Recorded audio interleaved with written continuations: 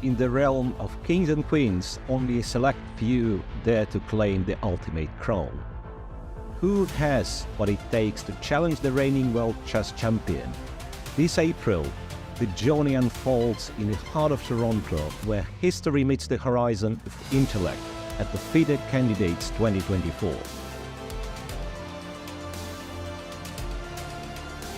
With a star-studded lineup, the world's most brilliant minds converge to battle it out over the board.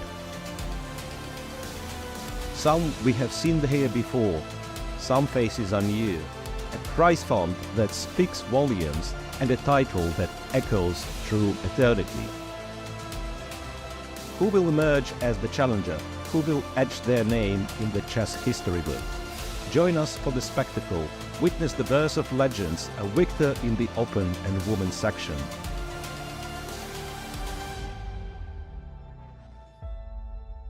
Watch the event live on FIDE YouTube.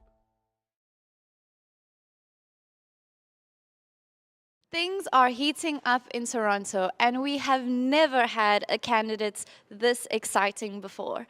In the open section, we have 3 leaders, Nakamura, Nepo-naka, and Gukesh, all on the same score, all battling it out for the coveted first prize. And in the women's section, we have Tan, who is closely followed by Lei. Today, Lei will be playing against Vaishali, who of course is a bit of a dark horse. She's been winning a lot of her most recent games. And Tan will be playing against Goryachkina, who hasn't had the best tournament, but let's see.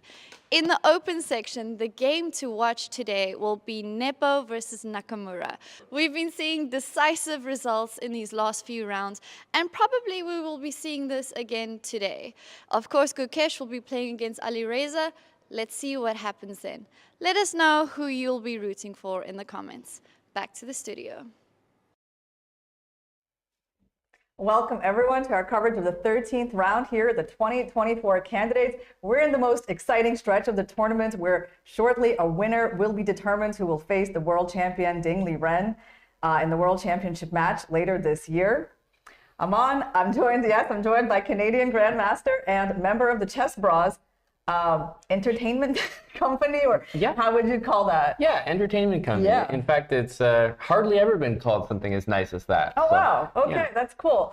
That just came to my mind. Yeah, no, happy to be here, Irina. These are the rounds that are going to determine, as you said, the entire competition. So, I mean, we talk about excitement the entire way. This is where it all happens. You know, I felt like last year when I was a witness to the Ding Nepo World Championship match, like I was so lucky because I was getting to see, you know, such an exciting historic event.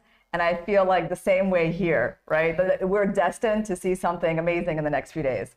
100%. There are so many players that are still in contention for that top spot. And the most exciting part, Irina, is we still have matchups between those co-leaders, even the chasing pack, and those matchups are going to determine everything. Yeah, I think the way the pairings have worked out, it's actually very lucky for the tournament because like the vast majority of the final round pairings are direct encounters between the favorites, so they're not really facing the outsiders so much, where those games feel like it doesn't really matter for one of the players, and that's like the worst possible outcome for the fans. But we're getting clashes of Nakamura versus Nepo, Fabi versus Nepo, Nakamura, Gukesh, and almost no games between someone who's trying to win the tournament and someone who doesn't have a chance anymore. Exactly, and you know, those matchups always make the competition more interesting because you just kind of wonder the mentality of those players. Have they mentally given up, or are they still in there fighting? And speaking of fighting, that's how I feel about all these players. Every game has been that way, Irina. I don't think they're going to let up. Yeah, well, here we see on the video screen one of our favorites, Firouzja, who is not in the hunt for first place anymore, but his game today against Gukesh is going to have enormous significance. And actually, this matchup is the reason that Anish Giri favors Gukesh to win this tournament. He feels that Ali Reza, despite trying to fight in every game and creating complications, hasn't been dealing with the complications that he creates so well, and therefore he feels like he's on dangerous ground against the very focused Gukesh today with the white pieces. Yeah, super focused. Gukesh, when he's playing his games, he looks like nothing is going to bother his train of thought. But for me personally, there's another element to that which kind of scares me as a competitor when I'm playing someone that feels like they got nothing to lose. So I don't know how Gukesh will take it, but I wouldn't say that Alireza is some kind of walkover pairing, Right. where it's the guy's having not a great tournament. This is an easy win for Gukesh. I think there's an element of unpredictability which can make it tougher to prepare for. Yeah, absolutely. I mean, Gukesh, Firouzja really does have nothing to lose, and that gives you a lot of freedom. And in general, he has been playing with a lot of freedom in this tournament. And in fact, Firouzja is the one who has inflicted the sole loss that Right. Gukesh has faced in this tournament. And this was one of the most dramatic encounters. So it's actually kind of an interesting rematch between these two. Yeah, it's just come full circle, it feels like. And I mean, it's hard not to agree with that assessment that Gukesh has to have the better shot. You look at the path to the last couple rounds for someone like Nepo, and you've got Fabi, you've got Hikaru. Those are very tough pairings to get through. And Nepo's had some shaky games. So can he keep this tournament going steady the way that it has so far? Yeah, I mean, the way that Anish has described Nepo is like he's been circling the drain without falling in. That's a good one. Referring to like all the bad positions that he's been able to save. And so he feels that Nepo is kind of in danger, that he's been shaky and close to losing a lot of games and therefore can sort of lose at any point. But today he does have the white pieces and he came in a very nice, dapper looking suit. Yeah, the crowds, by the way, Irina, outside the venue are huge. Like the amount of chess fans that have probably camped there for hours just to see their favorite player walk in. It's unbelievable, the scenes outside. So let's talk about what we're expecting for today. So Nepo is having the white pieces against Hikaru. Hikaru been on a tear recently. Nepo having that quiet game yesterday with the white pieces against Prag. How aggressive is he going to be today? I think like that's the big question mark. Yeah, let's remember that the players are not only thinking about their current game, but also the game coming up. Nepo has the white pieces here, but he has the black pieces against Fabi. So this is his last real chance, you'd feel like, to make a serious push. So we saw Nepo kind of uninspired with the white pieces in the last round. So I, for one, would love to see more of an attempt.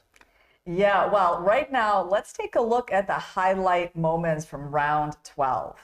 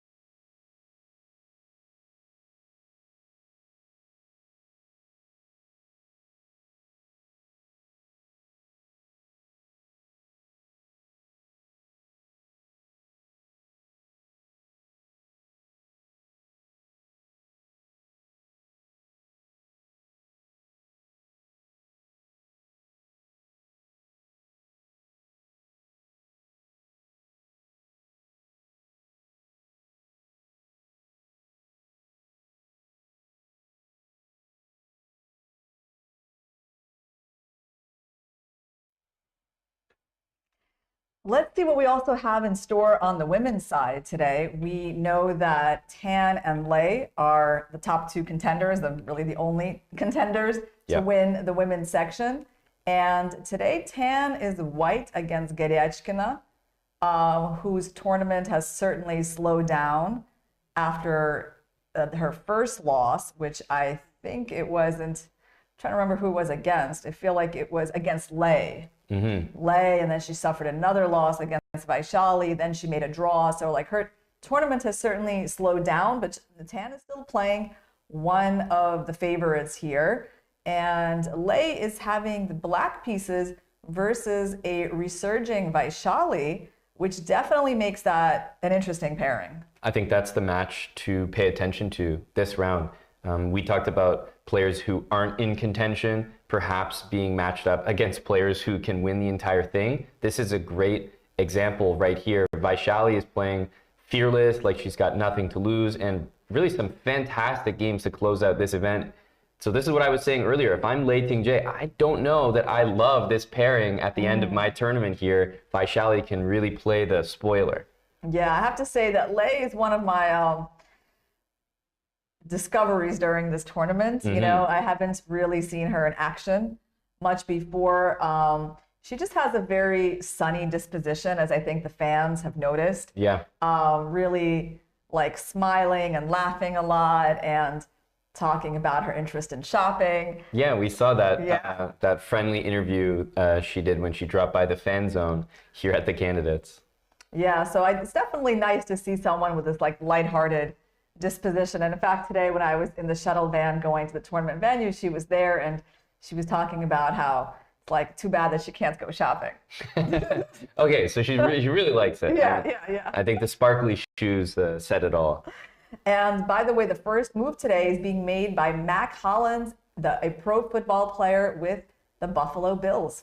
Hey, very nice. Do you watch football, Aman? I do. This is a nice, an unexpected and nice crossover here. I wonder if the either one of the players also follow the pro sports scene. I know Hikaru must a little bit.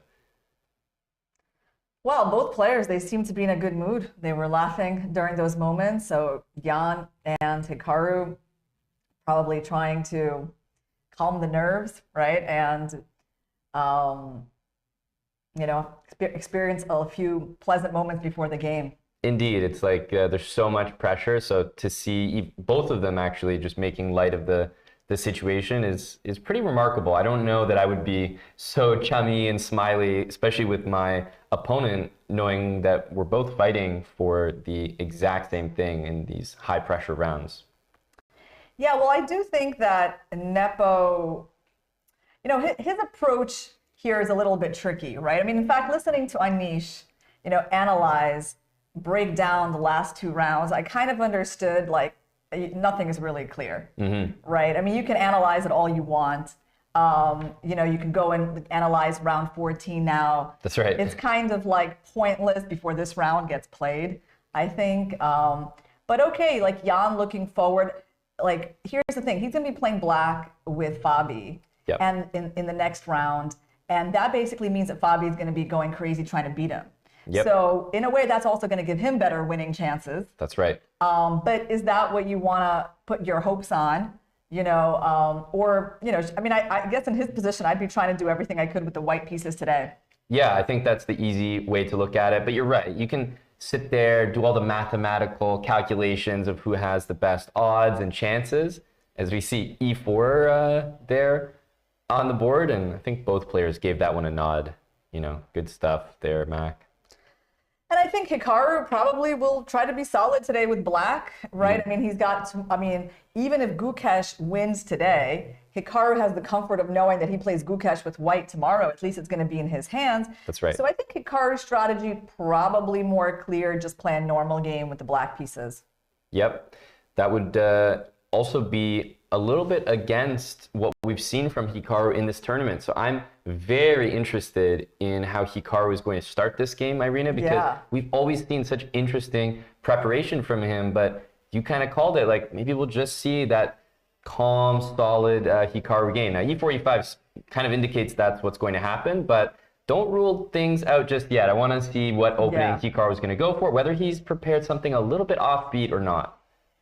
Yeah, I guess the first big question is, what is Nepo going to do here? Is it going to be a Rai Lopez, an Italian, as he's also played in this tournament? Maybe he will surprise us with 3D4. But yeah, so Hikaru kind of eschewing the Sicilian defense, which he's tried a few times here, in favor of something more solid in his repertoire. And will he be going for the Berlin? Will he be playing Knight of 6 here? Yeah, we see the same 3 starting moves in almost all the games for white. A couple of Ray Lopez's, and we'll see how the reactions are. Nijat with the Petrov as well against Vidit. He's staying solid, as we've seen, but I'm very intrigued to how these Ray Lopez positions are going to develop here. Yeah, I guess the one Sicilian we have is actually in the game between Prag and Caruana, and that is quite revealing as to Fabi's intentions here. I mean, he is half a point behind the other 3 guys, and he does need a win more than any of them, actually. And he said he would consider it a dream to make it into a tiebreak, at least. That's right. And from what we've seen, Prag has actually had some of the more eccentric kind of games and results in this event. So Fabi may just want to imbalance the position early. He's got that. He's got a change structure here after D takes C6. He's got the bishop pair. At least it's an imbalance. It's something to play for. So I feel like he's relatively satisfied to at least get a game. And Gukesh versus Firouzja. So we actually see Firouzja skipping the Sicilian that he's been adhering to in the last few games in favor of something more solid. Interesting if he just feels like, okay, this is my best strategy for today. Gukesh is going to really want to beat me. He's going to welcome the Sicilian too much. He knows I've been doing it, so let me actually steer away from that. And let's not forget that Gukesh seems to have, in my opinion, one of the best preparations in this tournament. He's come up with some remarkable ideas. He's looked so solid to start out these games. We mentioned that, one of his losses, well, it came against Firouzja in that crazy time scramble. But I think he's been so good in the opening phase of the game. He always seems to get what he's after. So maybe for that reason, Alireza was like, no, I don't want to go into my predictable Sicilian, and Gukesh could have something there. Yeah. Although he did have a lot of lines in the Sicilian that he was trying. That's in true, that sense, he was unpredictable. But yeah, he just skipped it all together for today. Well, let's jump into the game between Nepo and Hikaru. It looks like Hikaru has brought the first surprise of the opening. Which is now not a surprise. You mean that move knight G7? I mean that Hikaru being surprising in the opening is now not a surprise, because that's been his trademark this event. Well, first of all, he plays bishop c5, which, it's funny, I was kind of taking a look at the archangels. Fabi did a course on that recently for Chessable. Yep. But I guess it starts more like with knight f6, castle, and this position, right? That's the archangels course that Fabi was doing. And here, white can play c3, white can play knight e5, like in the game between Lagno and Geryeshkina in this tournament.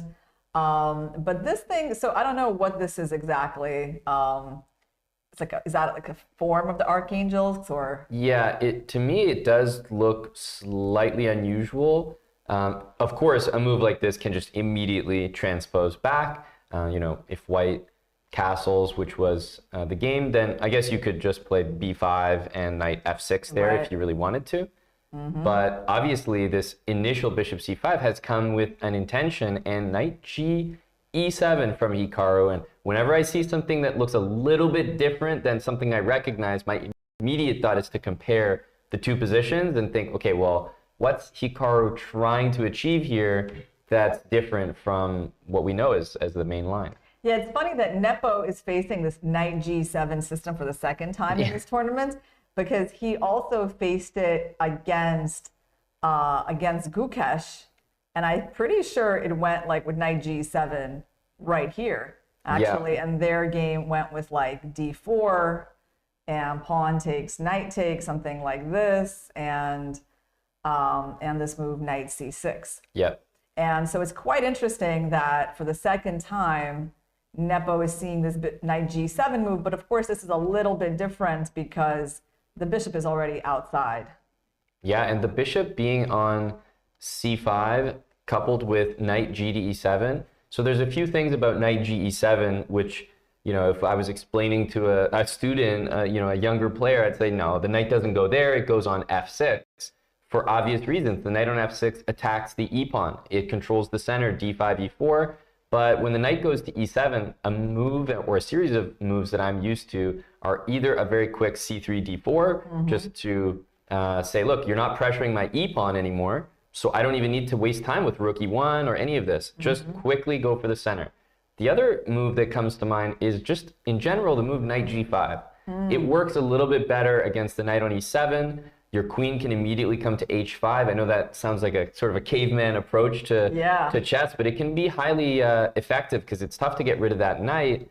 And I've seen those two ideas kind of go against knight g e7 a lot. Well, what do you think is going to happen on knight e5? Like, this seems to be, you know, one of the approaches that was possible when black plays a more standard archangel. Can white just try this move here? And I guess the difference, so yeah, takes, d4, and usually black plays bishop takes d4 right. from what I know. Yeah. And the main difference here is the g7 pawn is loose. So yeah, if you bring either knight to c6, it'll get taken, or queen takes g7 will happen. Yeah, and then you have a problem with that pawn. So you would have to find a different approach to this fork, which maybe could be just bishop here. Yeah, and I wonder, could you almost throw in, wow, f4 is f4 is a crafty move. Yeah, just to move that, you know, you see it in other positions, but maybe it's not worth it here. Maybe here it's just, you know, you take the knight. I'm still looking at my queen h5, as silly as it is. Yeah, f4, e5. Yeah, exactly. actually f4 looks really powerful here. Yeah. Right, because the bishop is pretty much yeah, I was looking at b5. Is that possible to throw in? Sorry, a couple moves ago after d4. So, like, I'm wondering if we start with b5 and then go bishop d4. So there's knight c6. Yeah, I want to facilitate that. That's a good point. Well, this is interesting, but let's take a look at what Nepo played, because he actually went for c3. Yeah, it makes complete sense to me, Irina. He wants to just thrust forward with d4. And a good rule of thumb in these e4, e5 positions is, I mean, if we just say black castles here, just to put a move on the board. Oh, well, he played knight g6. Let's put already that move. played? Okay, so d4 takes. Let's just assume. And the bishop obviously has a big choice here, but let's put it on b6. And then the move d5, usually just, this is an achievement often for white in this opening to take the space, and the e5 square is never fully secure. Like, the f pawn will make it to f4 eventually. Yeah, so Nepo quickly played d4, and Hikaru pulls back the bishop. Like, of course, this is all going to be his prep for a while. There's no way you go into these positions without examining completely obvious plans like c3 and d4. So I'm pretty sure that, oh, sorry, he pulled the bishop back to a7. That's the difference. I guess the b5 move, again, just having the b5 flexibility in so many positions is nice to get out of bishop takes knight. So what can white do here? I mean, there's ideas of d5, taking the space. Of course, that sort of opens up the dark squared bishop. Yep. Yeah, it always feels bad to play d5 in these positions with the pawn anchored on e5. So black also might be going for a setup with, usually the knight on g6 pairs with pawn to h6 to control that pesky g5 square, and then maybe queen f6 as well with short castle, for example, and then later d6. And those pieces always work really well. There's no bishop g5, which almost traps the queen. Bishop comes to g4 for black, you know, knight h4, and you can really start to get the pieces working very well together. Hey, the first thing that maybe everyone's thinking is bishop takes c6, and is that a free pawn? I mean, oh, that's really funny. That's my first thought. Like, that's the question, obviously, that you have to ask here. Yeah, that's a good question. But, you know, it's funny because to me, you know what was my question? It was like, can I go d5, d6 and sack that pawn? But like, let's try this idea. Yep. Just to show people that, you know, this kind of thing exists in chess, where you give up the pawn. I mean, first of all, I mean, I suppose I can take it, but that wasn't even really the point. It was more, you know, C4 and try to, like, you know, keep this locked up and delay the development of this bishop. It's definitely an interesting idea that, like, is reminiscent of some very powerful things that we have seen in chess. Yep. But Hikaru plays bishop g5. So sorry, Nepo plays bishop g5. Yeah, rather quickly. I've just come to, I mean, this is just standard Jan at this point. Whether you've got him in or out of anyone's preparation, I feel like he's going to react quickly. Bishop g5 feels very normal because you're sitting there trying to encourage the move f6 and saying, look, if you ever castle short now, then this diagonal from a2 to g8 is going to be so weak. And all of this has already happened. f6 on the board, bishop pulled back, and black castled. Makes sense. Very much. I mean, at this point, Hikaru is obviously in his preparation because, Irina, you just can't play knight e7, g6, and f6 without knowing exactly what's going on. Yeah. And, you know, Nepo, I don't know if he's remembering things or figuring them out, but he is playing a bit slower than Hikaru. He spent 10 minutes already. And let's see, what is his next move going to be? I mean, knight bd2 is the obvious choice. That's right. Yeah, I mean, all the standard moves come to mind. Rook e1, knight bd2, even a further expansion on the queen side. And I think we've seen the most natural knight bd2 next move. Yeah, of course. You know what I was curious about was, like, could he have played d5 with the idea that if bishop takes, I take, and actually I'm about to, like, trap your bishop. That's a funny trapped piece. I can't say I've seen it too often where the bishop on c8 is the problem. Yeah, so I guess you would have to be doing something else with this knight. But, you know, there was, of course, stuff to think about in this line. Like, it's, I'm actually assuming that Nepo knows this as well, because otherwise, I don't know, I feel like he would be stopping to think about this move. Yeah, d5 is also the type of move that, you know, is just so obvious for a player preparing to consider that that's almost what you expect them to look at first. And yeah, trading those dark square bishops after d5 for white is actually not that great. It's not really an achievement. King h8 from Hikaru. I mean, he knows the danger of that a2 to g8 diagonal. He's getting out of there before it, you know, appears in a calculation down the line. Well, I have to say that I am impressed by Hikaru's opening selection, because actually it tells us that he's really trying to create a double-edged game with the black pieces. So already the opening is like, you can't even say who's playing for the win, right? Because of the kind of position that he's going for. Like, all the pawns on the board, all the pieces on the board, unbalanced pawn structure. It looks like we could be getting into King's Indian type of structures that Hikaru has had a lot of experience with.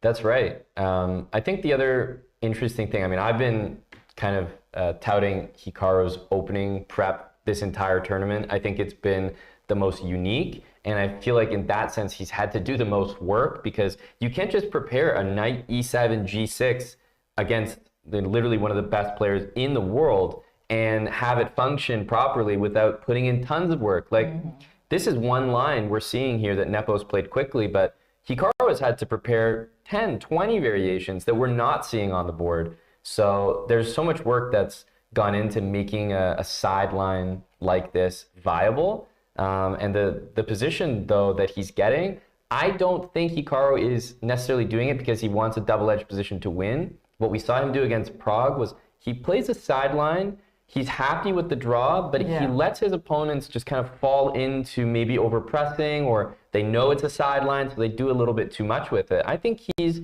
probably okay with a half point here. Well, now the interesting part is, what is White's next step going to be? Because the obvious moves are over. And I feel like, well, first of all, this move is very interesting, king h8, right? It's not really what you would expect. that nepo fade. Yeah. Right when you said it, I think he thought that as well. Right, because then, the obvious question would be, well, why didn't Hikaru play d6? Right? I mean, what is the subtlety that makes king h8, his choice? Because obviously, at some point, this move needs to be played. Right. And so, yeah, it does look like this is an unusual thing that has surprised Nepo. It would be interesting to ask Hikaru why, the king move instead of development by putting the pawn in the center.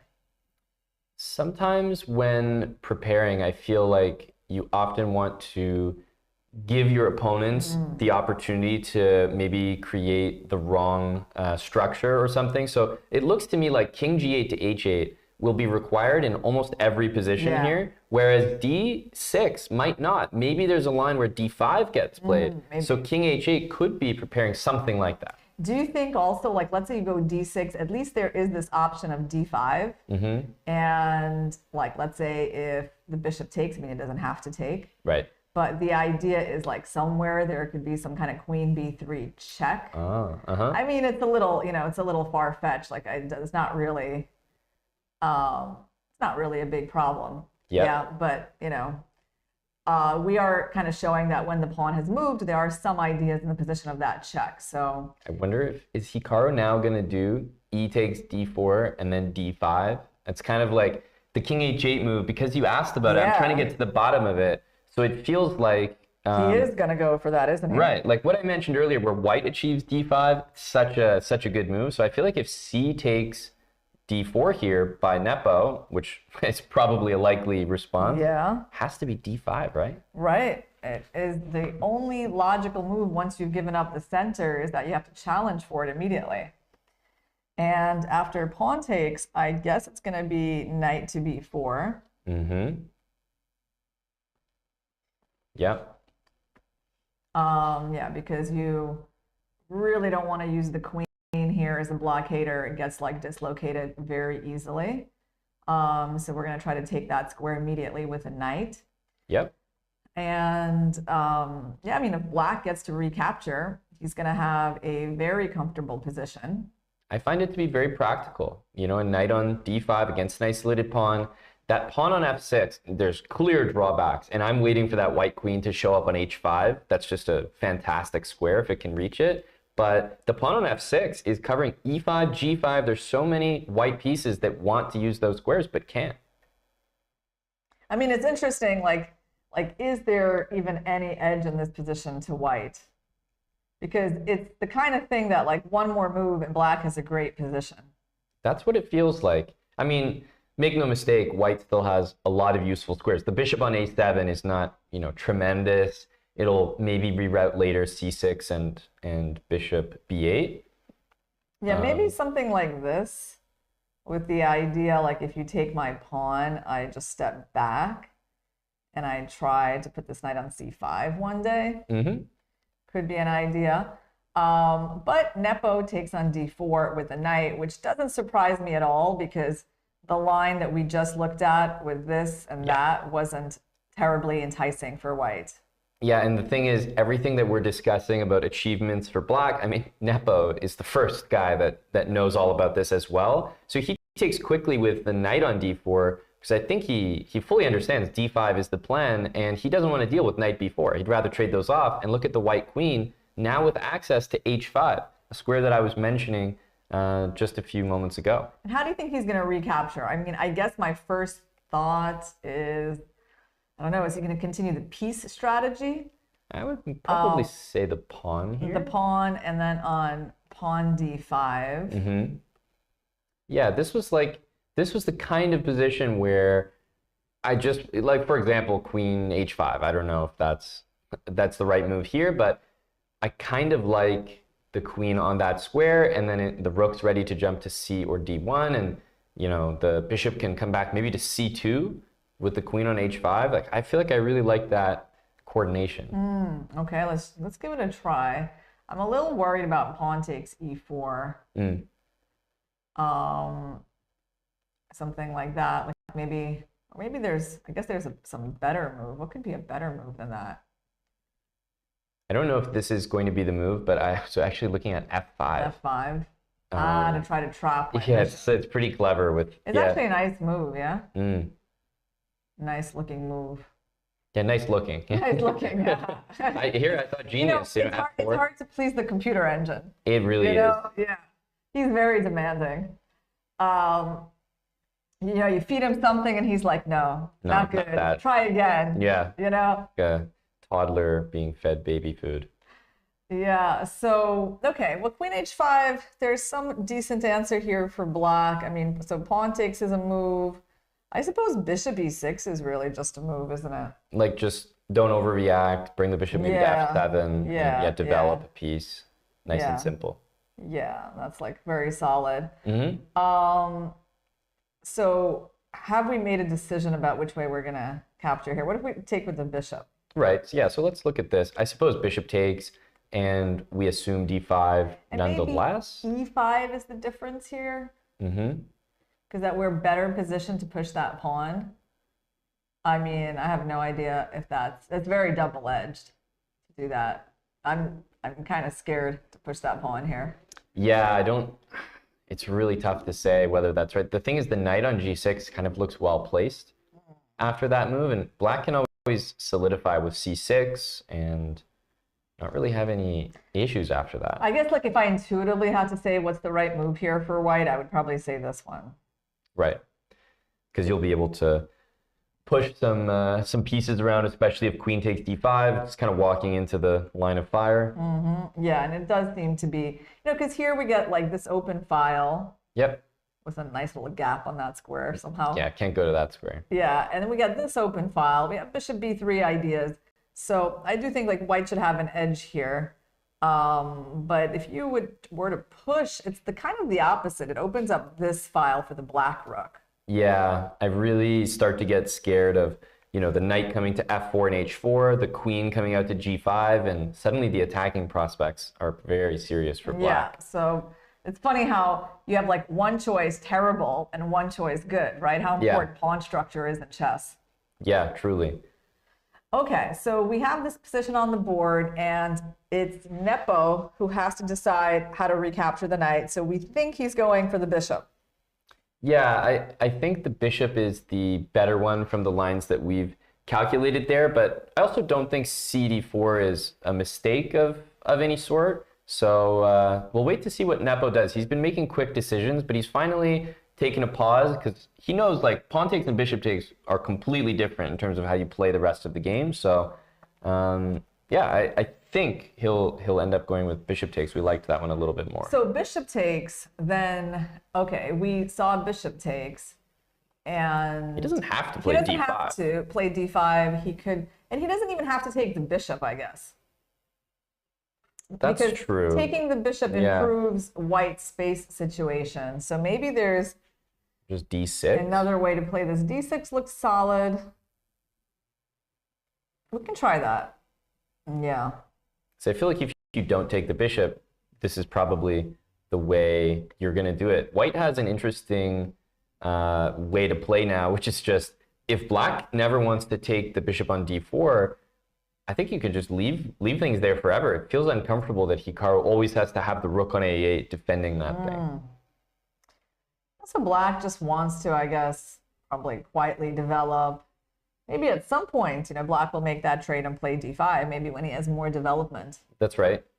That's right. Yeah, could even see something, literally bishop d7, like just kind of offer trades and say, okay, I'm maybe slightly worse structurally, but I don't see it being that bad. Like nothing to the point where I'd be worried about losing. Yeah, it really does remind me of the scenario from Nepo versus Gukesh. In the sense, like, Nepo also had that space advantage, the minimal space advantage of e4 versus d6 pawn, and kind of this open position where there were a lot of possible piece trades incoming. And it was like, it was a little slightly better for him. He actually had a chance at some points, but it was pretty tricky to see. Yeah, that's right.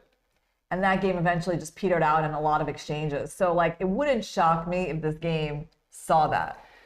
And I think perhaps in the next couple moments, we'll sort of learn the mentality of Jan, like how he's feeling today, if he really wants to make an effort to imbalance things, or if Hikaru gets this type of position with bishop d7 and trades happening. I feel like this is what I meant when he goes for these offbeat lines. They aren't necessarily engine best, but he's done a lot of work to justify them, and maybe he's taking a slightly worse position that he feels, okay, no problem, I can draw this. Yeah, because, all that white really has is a little bit of that space advantage, and, not an overwhelming center, right? Yep. So normally black just goes for piece trades. Black's very solid. Like, where is white really supposed to play? It's very hard to make these ideas work.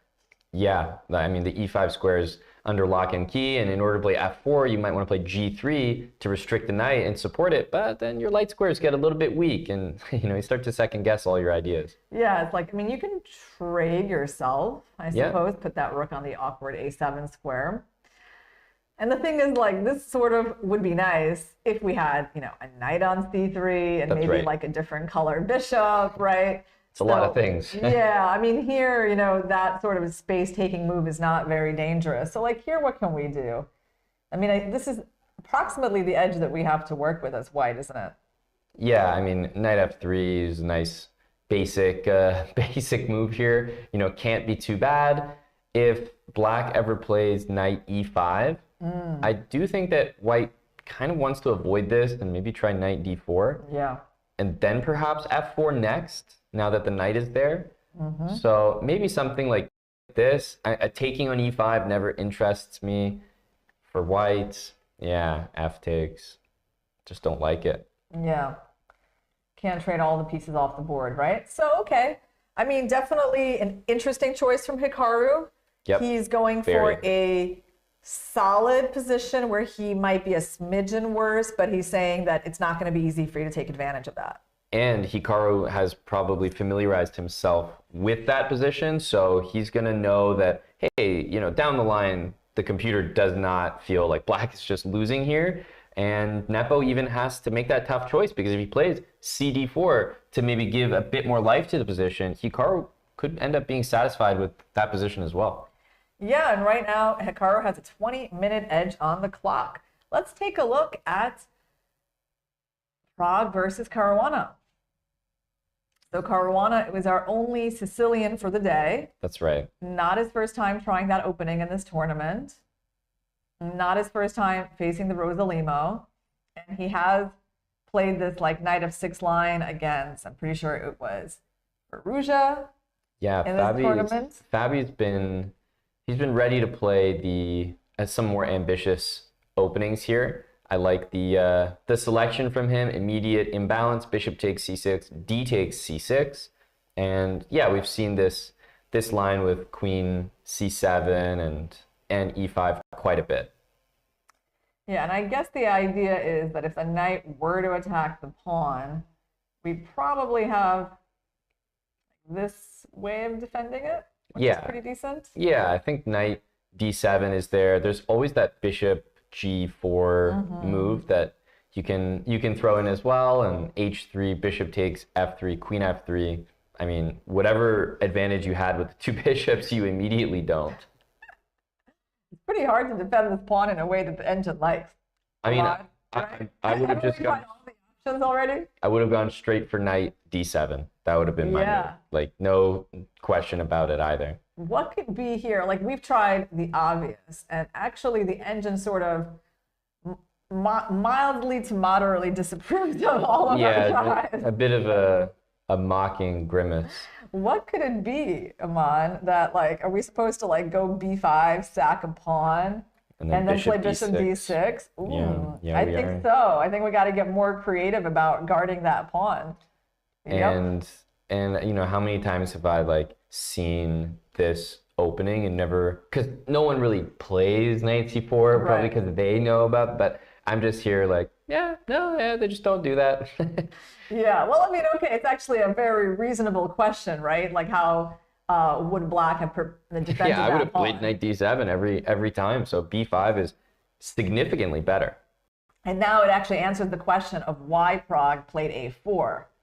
There you go. Right, so it's kind of lock down the queen side a bit. I mean, maybe one day we will be playing knight c4. So Yep. bishop e6, for now b3. And, well, I mean, Caruana is going for something that reminds me of his game against Gukesh. Yeah. The approach, I mean, obviously, this is a king's pawn opening. That one was a queen's pawn opening where he was black. But the approach is like, get the bishop pair. Yep. And play a complicated structure. Absolutely. And the other thing about this position is now that the bishop's out, I think Fabi is a lot more interested in knight to d7 as a defensive move. What you need to watch out for is knight g5. So let's say you played knight d7 right now, knight g5, and white would actually have a significant edge, claiming that light squared bishop and black's dark squared bishop would be pretty bad. So I think that's why he made his next move, bishop e7. And now if bishop b2, for example, knight d7 is perfectly waiting. There might even be like f6 to fully solidify, or f5, castle and f5, and really just try to open things up. Yeah, I mean, I guess the thing for white is white has a very nice structure, right? They can maneuver in the close position with the knights. I mean, I think Fabi also likes to play these positions as white. But overall, a pretty good choice from him, you know, trying to get a game with the black pieces. I would say so, yeah. This game definitely hasn't maybe progressed as much as the Hikaru and Nepo game, but I think both sides can be satisfied here. Prag definitely thinking a little bit more about maybe how he wants to set his pieces up. Not every time you see white play b3 in these positions do they want to necessarily play bishop to b2. I feel like often you think, okay, b3, bishop b2, of course it's going to happen. But another plan for white in these structures is actually the move f4. And it's nice to have the bishop on c1, maybe you castle, and later on go and push the pawn to f4, so you have the bishop there to maybe take back. Okay, let's take a look at Gukesh versus Firouzja. This one was a Rai Lopez with Firouzja offering the Berlin. Then white says, I'm just going to protect the pawn. Bishop c5, castles, and knight d4. Okay, right. So he played without c3, right, which allows this option of knight d4. Knight takes, bishop takes, knight d2, c6, bishop c4, d6. Okay, it's interesting. I guess he doesn't, there's a reason he didn't want to like hurry into this whole thing. Probably because, you know, this is going to be an annoying move coming up. Yeah. Yeah, he's also not castled, so it just never feels good to rush and open the center when you're not castled. I mean, these positions could almost be completely identical. A5, knight c4, bishop a7. So the two players have used a comparable amount of time. Their position is quite tame for the moment. Not really a big imbalance going on. I think Firouzja, you know, his opening choice must be a little bit annoying for Gukesh. Yeah. Because Gukesh is thinking, where is that wild Firouzja that has played so crazily against everyone else? And why is he going for this today, for the Berlin? Exactly. Yeah, that constantly happens. I find myself doing it where I'm watching a high-level game and maybe I see a mistake and I'm like, well, they don't make that mistake against me. And, you know, here Gukesh is like, well, where's the imbalanced, crazy Firouzja? No, he's playing e4, e5, one of the most symmetrical openings. It's funny, like if I were a player in this tournament and I was friends or friendly with Firouzja, I would probably be like, hey, can you please play something solid today? You know, like, give me a chance to win. Don't just play the Sicilian. Yeah. You know, but okay. We got bishop a7 on the board, and what is white thinking about? I mean, this move is going to run into h6 and maybe g5. So what else can Gukesh do? I mean, it depends. Like bishop e3 is never a completely crazy move because you want to trade the bishops. But yeah, in this particular situation with A5 already there, B5 able to be played. You can't take the bishop because of B takes C4. And if you have to move the knight, you end up taking with the F pawn, which was not really the point here. So we could even see white consider A4, knight E3 straight away. It's interesting. So you're kind of saying, like, if you were black, you would be making that trade, yeah? Which I think it would be coupled perhaps with the promise of kicking that bishop out of B3, because I would be a little more bothered with the F file plus the bishop aimed at F7. Yeah.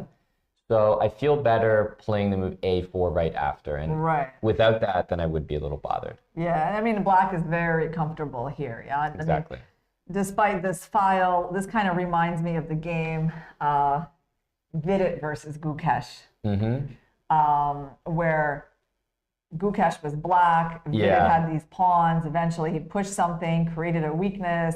That's exactly how this position might go from here. Black plays bishop e6, has control of that diagonal, and there's really nothing to worry about. So white actually needs to worry about this move a little bit. It's on the agenda for black. So should we be making a move like A4? Yeah, I mean, A4 is never going to be a mistake. I mean, there's so much symmetry in this position that I think this move is always okay. I guess the other way is to just move the knight preemptively, like before B5 even happens, maybe knight E3.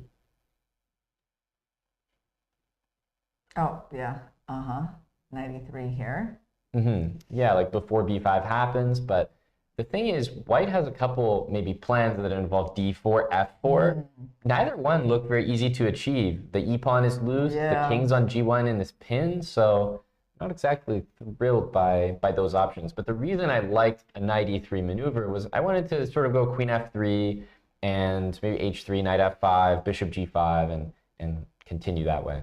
Yeah, interesting. Okay, well, we're going to see what Gukesh comes up with, but it definitely feels like Firouzja has chosen a solid strategy where in a way, you know what's also interesting? Like if I was in Firouzja's mindset, I'd be thinking, look, I don't want to be the guy that just hands the tournament to someone. Right. Let them decide it between themselves, right? Like, so that could be one of the thoughts in my mind, right? Like, because they have the power to make or break someone's tournament, right? It's true. Yeah. And it's a funny position to be in, right? Where it doesn't matter much for yourself, but literally for four of the guys here, it impacts their life in such a big way.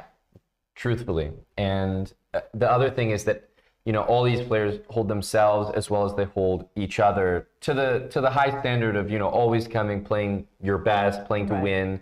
So all the other players are also looking at Firouzja like, don't come out here, right, and just play some crazy opening, and that would never lose in 20 moves and hand the tournament to Gukesh. Like that would not make Firouzja's colleagues very happy. That's right, but I don't think there's any concern about that on a serious level. But I'm sure it floats through the players' minds. They've never been, the leaders have never been a bigger Firouzja fan than right now. They're like, please play a great game. Imagine Firouzja wins, right? That just completely changes it at the top of the standings.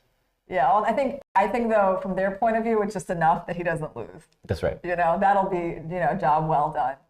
But, like imagine like, it's like the Madrid candidates and he like plays a few hundred bullet games the night before, then comes and loses in like 20 moves. I mean, you're not going to be so happy with that. Well, Firouzja actually was playing some blitz games after, not today, but earlier in the tournament, after his tough loss, he was playing some games. He came back and he won. So, hey, maybe that's the medicine as well. Yeah.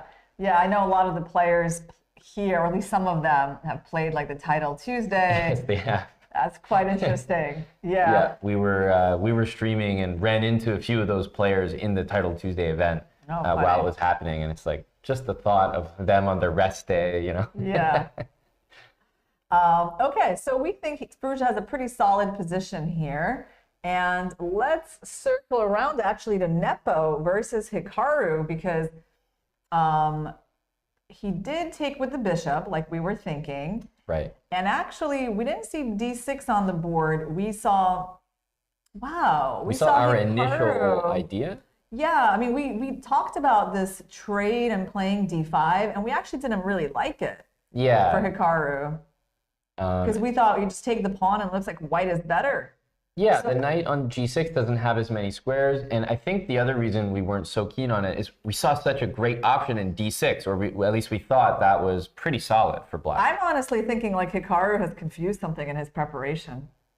Wow, no, that would be remarkable. He's definitely pausing, like he's a little unsure if this is supposed to be the position, because Nepo played it so confidently, and then he kind of, wait a minute.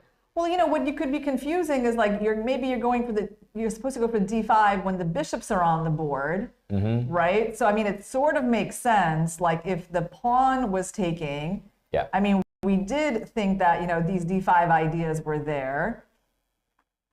But the bishop taking, like, it just looked like a much better version for white, with like the e file more open for the rook, right?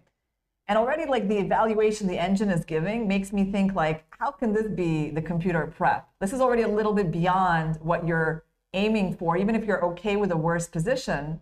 Right. Like, okay, like right now it's telling us 0.7 advantage, right? Which I kind of tend to believe. Like, that's what it, you know, it feels like nice for white. It does. Sometimes the advantage comes from a very unique, like, niche variation that Nepo has to spot, and maybe a lot of prep is kind of based off like, okay, they'll never play these 5-6 crazy engine moves. So I wonder if it's something like that, and it's not actually that dire. But I definitely think d6 looked interesting. Maybe Hikaru was just preparing more of a general way to play the position, which always involved d5, and so he's gone for it anyway. Well, that would be the question of the day to ask. Exactly. You know, is this your prep, or you were trying to remember and weren't sure? But look at it, like, right? His body language is giving the impression that he's not remembering exactly. And Jan has, I mean, he spent some time on this, really tried to work out what Hikaru has been planning. And credit to Jan, whether or not this peters out into a draw, I think he's at least navigated this opening choice by Hikaru pretty well. And this is, after queen takes d5, this is kind of what I was talking about, where I was wondering, is it going to be a very weird engine line, maybe involving giving up the d-pawn, or is it going to be very obvious moves? Knight e4, or maybe knight c3 back. Bishop b3. Yeah, this just does look easy to play for white. Yeah, I mean, okay, well, let's try to make some moves. I mean, the problem is, like, in a way, we want a pawn here. And we might have to put it there one day, right? Because at some point it's going to get attacked. That's right. But on the other hand, it does feel like these dark squares become a bit weak. Totally. And I'm just, you know, there's this knight hopping to c5 all the time. And already, like, you know, I'm even concerned about like a knight c3 or bishop b3 followed by d5. And let's say white just trades everything. It does feel like white stands a little bit better there. Right, bishop b3. I mean, where's the queen even supposed to go? Yep. She doesn't have the great king squares. on h8 is not set up for an endgame. You gotta be careful of this. So you gotta hold that square, right? You gotta go probably to d8. And this is the first significant moment where Hikaru's actually slowed down, right? Because he's really been thumping the moves down right away, it's felt like, until now. I mean, it would be a very unfortunate moment to mix up something in your preparation. Especially, here's the thing though, is that white's position feels very risk-free. Exactly right. Like, exactly. I don't think Nepo is gonna mind this at all. Like, it doesn't, like, what can really go wrong for him at this point? Yeah, I mean, everything is so defined. Every piece that Nepo has feels like it's a little bit better than its counterpart. The knight, after queen d5, the knight goes like knight e4, knight c3, immediately just better than the knight from g6. The bishop on a4 is, well, first of all, it's on the board. So, I mean, it's developed compared to the bishop on c8. Should we try to make a few moves for black and see if we can, like, hold this on here? Definitely. I'm still not sure if it's bishop b3 or knight c3 here. Both look reasonable, but do you want to start with the bishop? Let's start with the bishop. Yeah. Yeah. Queen, so then it's like a tough choice, right? Queen d7 runs into knight c5, maybe queen c6 runs into rook c1, so like queen a5. Yeah. Just trying to find a secure square. Yep, that makes sense. Okay, so now like rook c1 looks interesting. I mean, yeah, rook c5 is a Yeah, huge threat. And I will say in general that if black gives up the bishop on f5 for the knight on e4, I think white has a significant edge. Yeah, I mean, this knight is a little bit like misplaced, right? Mm-hmm. I mean, here's the thing. In these positions with the isolated pawn, you need to have a good clamp on d5 for black. Yeah, I mean, there's absolutely no control of the square in front of the pawn, no pressure on the pawn. Knight on g6 is kind of spectating right now. All right, so I'm going out on a limb, you know, no great Nostradamus here, but like, I really think that Hikaru has mixed something up. Like, I don't think he meant to be in this position. Yeah, I feel like the more I see Hikaru at the board and his expressions that we can see on camera there, he's giving that impression off right now that he's trying not to do it because you obviously don't want to reveal too much, but such an animated player as Hikaru that, yeah, you feel like the move d6 that we looked at instead of bishop takes d4, it seemed like the one that he wanted. Maybe can we try to regain the pawn like that, Aman?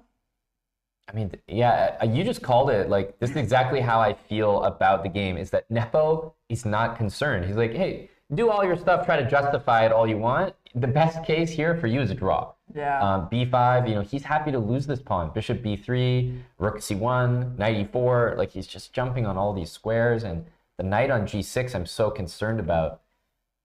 I'm not even sure that we can win the pawn back, let alone whether we still have a good position afterwards.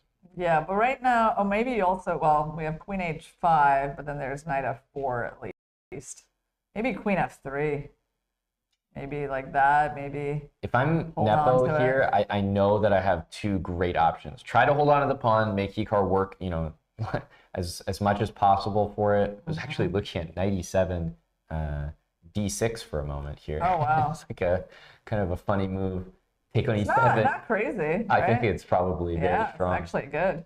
Stack your queen, make a fork, take a rook, take a bishop, get rook in two pieces for the queen. Just winning. And actually looks pretty good, right? Yeah. So, wow. Yeah, I think this is a pretty significant moment. Not only does Hikaru could have misremembered, but then he also now has to cope with that and make the best of this position. Nepo's going to have a ton of easy moves next, so Hikaru is seriously under pressure, and Nepo with the white pieces seems to be trending towards just the great start. And he's going to love this position, right? I mean, I think anyone would love it. Yep. Well, first of all, let's just kind of explain to people why we're so enthused by it. It's just that, you know, white has pieces already in really good positions, like the rook. You know, there's another file. Black has to spend time winning the pawn.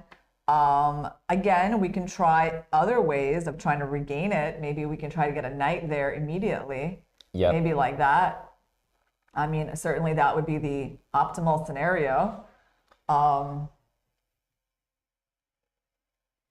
Yeah, immediately I'm sort of drawn to these like bishop c2, queen h5 ideas. But yeah, your moves are just simpler, like rook c1, bishop b3, queen f3.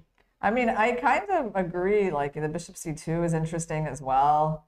I mean, sure, like we could go for the attacking options, right? Yeah, but if I'm forcing f5, that's huge achievement, I think, for white. Yeah, I think white is very happy right now. So yeah, I guess the last thing I'll say about Hikaru's prep and the position he's in right now is that when you do this work to play these sidelines, you have to be perfect. That's the sad reality. Is like you can't really make a mistake because you've already taken maybe a evaluation hit from the engine to even play this line or to make it playable.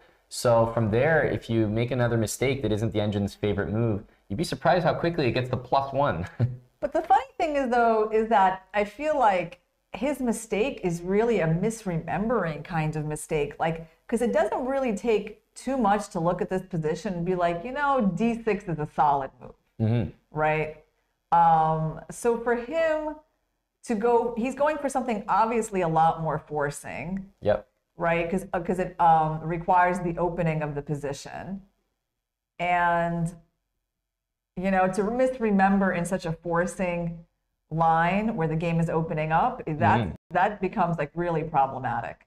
But that's what I mean. Misremembering in a sideline already, so much more costly maybe than in a main line of some sort. Yeah. So it's a really tough spot to be in. I mean, I would consider this tragic. Like if he loses this game because of this decision, it would be really tragic, you know? And we don't know. It's pure speculation here, Yes. but you know, we can read body language. We can see he's still sitting there thinking, and for him to play bishop d4 and d5 and not have the next move ready after just pawn takes is alarming.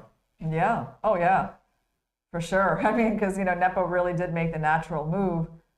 All right, Hikaru is about to make a decision. It looked like it had intentions for queen d5. Just that last variation we looked at with knight e7 and the queen coming to h5 looked at least scary enough to deter me from anything except regaining this pawn. Well, Hikaru is a very resourceful defender, so I think he's going to need some of those skills in this game. Yep, one of the very best. But on the other hand, Nepo is really good with the initiative in these better positions. So it's really it's a lot to give him out of the opening. Going to unhappily recapture this pawn, it looks like. But, you know, an easy conclusion is that Nepo is thrilled with the start to this game. Yeah. All right. Well, let's move on and take a quick look at the women's games. I thought the most interesting women's board was Vaishali versus Lei, which looks like, I mean, to me, it looks like it was some kind of a Sicilian, maybe bishop b5 check Sicilian, where Vaishali has a very nice space advantage, and Lei, I guess, is trying to create a double-edged game, trying to catch Tan, who is involved in a much wider end game against Goryachkina. And I think Tan's strategy is actually just like not to gamble against one of the stronger players here. Yeah, let's not forget, like everyone still has their level despite what kind of tournament they've had or past results, like how traumatic maybe the last game went for these players. No, they still are one of the best players in the world. So you don't just come out there and expect a win or an easy game. I can tell by this opening in Tan's game that the queens are off the board, the trades are already in progress. Not fully symmetrical, obviously, with the double pawns there, but still, the pawns are sort of 2 on the queen side, you got the 4 on the king side. It doesn't look like there's going to be a lot in that position for Tan to play for a win. I mean, Goryachkina just doesn't seem like this is the type of position she's going to lose. Yeah, I mean, I think it's a good practical choice by Tan, given her tournament situation, half a point edge over Lei, who still has to, you know, win against a resurging Vaishali with the black pieces. And Vaishali, true to her nature, plays an aggressive move here, e5. Yep. I said I would not be looking forward to this pairing if I was Lei. Vaishali is surging in a way that could ruin someone's tournament right now. Yeah, 3 wins in a row is a lot of wins to string together, even if the first one of them was the lucky one. Since then, she's looked very strong. So pawn takes, and somehow White has a nice edge here, probably just playing queen e2, supporting that pawn. The bishop can always come back, kick the knight, and just very pleasant for White. Not difficult either. Very easy and intuitive to play. Yeah, so how does Black do this in a better way? I mean, I'm guessing it has to be this knight d5 move. Yeah, that's a good one to start with. Hard to imagine a different move than that. I mean, the only other one that's even remotely playable looks like knight e8. So maybe this one is fine. Actually, you know what? That reminds me. These moves are typical in these positions, right? It could be like you generally don't want to move so passively.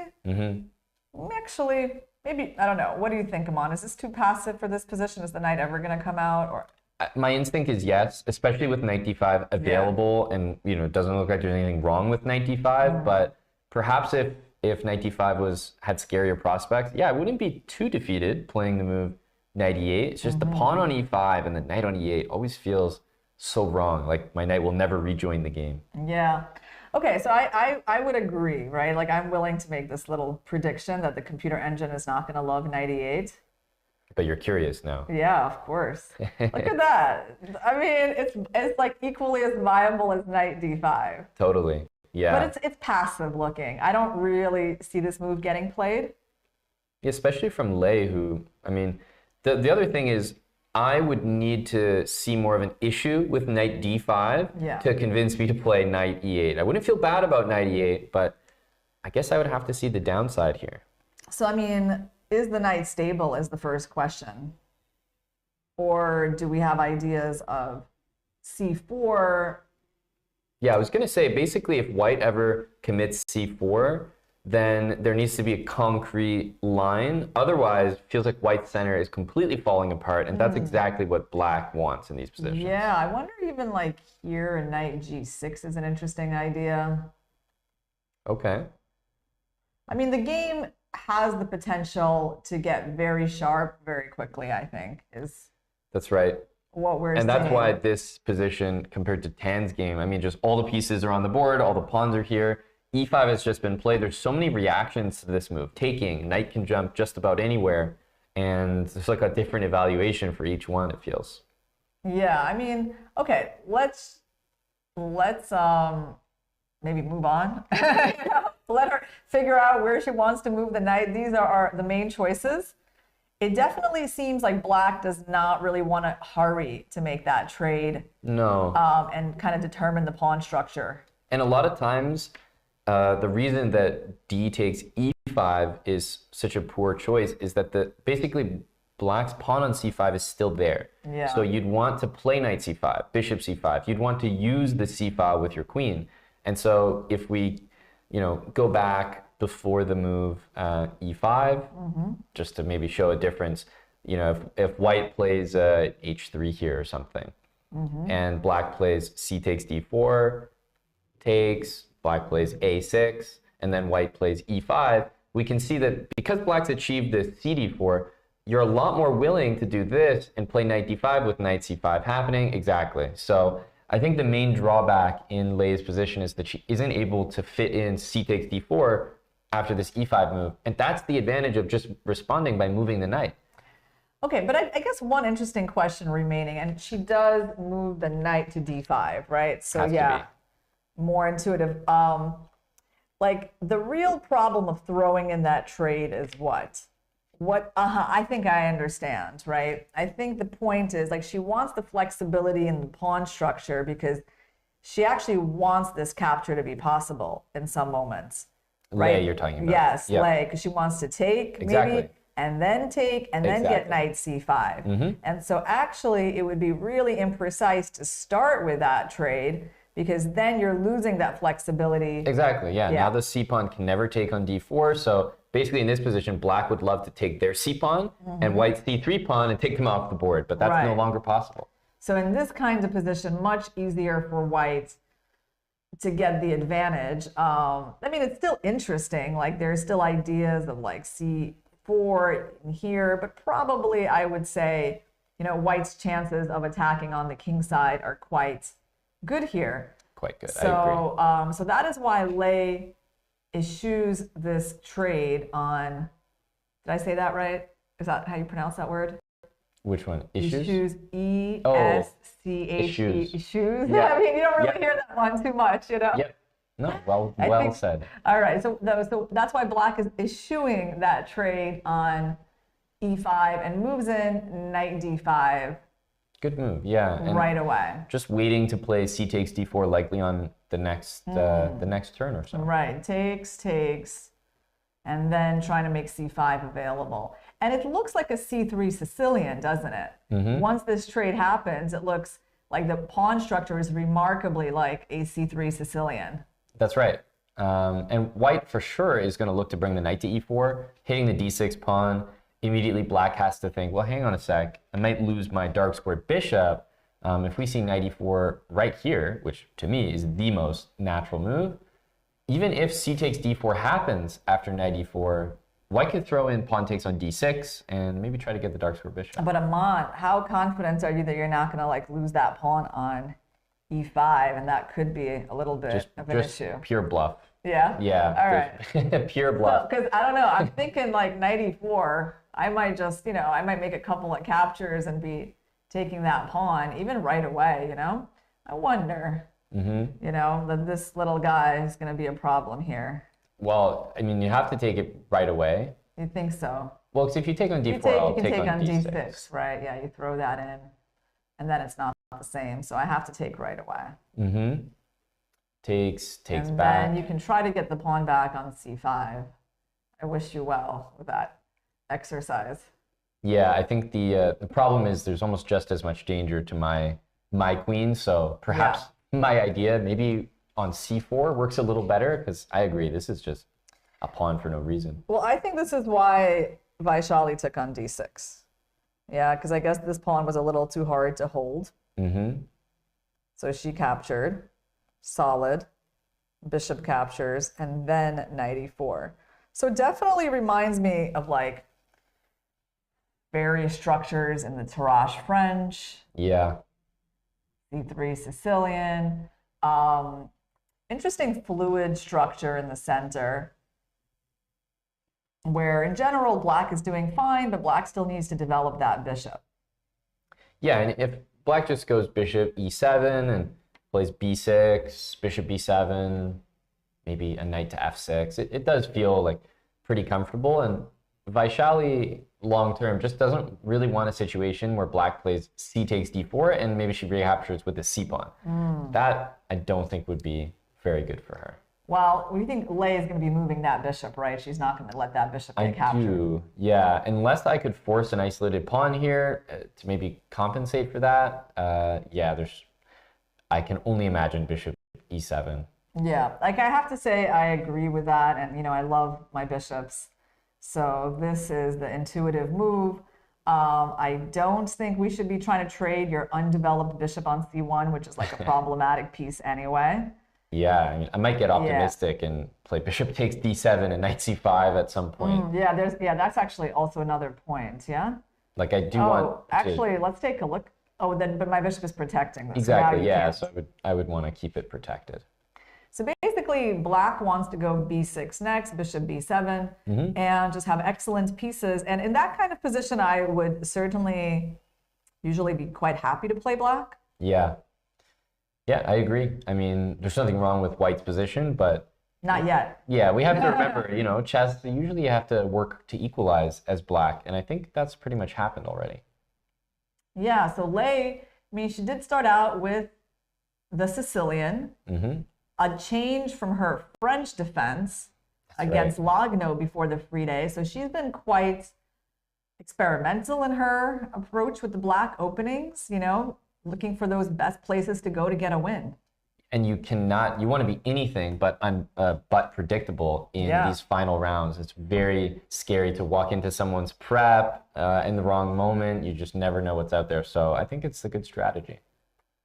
Yeah, I mean, if we just go back to the opening, it was bishop b5 check, and she played the most fighting move, knight d7, and then white responded with like, there's so many systems now. There really are. Right? Like, you know, it's not like just like d4 and castles like it used to be, right? It's like now they're playing a4 in these positions.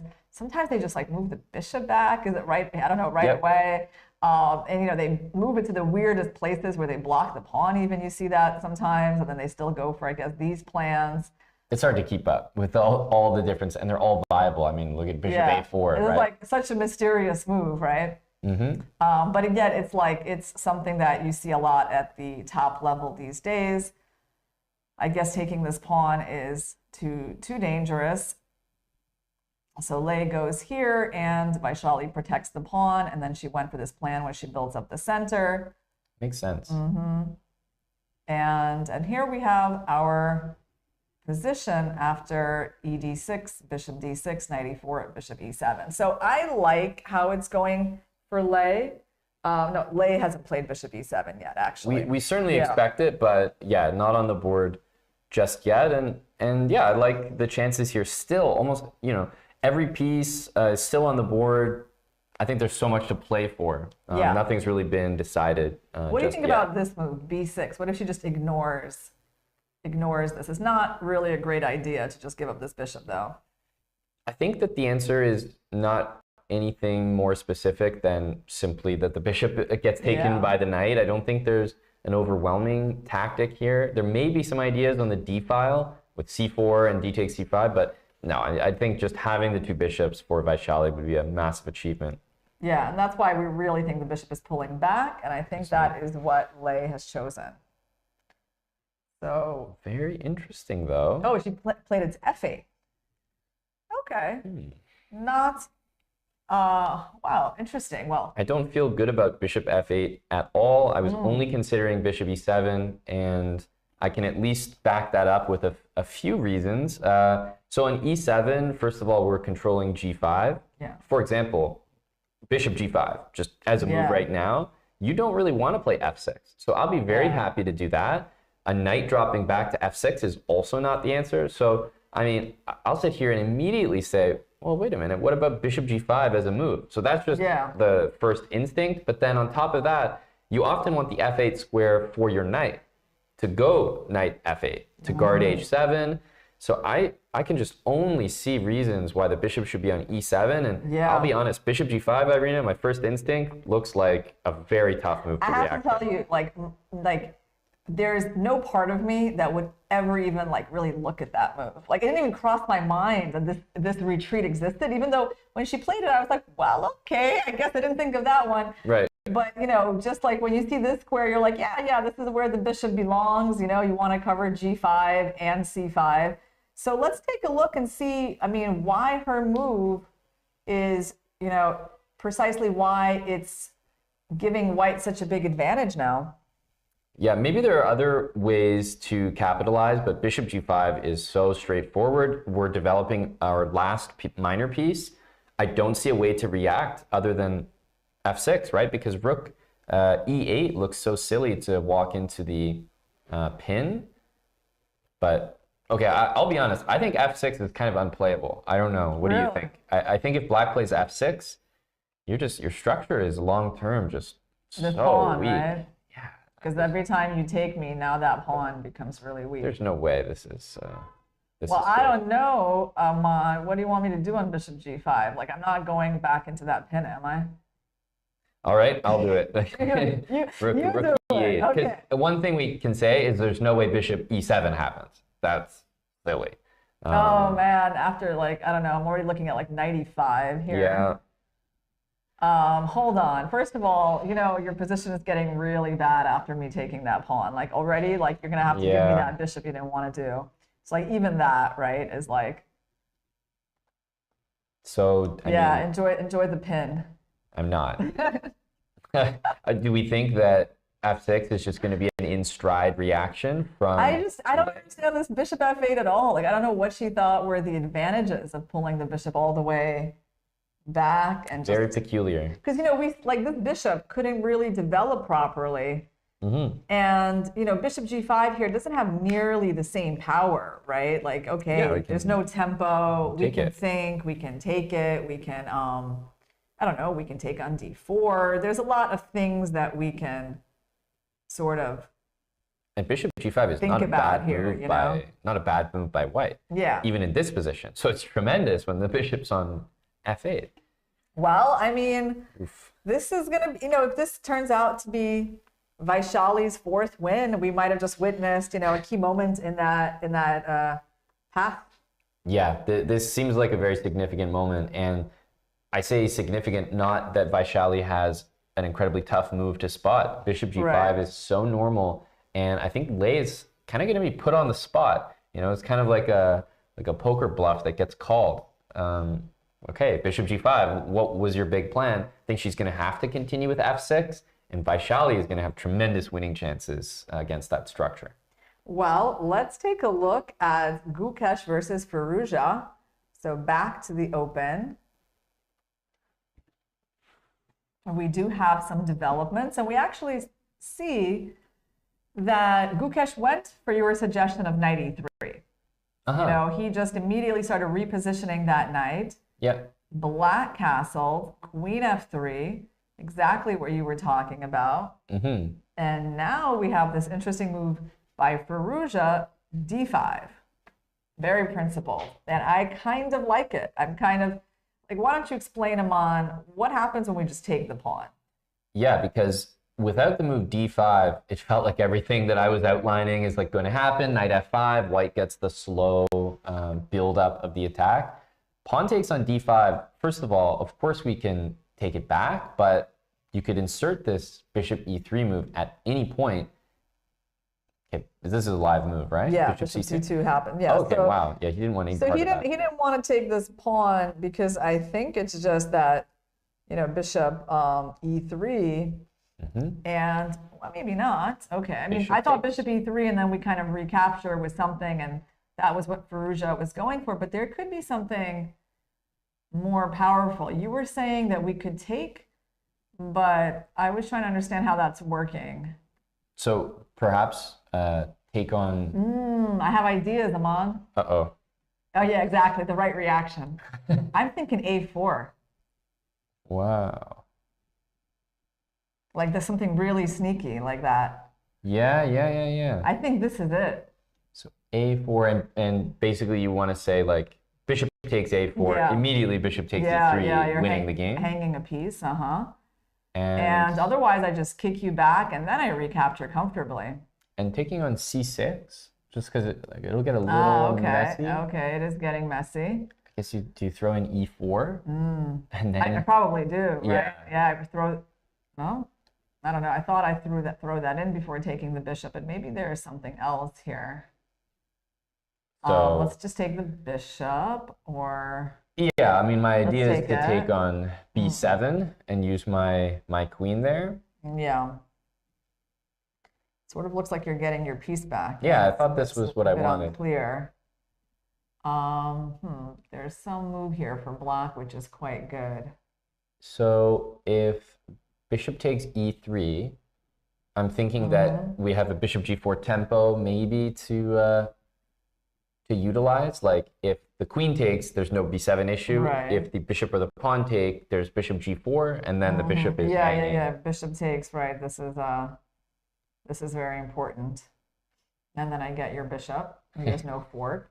What a long calculation. But a4 is a very sneaky inclusion. I really like that move. So that's why the pawn was not just sitting there for free. And yeah, if you take it in a4 and you move the bishop back, then black is super happy. That's right. With the big center. And I guess bishop c4 does drop the bishop to b5. So that's the other. So bishop c2 by Gukesh. And, well, you know, black has a little bit of a growing space advantage in the center with this pawn versus that pawn. Okay, the only thing about first of all, huge achievement for Alireza to get d5 and then the bishop retreats to c2. I mean, this is only a good thing. But at least from Gukesh's perspective, the plans haven't really shifted. Like you're still planning knight f5, I think. You're still planning bishop g5. The main difference is, as you've outlined, there's a timely pawn takes pawn and opening the d file to worry about. d4 looks like even more of an issue. And black can just play bishop e6, rook e8. Doesn't need to overreact to this position, I think. Yeah, so this is the question, right? Like, is black looking for a really ambitious move or just something simple like rook e8?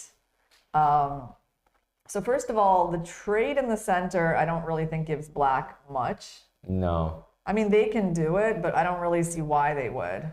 It just basically, as I always remind people, you're not trading the d pawn for the e pawn. You're trading the d5 pawn for the d3 pawn. Exactly. When you think of it that way, you're like, I would never make this trade. Now, the advance in the center is more ambitious, but I'm also not convinced because, like, let's say I go knight f5. Right. And in one hand, you're sort of blocking your bishop with your own pawn. If you wind up capturing, you're helping my center. You know, if you support your center, I mean, at some point your bishop dies. So I would consider this like, you know, even though the computer holds it balanced, I would consider this like not an obvious decision for black to make at all. Yeah, I agree. it doesn't look that good. The thing is, I'm trying to evaluate how scared I am of knight f5. Like, how much does that bother me with the black pieces?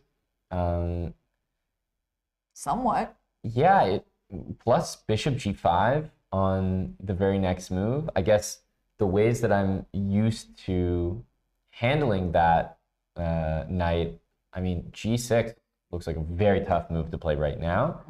But like it's ugly. I did consider it. And then the other one would be h6, followed by king h7, sort of a long-winded approach to... That one's interesting. Yeah, later I playing actually g6. think like h6 and king h7 looks pretty decent. Knight f5, and then just make sure we don't have a sacrifice here, right? Yeah. So like going like king h7. But could there be some problems Maybe, in this I don't know, position? queen h3 even, just... Yeah. Oh, one yeah, second. perhaps. Yeah. That's not crazy at all. It's not really crazy, right? Like this stuff, it's actually quite interesting. We can get really aggressive with the white pieces. So I do think that this is a bit of an annoying threat that black has to meet in some very specific way. And I'm willing, Aman. Yeah, to give it a shot. I'm willing to gamble on this move.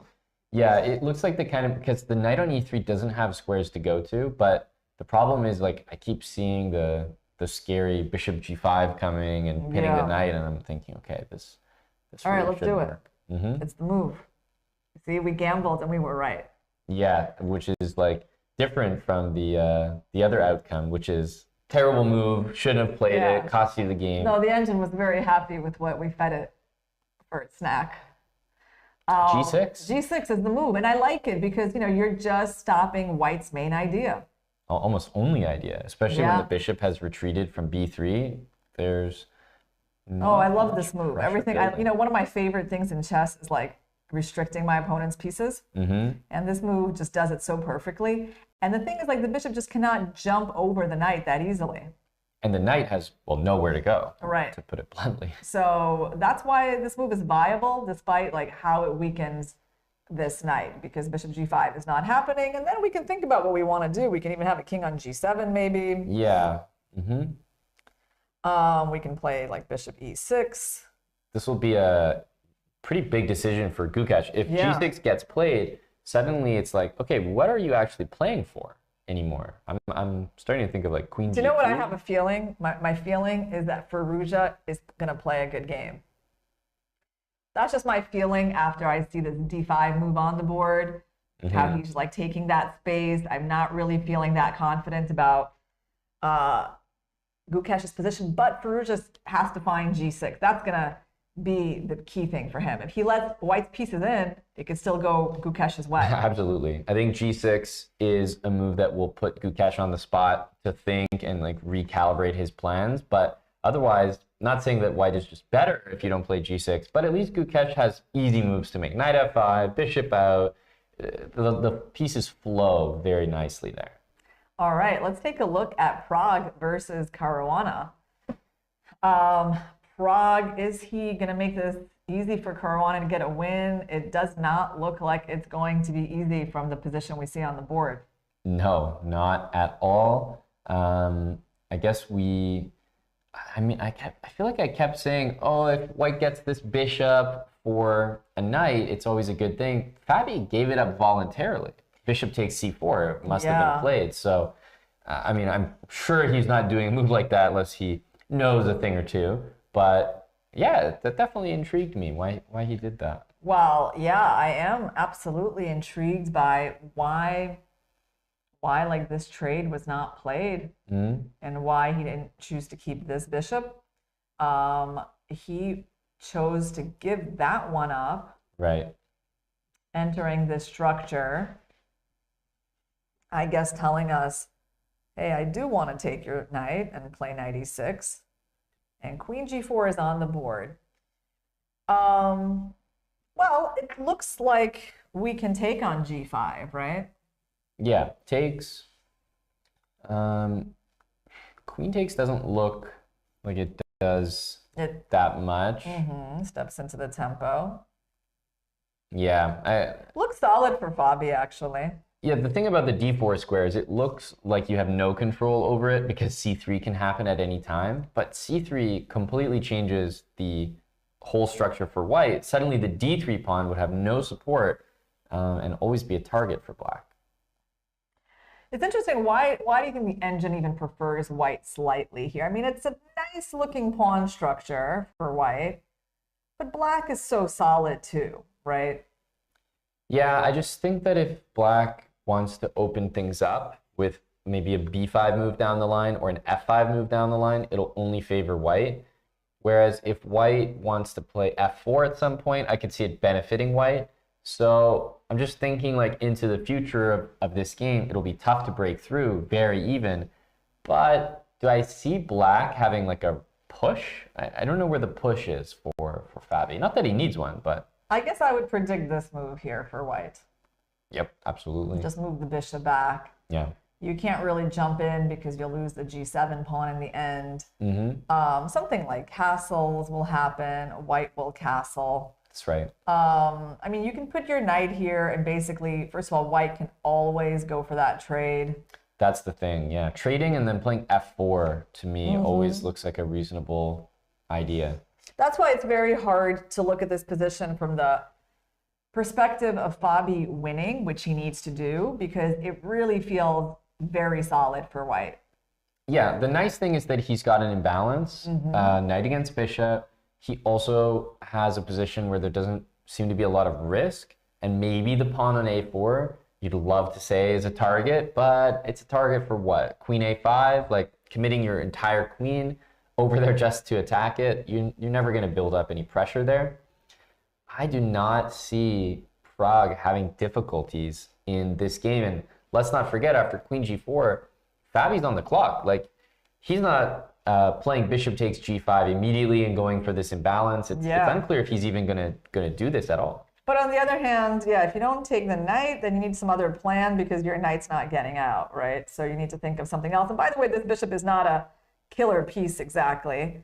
So I think like this trade as our first instinct was at least a very logical one. But so far, it kind of looks like our guys who need to win are not exactly having an easy start to this round. No, and that's so typical that no game is easy, and sometimes when you need a result even more, it's actually harder to achieve, especially if your opponents have that knowledge. Well, let's go to our marquee matchup between Nepo and Naka. And let's see if things have gotten better for Naka. So he took on d5 with the queen. Knight to e4. Okay, right. That's what we were expecting for white to do to protect that pawn and activate the knight. Queen back to d8. I mean, the only other square we were considering was a5. I mean, there's just no safe squares for that queen. Everything gets bothered by something. So truly, queen d8 is probably one of the better squares for it.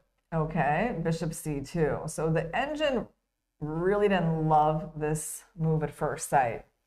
Yeah, maybe it just wanted a little bit more of what we had analyzed. Rook c1, bishop b3, maybe d5 as a move.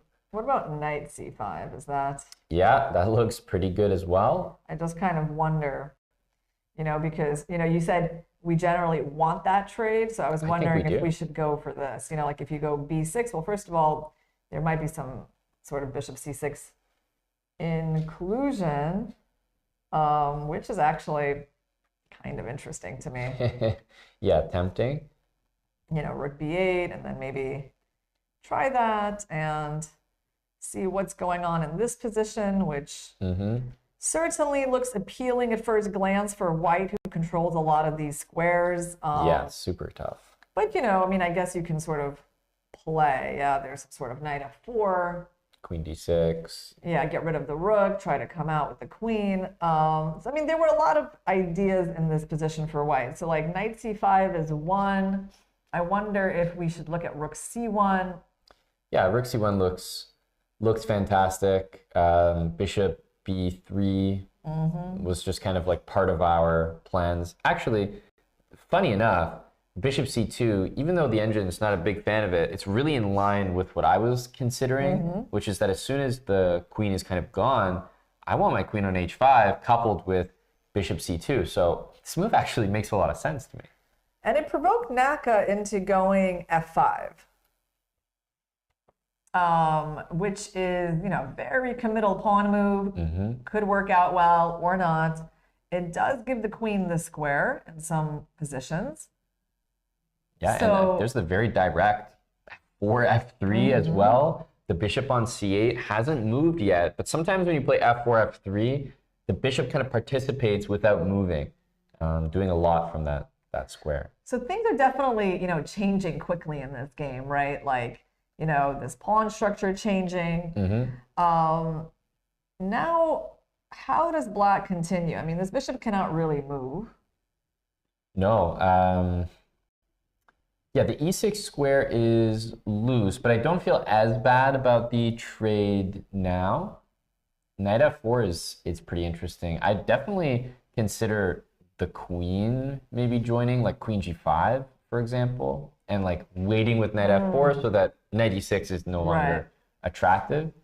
That's a possibility. I mean, so first of all, the engine didn't love knight f4. Right. So the question is why? You know, what's funny, I can find a way to lose. I can go here. Yeah. And I had a student, I think, that like lost to this tactic recently. So I just, you know. It doesn't feel like it should be losing, but it always is. The queen's hanging and there's mate, and you can never do anything but both threats. Yeah, so we don't want to walk into that famous textbook tactic. What can we do? Queen. Like, I really don't want to play g3. That's right. I'm definitely... How about queen f3? In general, I love my queen on that square. Okay, queen takes d4. And I was like kind of hoping maybe some kind of knight b3 and I would wind up winning your knight, but maybe I don't. But certainly we got to look at that, right? Yeah, that's I mean, I've got this strange queen d6, queen h6, like. You kind of go all the way there, maybe. Okay. But it seems like queen f3 is not. Queen f3 is not crazy. Like it really looks natural. What happens on the obvious looking g3? Like, you know, I know it doesn't look great, but I'm guessing black goes knight h3 and f4, like a very aggressive reaction.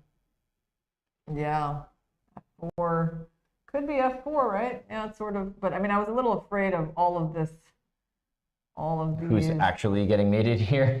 Diagonals, yeah. Yeah. But there could be something else here for black.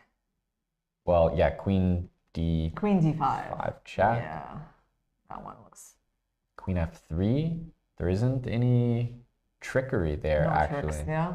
Yeah, the more I'm. Oh, actually, wait. Let's take the knight. Can we? Yeah, that's. F4. I would never consider it. No way. No, it's dangerous. No way. It's dangerous. I agree. I don't know. Why did I do that? Why did I do that? It's so scary. But the computer says we're still alive. You know why? Because we have the powerful f3 coming. This is ridiculous. I would never want to work that hard for equality. Yeah, so let's not go there. You know what? It could be f3, and then we wind up winning this knight at some point or chasing it back. Yeah, I'm starting to think more about the move knight g5 on the previous turn, just to. Yeah. Because queen d5, it does feel like, now that I see it, okay, maybe I'm extending a little bit too much. So you want to like go back, yeah. Like try to play in a more normal way where f4 is happening, queen d5 is more of a threat. Huh. I guess another motif that is always in the position after my g3 move is b6 and bishop b7. Like that's always something to worry about. This position is, okay, I know now what it is. You're sure? Yeah. I'm sure. Okay. So I'm sure. Because we've tried everything for black, and we know black has a good position, and every move we try is bad, right? Like queen d5 was bad. Knight g5, not great. f4 wasn't it, even though it looked really natural. That's right. So it's got to be this one. It's really my last hurrah. All right, we're going to do it. Are you ready? B6. I'm feeling good about it. Okay. There we go.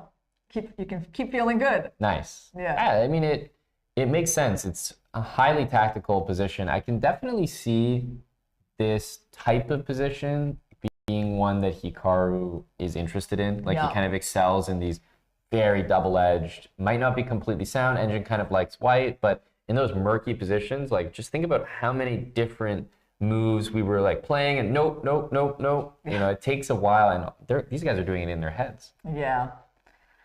All right, let's go back for a second. So what we have on the board is the position with knight c5, and it's actually a very important crossroads for Hikaru. Like, we've been sort of, I would say, puttering around with some moves for black, right? Like, I don't feel like we've really got a handle on this position yet. It hasn't flowed. Like, obviously this move, obviously that move. It feels like that for white, where the moves are kind of flowy. But the evaluation doesn't reward how well your position flows. It's, you know, whether or not you can find that best move every time. So we tried knight f4 for black, which, you know, the engine didn't love, but we still haven't actually found why it was so bad, actually. That's right. So knight f4 we didn't really refute.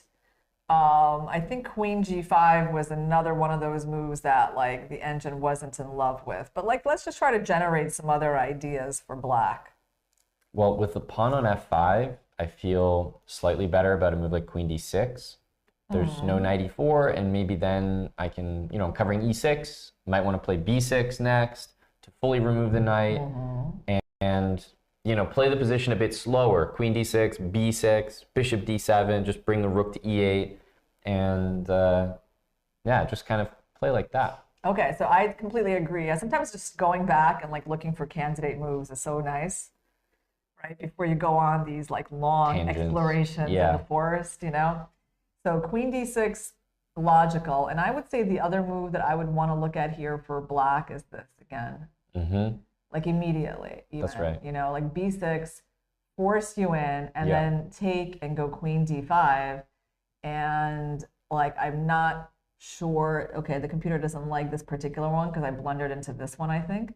Probably. That was not a good attack on the rook. But, like, knight f4, right? Knight f4, and then put the knight on d5. And that looks interesting. I mean, rook e5. Yeah, there's definitely something to be said about this. You always have this queen g5 move. I mean, the d pawn could be just as much of a target. So, okay, we've actually come up with some options for Hikaru, and let's just check this one. This one, not a computer favorite. So, and I wonder if it's like something more to do with bishop like b3, and white continues to anchor the e6 square. So almost your idea of b6, force the knight in immediately, take the bishop versus knight position, and say, hey, the bishop on c2 is not fantastic into that f5 pawn. Yeah, well, I mean, I think it looks like Hikaru has good chances to survive this position. We were kind of concerned about him coming out of the opening, but it seems like, I mean, of course, anything can still happen in this game, but it's, like, not a terrible situation for him. Yeah, I feel like I'm starting to appreciate the ideas in this position a little bit more, and I'll go back and just highlight, full credit, queen d8 from Hikaru. That looked like a really clever move, not to leave the queen out where it was getting attacked by more and more tempo moves from Jan, and you know, Hikaru seems to be more in this game than he was, at least from the facial expressions, maybe 30 minutes ago. Yeah, and they're about even on the clock. Well, we are going to take our first break. Right now, it's hard to predict where the decisive games are going to come from. Right. I would say I don't really see a decisive result on the horizon yet in any of these games, but we might just need more time before that appears. I think so, Irina. We have a a lot of chess still to be played. And as you always remind me, the positions that look equal, like nothing's going to happen, they'll likely have some fireworks later. And by the way, guys, we have a special guest for you coming to the studio when we return from break. And that is going to be Grandmaster Ivan Cheparinov, who is seconding Nurgul Salimova in this tournament. So he is well known as a second, and you know, getting his perspective on the games here will be very insightful.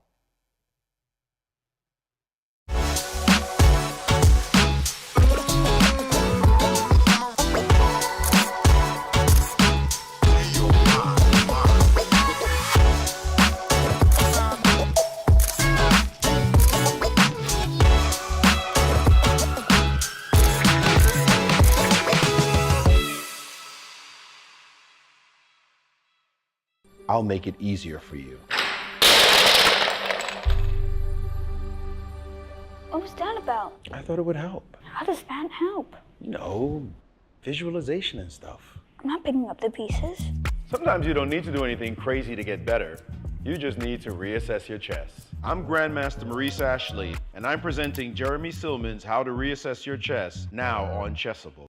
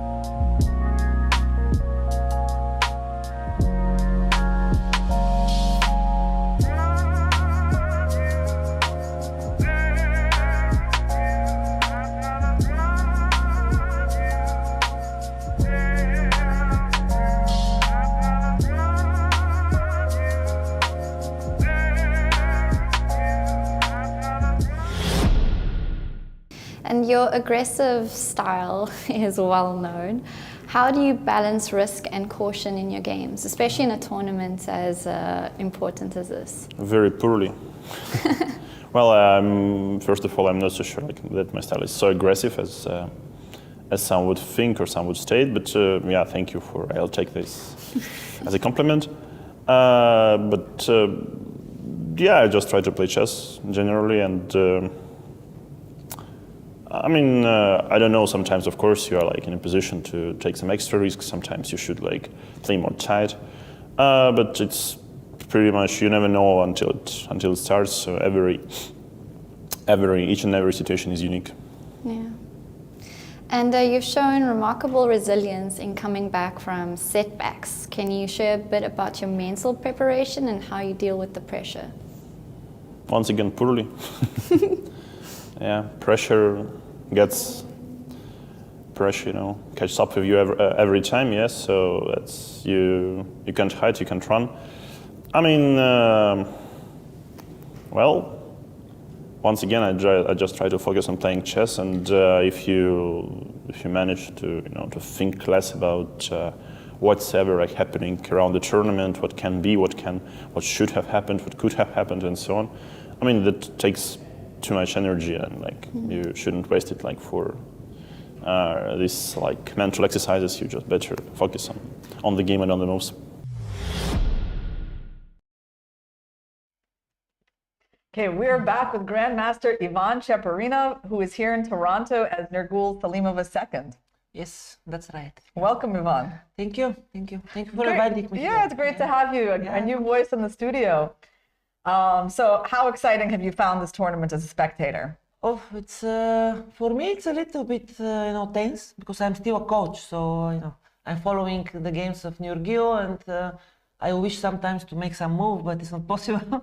But it's very interesting because there are 2 rounds left, and everything is possible in the main section, so in the open section. And in the women also, it's still not clear who will win, so this is good for the tournament. Is this your first time seconding a woman at the candidates?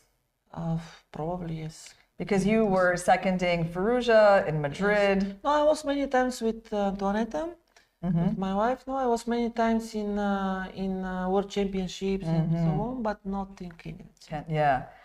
So how different is it, seconding let's say a male player and a female player at the candidates? Okay, I think for me, when I'm with somebody strong like Topalov or Firouzja, it's a little bit easier, because I understand better what is going on, and but Nurgul is so young, so promising, that I just want to to tell her that she needs to just improve her chess. It's not like the enter the world this tournament. It's just the beginning. So this is what I was trying to project in her mind, and also I think she had really good chances to win more points. I mean, she was a little bit tense, I think, and a little bit unlucky.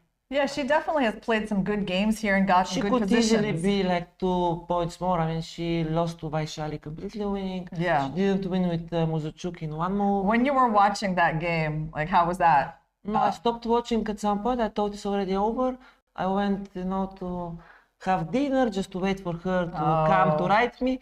And then, because we are 2 people here, there's another Turkish grandmaster from Turkey, the guy is GM Cherino, and he wrote me look the position, look what happened. That I couldn't believe, because I thought it's already over. I thought it's winning. Wow. Yeah. So yeah, that was a traumatic game. Her game with Vaishali. But to be honest, always, I mean, in women chess, it's a lot of times. It's you never know what is going on, so it's difficult. Right. Yeah. But in men also. But you know what I mean? Yeah, I mean, so here let's jump into the games for a minute. Can we check a little bit before what happened with Nepo, because I missed the last half an hour, so I don't know. Okay, how this happened. Did you catch the moment where Black played d5? Can we go a little bit before that, after bishop g5, f6? Bishop g5. Because this is theory, bishop b3. Knight d2. Okay. Kind of a subtle little king move that we had tried to understand. I'm pretty sure rook c1 was my move here. Rook c1 in this I'm pretty position. sure, but okay, yeah, I don't know. But I think this is what I checked. I think there was some difference maybe with the rook on c1. But okay, what they did is logical also, no? d5. Yeah, I mean, it definitely felt dangerous for Hikaru at some points, and then he was thinking here for like a while, like even though he was the one who played d5, but when Jan made the natural recapture, like he thought for a while here. Can I just go a little bit before e takes d4? I think normally the plan for black, I remember that they were playing d6, trying to play some f5 without taking on d4. That's what we were thinking. Yeah, we were like a little bit surprised by the capture and d5. Like we were definitely expecting. But even before taking on d4, I think black just stays normally without e d4, without taking on d4 even. Oh yeah. Like here they play d6, then right? Just some bishop d7, queen e8, I don't know, some f5 maybe.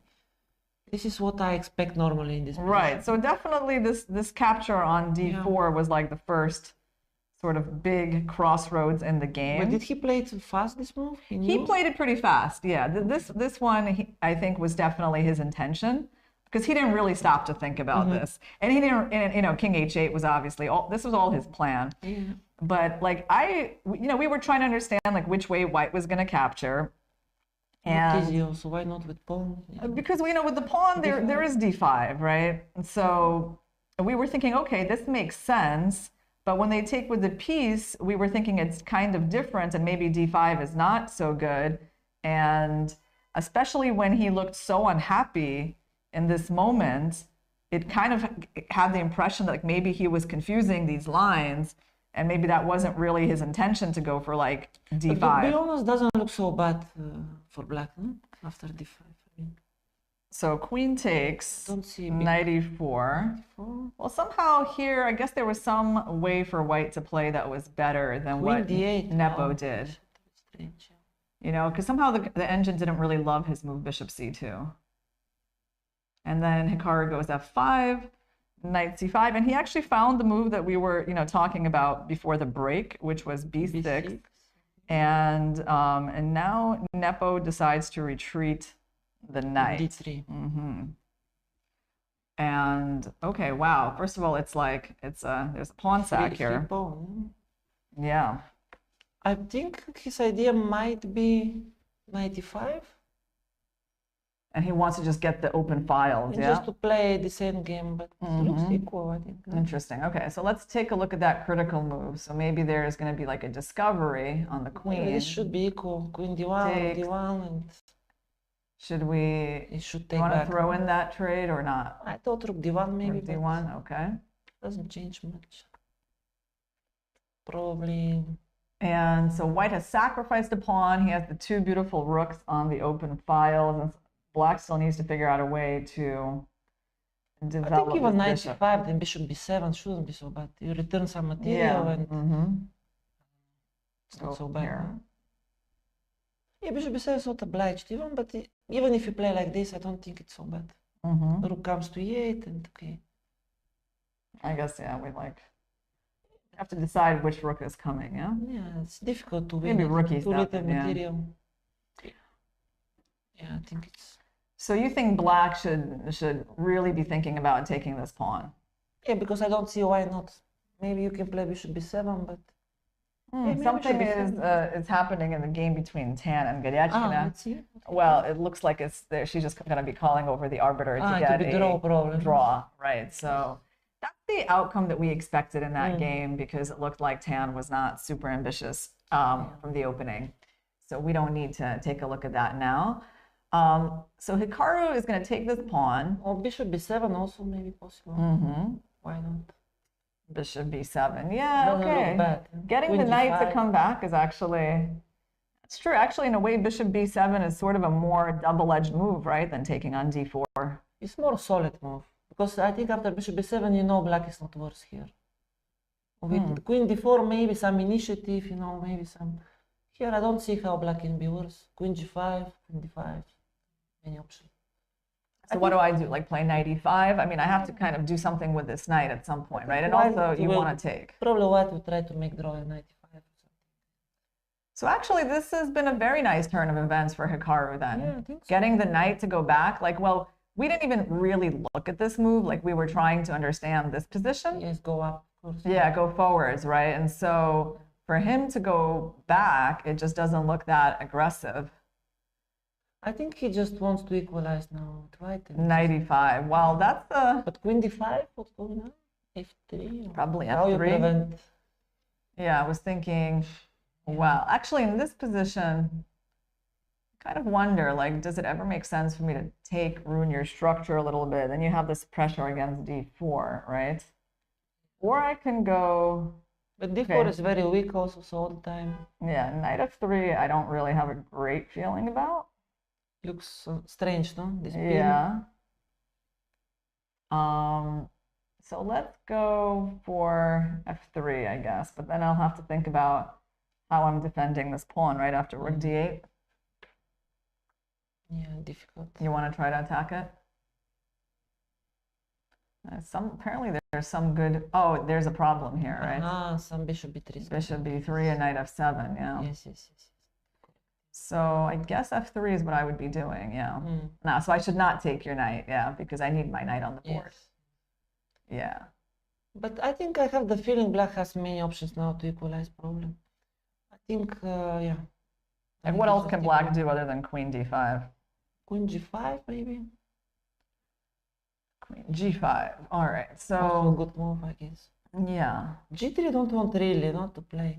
Maybe it's good, but I don't know. Don't want to open this bishop. But what else? If you go f3, maybe some knight jumps, some knight f4, h4. Yeah, probably f3 is all right. Or already a little bit, I don't know, knight. Yeah, knight h4, or we're actually... Not a threats much, knight f4, g3. Knight f4 actually. A little tricky to defend this pawn, yeah? I have to like start making a bit of an ugly move. Like g3. But this is actually kind of interesting psychologically, right? Like, I do think that Hikaru will go bishop b7. I don't think he's going to want to take to be honest, because it's giving black many options now after bishop b7. You have many options after that, no? Because if you go queen d4, knight e5, maybe it's forced. You need to find some accurate moves. And after bishop b7, it feels like everything should be okay.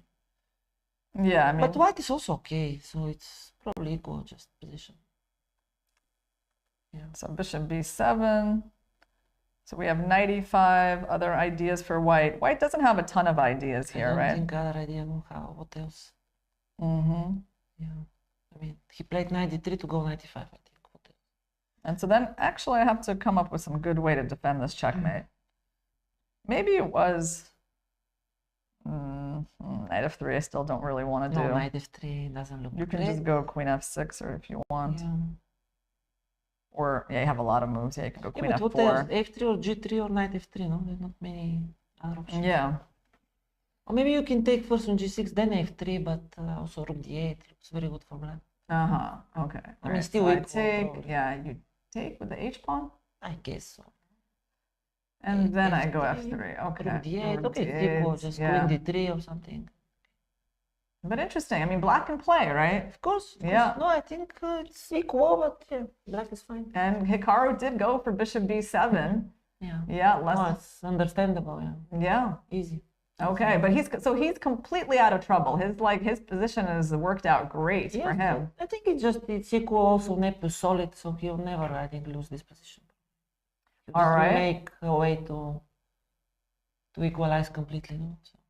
So we I don't also think white is worse anyway. We also got Prag versus Caruana. So Caruana really needs to win.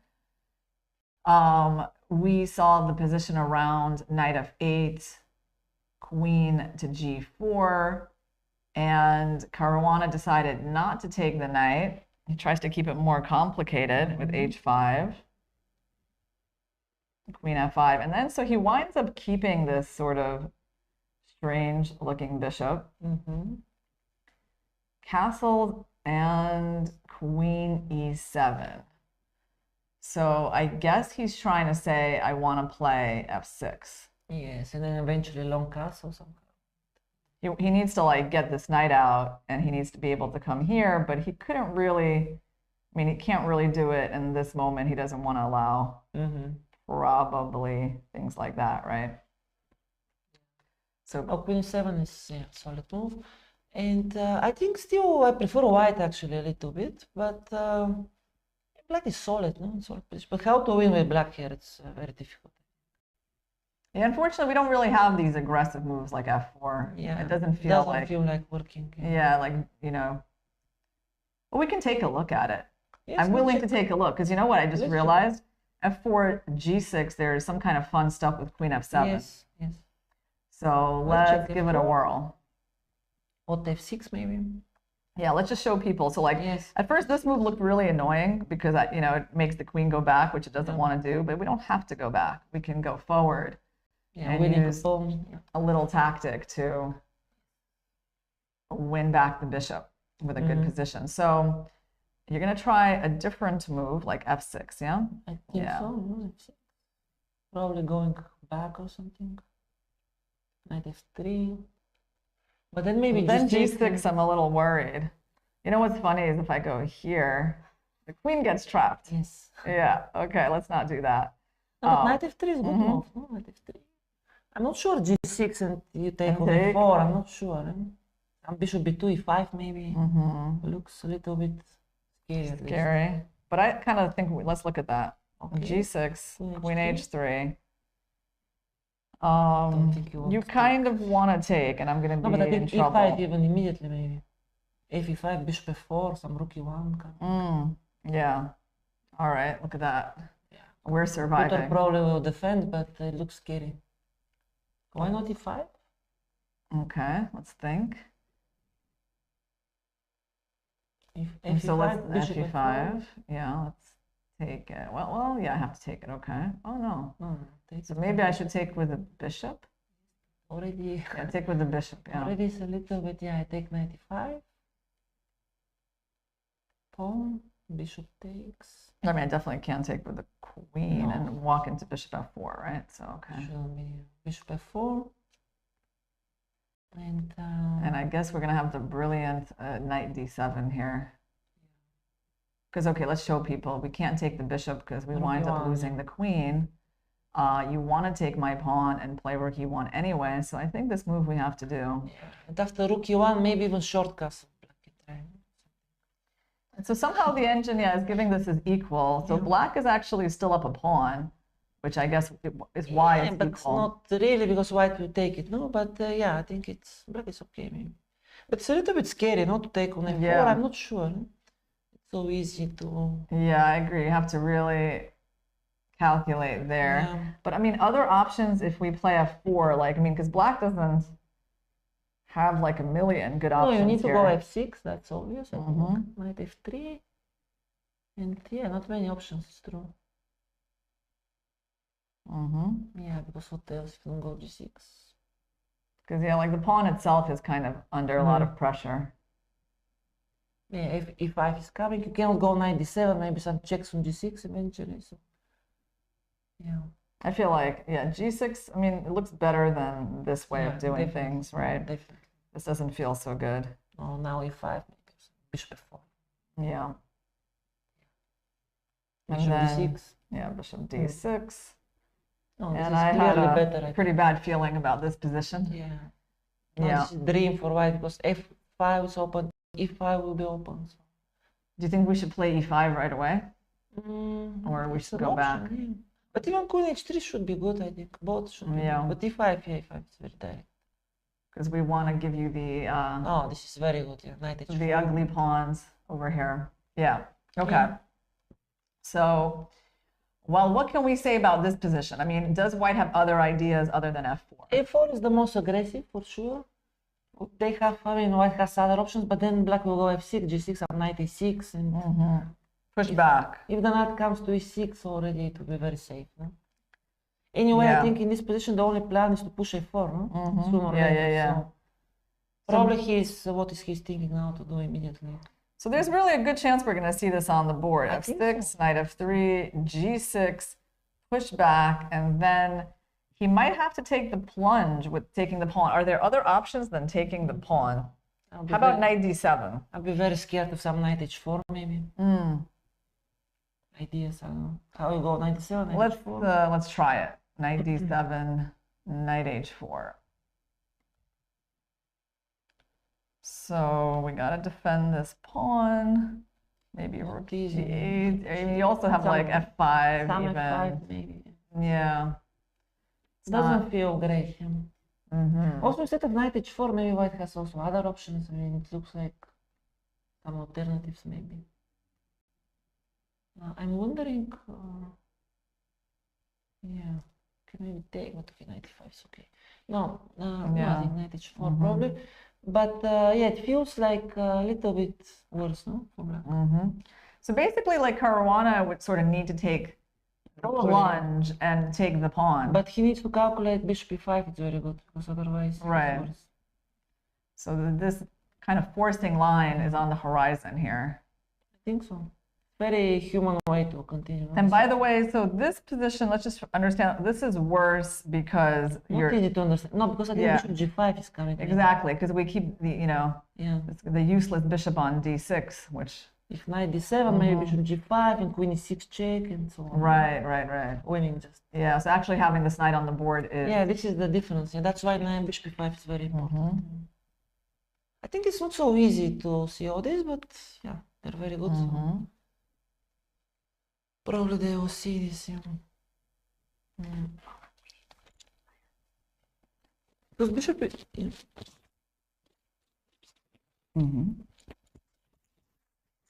Because bishop e5, it's a little bit not very, natural to take with the bishop. Probably f5 is more natural, but yeah. No, but this is definitely interesting position. It will be an interesting game. I'm sure he'll play 4. I'm pretty sure. Well. But in that case, you know, the fireworks are going to happen pretty early on in this game, and it might just end in a draw if, you know, Fabi finds the precise move. When two very strong players are playing, this is happening. No, they just, you know, some fireworks, they calculate well, and yeah, I expect a 4, because what else? If you don't play 4, you need to play 4. So maybe g3, but then f6, g6. So I don't really see the point. All right. Well, you know, because so far in the open section today, we don't really see where the decisive games are going to come from. We've gotten used to seeing 2 or 3 decisive games per round, and today is actually looking like a quieter round, even though it's so important and we're getting close to this final stretch. Okay, but they're fighting games. No, even Hikaru is very fighting position. This one, Fabiano, is still very fighting position. It's not draw or something. And also this one actually. So we've liked the way that Firouzja has played. Like, he played this nice move d5. Okay. And then after bishop c2, we were hoping he would find this nice move g6, which was stopping knight f5. And he did. Rook e1, bishop e6. And right now he has the space advantage in the center. That's very good. And yeah, it looks actually pleasant, which, a little bit better, I would say. I like black here, because usually with white you don't give the center so fast, no? Okay, the only thing is maybe e5 pawn somehow, but how to attack it not so easy. Yeah, I mean, black, I guess, has some like quite obvious moves coming up. Not queen d6 exactly, because f6 is hinging. Oh, but, yeah, not that one. Not that one. Yeah. But probably even something like h5. Okay, h5, maybe knight f1, what he wants. Maybe knight back and bishop g5. Maybe this is the idea. Yeah, maybe this is a threat, some knight f1 or some knight g4, I don't know, something like this. Well, what if we go, I don't know, king g7? Yeah, I think king g7 or h5 should be... You know, that way I don't wind up hanging the knight. Yeah. Knight g4. Take, knight g4, take. So take like this. Like this, find a way to protect the pawn. There's many options. Lots of good moves, yeah, because there's f6, there's queen d6.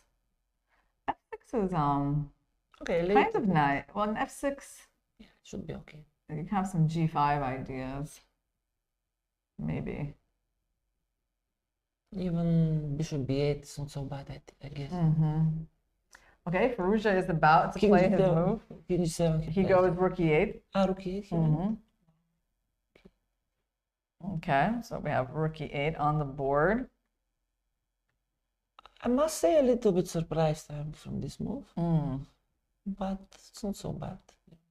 Well, it does Yeah, the engine didn't love rook e8, right? Somehow. So what's the problem with it? I mean, it seems like knight g4 is the main idea, or is there something I don't else? think it's a problem. It's just a little bit, yeah. Why you need rook e8? It's not clear.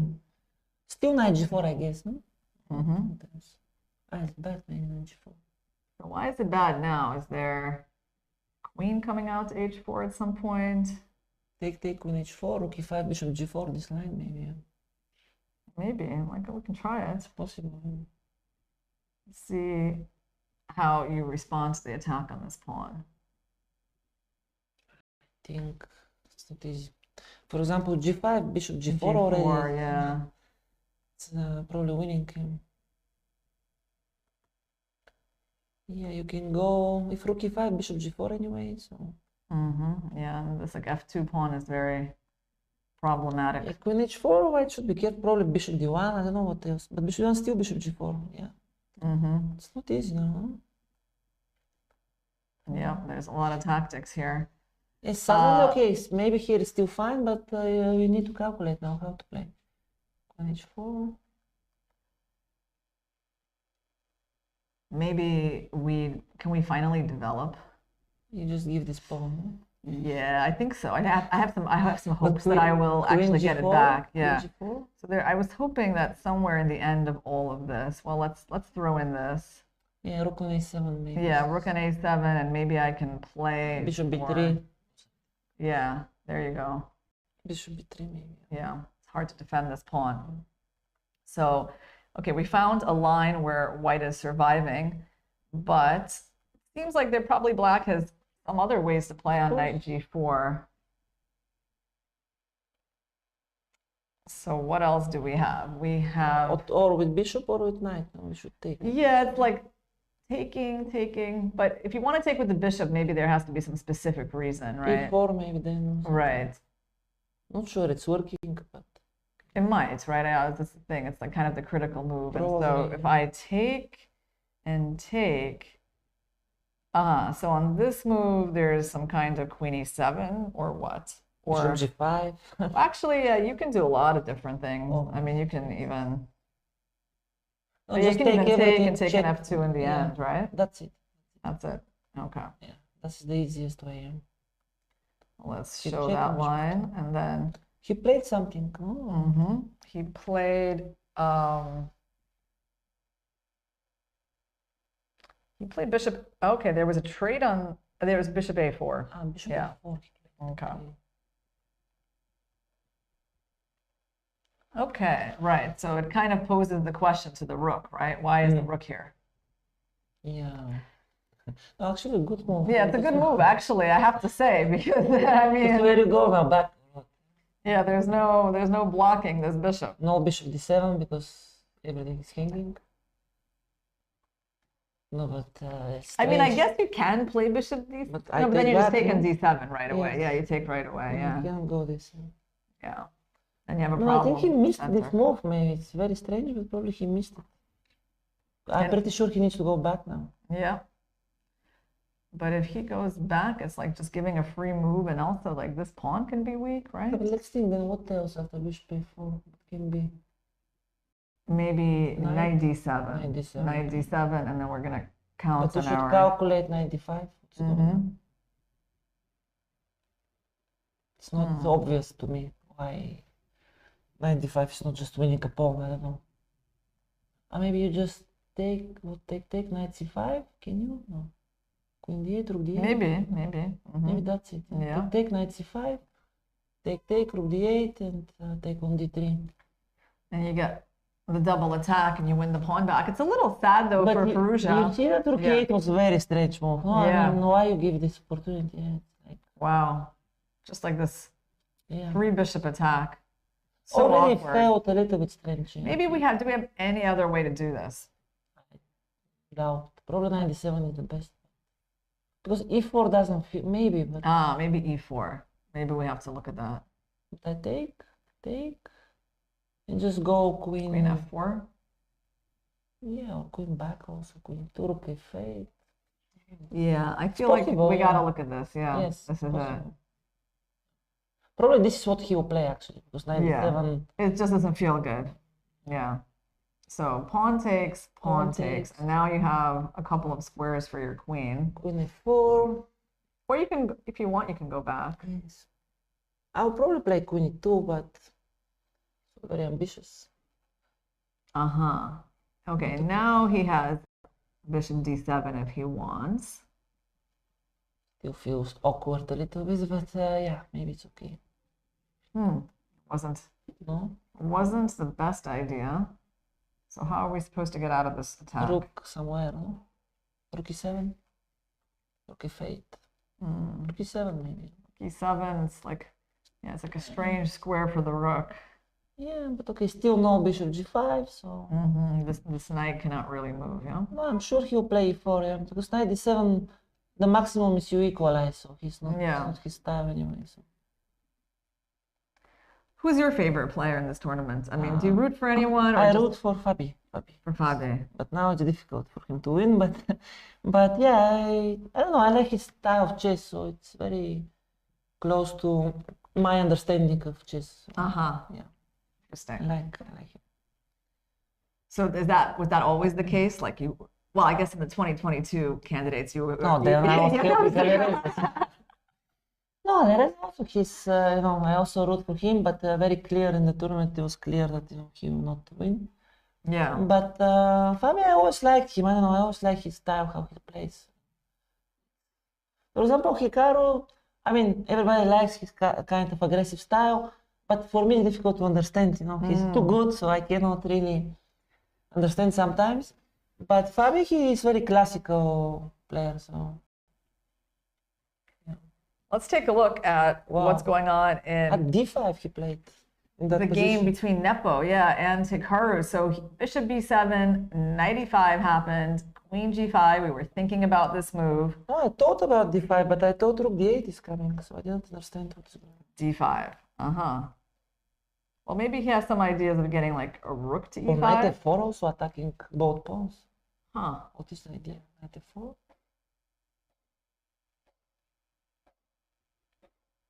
Yeah, okay. I mean, Nepo is very good, maybe he just calculated something here. Probably. So you have this double attack.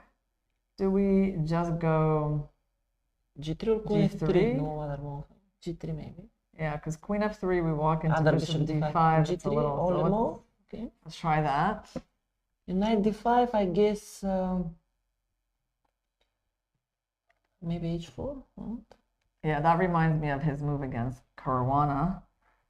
Sorry, not his move. That's the move that Naka made against Caruana. Is there anything else? Should be interesting because queen h6 is only maybe move.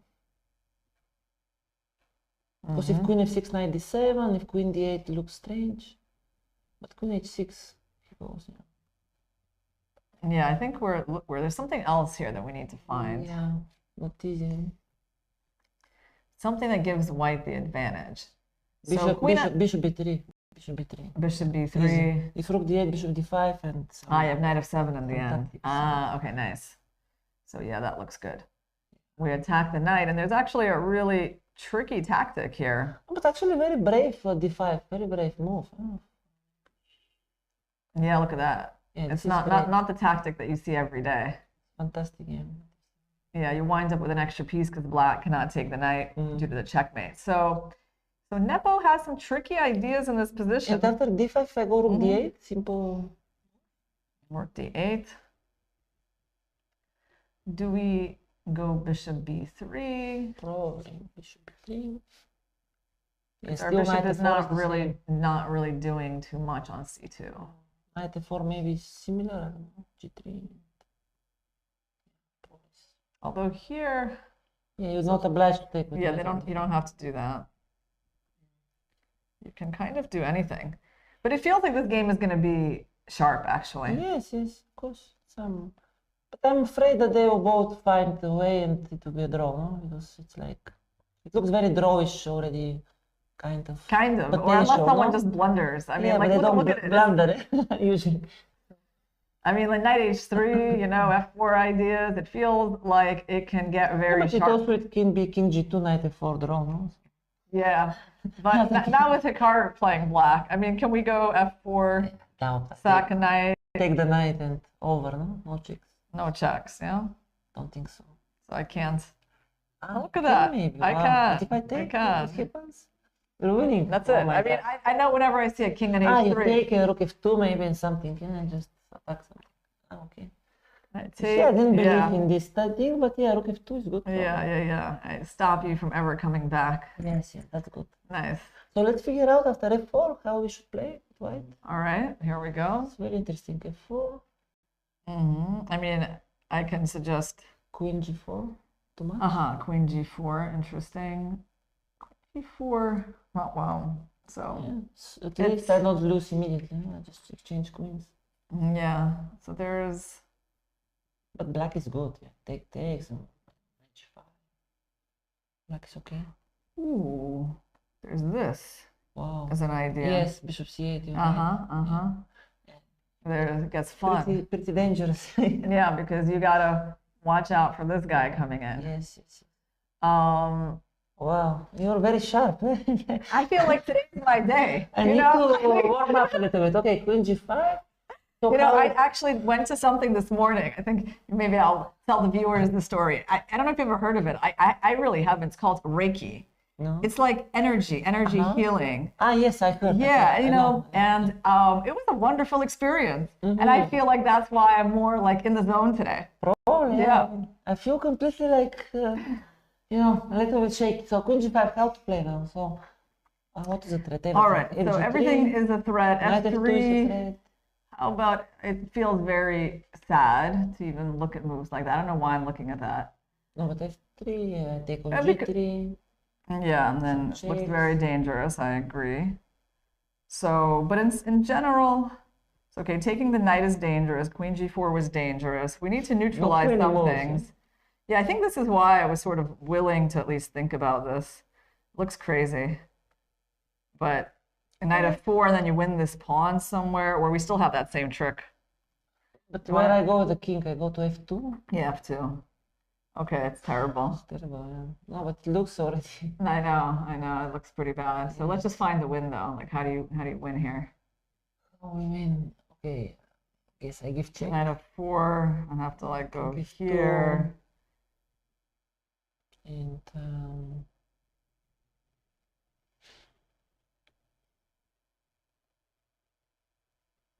there's knight h5 if you wanna look in that direction. Actually, yeah, because it's not easy for me to hold that pawn, right? Rook g1, but okay. Yeah, the knight is hanging. Yeah. Yeah, it's winning. So something else holds this for white. Knight f3. No, it's also a little bit. Knight f3. Yeah. Queen. No, knight f3 maybe. Yeah. Queen h5, rook e5. Maybe I can counterattack. And queen h6. Maybe rook e6. So this is the idea, probably knight f3. Yeah, like that. So you have this sort of pieces coming in to help you out. Yeah. And what this is the Rogers? Queen h6, rook e6, queen h5. Yeah. Oh, well, we have a way to win. How do we win this though?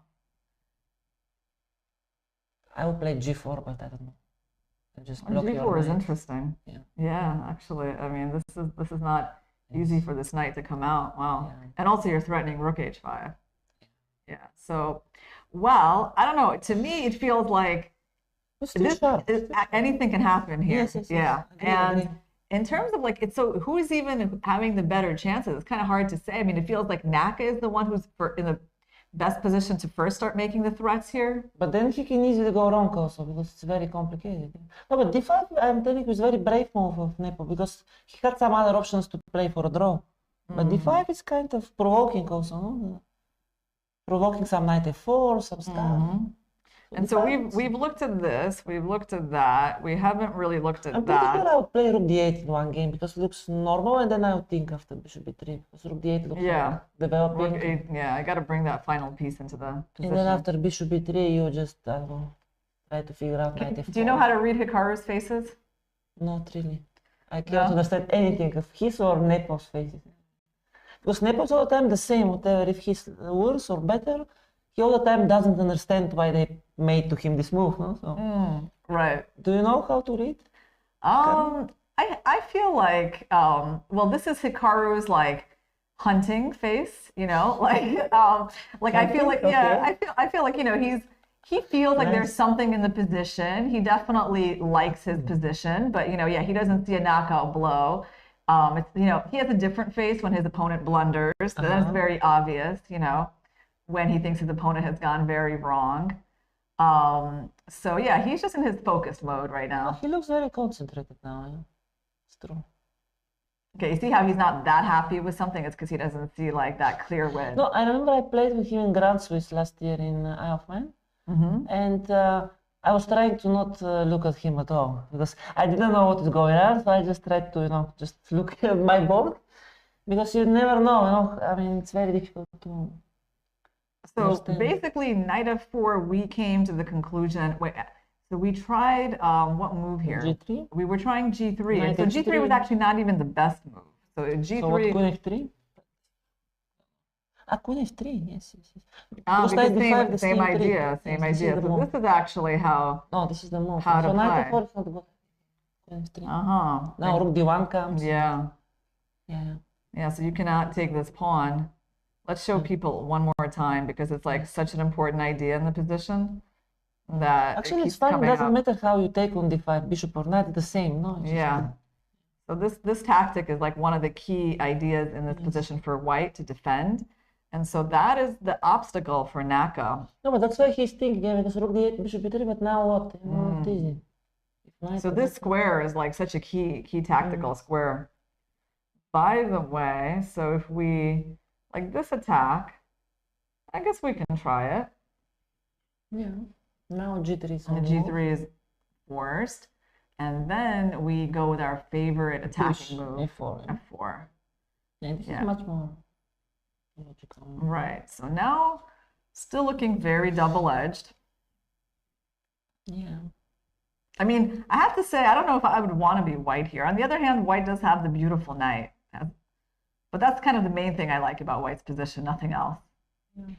Oh, knight is great, but we have some small intermediate problems, no? We need to figure out. Yeah. how So what's your feeling? Like, which side would you rather be in this position? Probably black. Black, yeah, me too. All right, so rook a d8, bishop b3, knight h4, g3, f4. Okay, it's kind of a key position. Now again, many moves for white. Yeah, this is the problem also. White has so many options now. I can try to blunder everything Be with this careful, move. queen e5, but it's not working. Yeah, I know. That's the Not thing. It immediately. doesn't immediately lose everything, but Yes. Obviously this square is becoming very weak in white's position. But it's not queen d4, then what? Is queen d2 a move? No, queen e5. No, this is the trick. Queen Ah, d2, queen e5. nice. Let's show Okay, people. so So that's what we mean by that square being a problem. I have the feeling maybe queen d3 might be a move. Keep an eye on that square, yeah? Yeah, because we Because you don't actually have have to do threads. something for these pieces, I right? don't have threats with black also immediate. So What maybe about rook c1? also? Like trying to Let's activate check this it, rook. Let's rook try c1. rook c1, yeah. Good move, yeah. And I have a question. It's not working. Fg, hg, rook f2. No, probably it's not working. Just to try. Interesting. So I guess it wanted me to capture with the f pawn. Yes, because now maybe it's working actually. Rook f2. No? Probably works. And then rook f8, F8. and that's okay. That's what you're Looks going a for. little dangerous. I mean, Yeah. at least Look at dangerous. that. Not a lot of fun for white. Okay, still maybe holding somehow. But knight f3 probably only move. No. Yeah. You have Knight to like f3, wind queen up giving f3. up the queen. Yeah, but okay, maybe it's holding, but it's already shaky. Yeah. I mean, it's the thing is that for white though, it's not fun to get equality like this, is it? No. This is not the kind of, the thing that you're looking for as white. And he had such a pleasant position out of the opening. Yes. To be looking at positions like this, I mean, I think Naka can be very happy Yeah, about but that. also Nepo has chance. I think it's complicated. But that's why probably I would play queen d3 just to prevent this maybe rook f2 ideas. No? Yeah, I mean, I guess we can take with this pawn. That way Yeah. we stop Looks a little that. bit not human, but yes, this is the best. Yeah. And you're saying we can also try queen d3. Okay, let's Probably, try I that. don't know, just to not give this rook f2 ideas. No? G3 is protected now. Yeah, very solid. Yeah, you want to like, where do you want to put this rook next? C1, D1. Yeah. So white's kind of holding on, as we see. Yeah, I think, but also black should be careful. No, I mean, your knight is hanging. My knight on e5 is very good, so I don't know. It has some certain chance that black can be worse. No, but I feel like there's a lot of tension in this game, and you can really see it on Hikaru's face, right? That he doesn't really know exactly where to go, and he knows the importance of this moment. No, because he understands he has some chances, but also he understands it's not clear. So yeah, it's a little bit. I think he's kind of wondering to try to play for a win or just to try to maybe equalize him in some. But what are these simple equalities? I mean, it feels like black is forced to. Is it be so playing bad aggressive? Rook d8, bishop b3, and then knight e5. Something. Or Okay. Probably white is better. So rook here, here, and if black goes for these things. Of course, it's black. I don't know. Yeah, okay, I get it. Rook e5, white has easy game now. Yeah. No, you don't want to do that. Yeah. It's very one-sided now. Yeah, you feel like you want this knight on the board for some aggressive things. Oh, but this is good for us because it will be fun now. Yeah, it will be good I game. agree. It's not going to peter out very quickly. What is the time situation? More or They less? have about the same amount of time. 45 minutes for Nepo, like 43 minutes now Which for move Naka. is this one? And it's moved 21. Oh, okay. This is. So It can be dangerous, no? in terms of time trouble. Okay, let's go to Prague versus Caruana because things are happening on that F4, board. he played? No. Oh, wow. And Caruana is better now. Oh, And he didn't play F4. yeah, he did not play F4. Disappointed. But he played Queen H3. No, but this looks Queen so H3. strange. Yeah? So let me ask you a little bit about Yes. Prague's preparation in this tournament. It seems really kind of impressive. In I the was shocked first, about the game he played this. Catalan. No, the Spanish. After he lost to Gukesh, he played the Spanish, very rare line. Yeah, this Danish Very line. suspicious Yeah. line, yes, with it, against Yeah. it, no? Yeah, I mean, it's a bit surprising. He's playing too aggressive. But on the other hand, why not? I mean, it was working, no, sort of, so I don't know. So you as a second, when you see openings like that, are you thinking, who's helping this guy? Do you think like that? Because, I mean, are you thinking No, like... we know who's helping him. Well, Everybody knows. like, I don't know, well, Svidler's with him here. I think so, no? Right, but do you have the feeling, oh, there's someone in the background, someone sitting at home Maybe bringing... they are, but I mean, Svidler is already good choice. Yeah. But I mean, okay, Prag is very aggressive also, no? He's very young and I don't know. I mean, I'm much more classical player, no? So for me, it's a little bit strange to take these decisions. But he's doing it, so I think it's not a bad option. No? Well, he went Queen H3. But this is, I really don't like what he did here. All the pieces start going backward. G5, now black looks really Oh, that's so good. terrible, isn't it? It's just like, because when you have your pieces here and everything starts going No, back, my it's the problem worst. is I don't understand why he refused F4. F4 doesn't look so bad. Right. It looks really good, actually. Yeah, no, this is very strange by Prague, and it might be giving Fabi just an I'm sure excellent black chance. is slightly better now. Sure. Look at how quickly those pawns, like everything comes in. No, but this is what we said. If the knight comes there, already black is fantastic. No? I don't know. That is strange decision. Very strange decision. Yeah, very strange. And he gets to castle into a very safe-looking position, Yeah, black actually. is slightly better and very pleasant. Yeah. Wow. Two, It's just like there's knight d4 on the board. I guess you're going to have to or be F4 going or back. D4. Yeah, I don't know. Maybe knight F4 also. It's better. Maybe I'll play knight F4, rook G8, H4, just pushing. And... Okay, so I get it. I get why he did this move, because this is the dream, right? But why you didn't play knight F1? Knight F1 first, right? That's also a question. Also, I think it's too slow, the knight. Even the knight Yeah. on F5, I mean, I'll go knight F4, rook G8, H4, G3. I'll be much faster. You know? Well, maybe he was trying to stop H4. Maybe this is the This thing. is probably. Maybe he went Queen E2 to at least make it a little harder for Fabi to like push the pawn. Okay, it's not so terrible, but it's already, you just gave the initiative for nothing, no? Also, black is Yeah. absolutely safe. I'm sure black never can be worse. I mean, just... There's no point. There's no point trying to sack the G pawn. I think, right? It's a little too extravagant. I don't do it because there's no point. I mean, maybe Yeah. you can, but why? You don't need it, no? Yeah, it's like you give black No. a white some chances to defend. Yeah. Also, Fabi, once again, that's why I like him. He's classical. He'll never play H4. You play some classic move. Yeah, like he played G8. this. Yeah, Yeah. that's what I meant.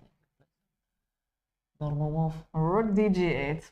And, okay, No, he's knight making his f1. intentions clear. Knight f1, I think is very dangerous. H4, Mm-hmm. knight e3, knight d4, maybe some knight f3, maybe coming. Can you just imagine how happy Fabi is right now? Of course. No, I mean, he needs a win so badly. Yes. His position wasn't really looking like he was going to get it. No, but now he has chance, I think, really good chance. He has a 20-minute time edge on the clock, so completely taking over the initiative. Yeah. Amazing scenario for him. I mean, it's hard to predict that this game will end in anything than like a black victory. Also for me, surprising that, okay, we know that Prag is very aggressive. We just talk about the openings.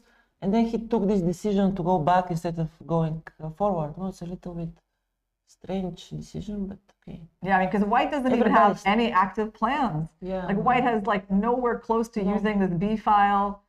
So by the way, let's just quickly take a look at Nepo. Actually, there's not, well, let's take a quick look to see what they did. Mm-hmm. It's just the way that he looks at Hikaru. You know, I felt like we got our typical. They played this, no? They played expression of Nepo. He played bishop b3 and was like, what do you want? That's what I felt. That's what I felt he said. Yeah. But I think I expect knight h4 now, really, some actions. Because he needs to do something. He will not just play knight e5. And knight f4 looks worse because queen f3, so probably he'll go knight h4. Yeah, I agree. So we're expecting this move, g3, and then things to start with f4. And then White will have to be a little careful to hold the balance there. Yeah. Okay, and let's take a look at Gukesh. Something is happening there as well. Very interesting games. So he did play e4, Firouzja. Okay. Forced into it by this unfortunate rook move. Queen e2, rook e7. And they went here. Knight f1. Okay, interesting idea to kind of open up this bishop. Queen c7. Bishop b3. Bishop c4, maybe he didn't like.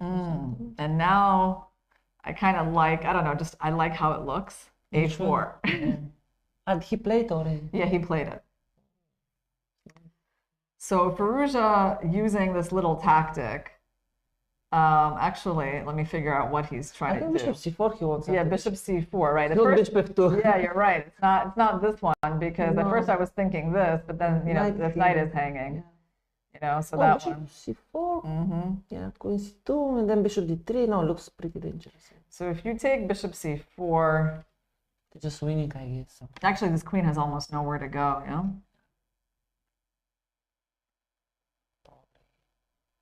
Bishop d3, bishop d3, to d1, something. Was queen b3, maybe b5. Yeah, I agree. Like there's queen b6 coming, Should right? be something. Yeah, I don't know. Kind of. Queen b6, queen c5. Okay, I mean it's not great. I guess you have like some bishop e3 or something, but it's not great. Yeah. So okay, we don't think he's gonna take the pawn. It's You sort of, take on e6, rook e6, and bishop e3 equal, no? yeah, it looks very equal. Oh, this will happen. Bishop e3 and yeah. So this one does look like it's gonna head into some quiet waters pretty soon. I think so. Yeah, I think Firouzja, he missed his chance a bit with this move. Okay, not really. I mean, he was not really better, so cannot say he missed chance. But I didn't like rook e8, but well, missed chance to keep the game going in a more interesting direction. Yeah, probably. Yeah. Because basically, if you look at what happened, his space gets traded off in the next few moves, right? So it can't be really the dream for this pawn to trade itself for that pawn, and that's what wound up happening. And yeah, they went to bishop e6. Bishop e6, rook e6 is on the board. Bishop e3 probably. Bishop e3, I think he did. Yeah, bishop e3. So we are having a great round in a way. Because look, it looks like there could be maybe 2 draws. Like we don't know how nepo-naka is going to finish. But it's very interesting. c5 he played? Can we check? Oh yeah, let's go to that. But if that game finishes in a draw and Fabi wins, Fabi is going to catch the top 3, and there's going to be 4 people who can win the tournament, which would be incredible. For us, this is the best scenario. Yes. Then we know. Sorry about Prag, but this will be, you know. Yeah, it comes at his expense a little bit, that scenario, right? c5 we didn't expect at all. Huh? let's go take a look at what I didn't Naka even did. consider it's a legal move. No, but we it's did good not look at problem. this. Interesting move, right? Very commitment, committing move. No? Well, I guess, we were just more interested in like more direct attacks, right? That's the thing. This one is much less. No, I think about c5, but I didn't know what is your idea. But now I guess maybe b5, c4 he wants to play. Well, he has to evaluate knight g6, right? Because now we can sort of use the e file maybe in some way. I don't know. Do you think he wants to make this trade or? I think he doesn't want, but maybe he needs to one day to take it. No? All right, let's take it because that knight appears dangerous. But yeah, black is okay. Blocking this pawn and I think with Queen or pawn? I think with pawn probably. But Pawn, And he just wants b5, c4, I think, and just to. And then you would have a wonderful position as black, yeah? I have to be quite careful here, actually. A little bit, not so much. I think a4 maybe you can go on. And then you have like rook a7 in the end. Yeah. Should be not so bad for white. Also careful, sometimes rook e3 maybe, rook h3, some check. Bishop, I don't know. But then I still go b5, right? Yeah, That's rook funny. e3, b5, and this Rook is the e3. problem. Yeah. I think I can afford myself this move. Probably, yeah. Because you try to like come around Yeah, but now and then c4. d4, d6, c4, and black is doing great and actually checkmating us. Yes. So we need some other move here which holds the balance. Apparently we have it. Yeah. No, rook e3, then I'm not a big fan. Better to start with a4 maybe. But what do you think is the move that holds the balance here? Like we're still in Queen d2, so bad. You want to win my queen. Okay, I like that. Although, let me think. Queen d2, f4. Okay. And looks a little dangerous again for Rook white. g3 attacking. Well, first of all, don't you get the sense like in this position, like it's kind of easier to be black? Yes. Like even here, like even when the Yes. computer is giving zeros, it's still feeling easier to It's play easier black. because white, yeah, this is losing, for example. See? Yeah, like somehow the pawn is very dangerous. This one is hanging, c4 is. That's why rook e3 I don't like. I like a4 more, I think, just to try to exchange these pawns and have some counterplay with rook a7. But actually, hold on. Like as an exercise, I like to do these little things. Okay. Let's find the move that keeps it equal. Okay. So c4 is pretty much a winning threat. So Queen c1, you still have f4 check, and I take on c5 and I get my draw. Bishop d5, yeah, that's. How about that one? That's it. Oh, so beautiful. I get so much satisfaction. You're too good. Sorry about my level, but okay, it's simply too good. I just have this advantage because I went to do Reiki this morning, It's amazing. No, it's like I was feeling good when I was done, so it was unmistakable. I'll definitely try. Yeah, by the way, it's right by the playing hall. Yeah? The place where I'm going, it's like actually you walk from the hotel 25 minutes, but it's right here. It's like 2-minute walk from here. Nice. And you know how I found this place? I went there for infrared sauna. So a few days ago, and I was like, they're doing a lot of different things, like different massages, all this energy healing stuff. And I was like, let me just try something that I've never done, Everything. Yeah. Can we maybe watch the women sections? All right, let's go to your student. Yes, I want to see what Salimova. happened. I didn't see from the beginning, so how happened this? Okay, 3-6. Okay, so she's down a pawn right now. Black just captured a pawn. Can you see from early stages to understand what happened? Okay. Okay, it was Catalan, I think. Yeah, we had a Catalan. Then knight bd7, a rare move, okay. Yeah, here she didn't take on a8 because okay, maybe she thought it's risky, but okay. So okay, we got this kind of typical unbalanced structure. No, here I liked white more or less, but yeah, I don't know what happened. I mean, right now it's looking very solid for white. Yeah, slightly more comfortable. Yeah, this move I don't like because you don't want to exchange bishop. Right. Maybe I don't know, bishop f4, but then they go... Bishop e5. Yeah. Or b3, bishop b2. I don't know, many of them, bishop d2, bishop b3. But you don't want to exchange the knight, so why you play bishop g5? Right. Or d8, and then... Yeah, it's true that the bishop is not doing so much on g5. She winds up trading. So everything was still okay, but... Becomes tricky already. Yeah. She had to defend against bishop h4 here. Yeah, correct. e3, she played logical. The best. Okay. Yeah. And then this pawn became a big problem for her. Knight d2, bishop h4, so black just took a free pawn. Rook c2. Okay. Well, it's still not so bad, yeah. There's still chances. I mean, her time situation is a little bit tricky. She has 15 minutes for 15 moves. Yeah. But right now, she wants to win that pawn. But what about, like, just bishop d8? Yeah. Maybe I pull back. Probably it's okay. Yeah, just kind of keep my extra pawn. Yeah, the problem is also the time situation, I guess, because it's now, yeah, I mean, not easy for white, no, at 14 minutes. So tell us, Aman, have you done anything fun in Toronto? What's been the highlight for you here? Many things, but we went to NBA match. Oh, nice. It was my first... Is it the Raptors playing? Yes, against Lakers, so it was nice to see LeBron and, you know. Uh-huh. It was nice. We went to some, you know, walking and stuff. I really like Toronto, actually. You like it here? My first time in North America. I've never been in States. Really? Yeah. Oh, you've never been to the United States? No. Oh, that's something you still got to do. Yes, so first time, and I really like it. Yeah. Especially the people are very nice. Very easy. Very nice. Yeah, well, my only cultural expedition here was to the Andrea Bocelli concert. And that was really lovely, you know? Yeah, I didn't know he had a concert, otherwise I would probably go, but I didn't know. Yeah. No, I just knew after that, so. It completely fell into my hands by accident, you know? Like we were done with the commentary, I was just about to leave, and there was a free ticket. There was one ticket remaining. It was great, no? It was great, yeah. I guess.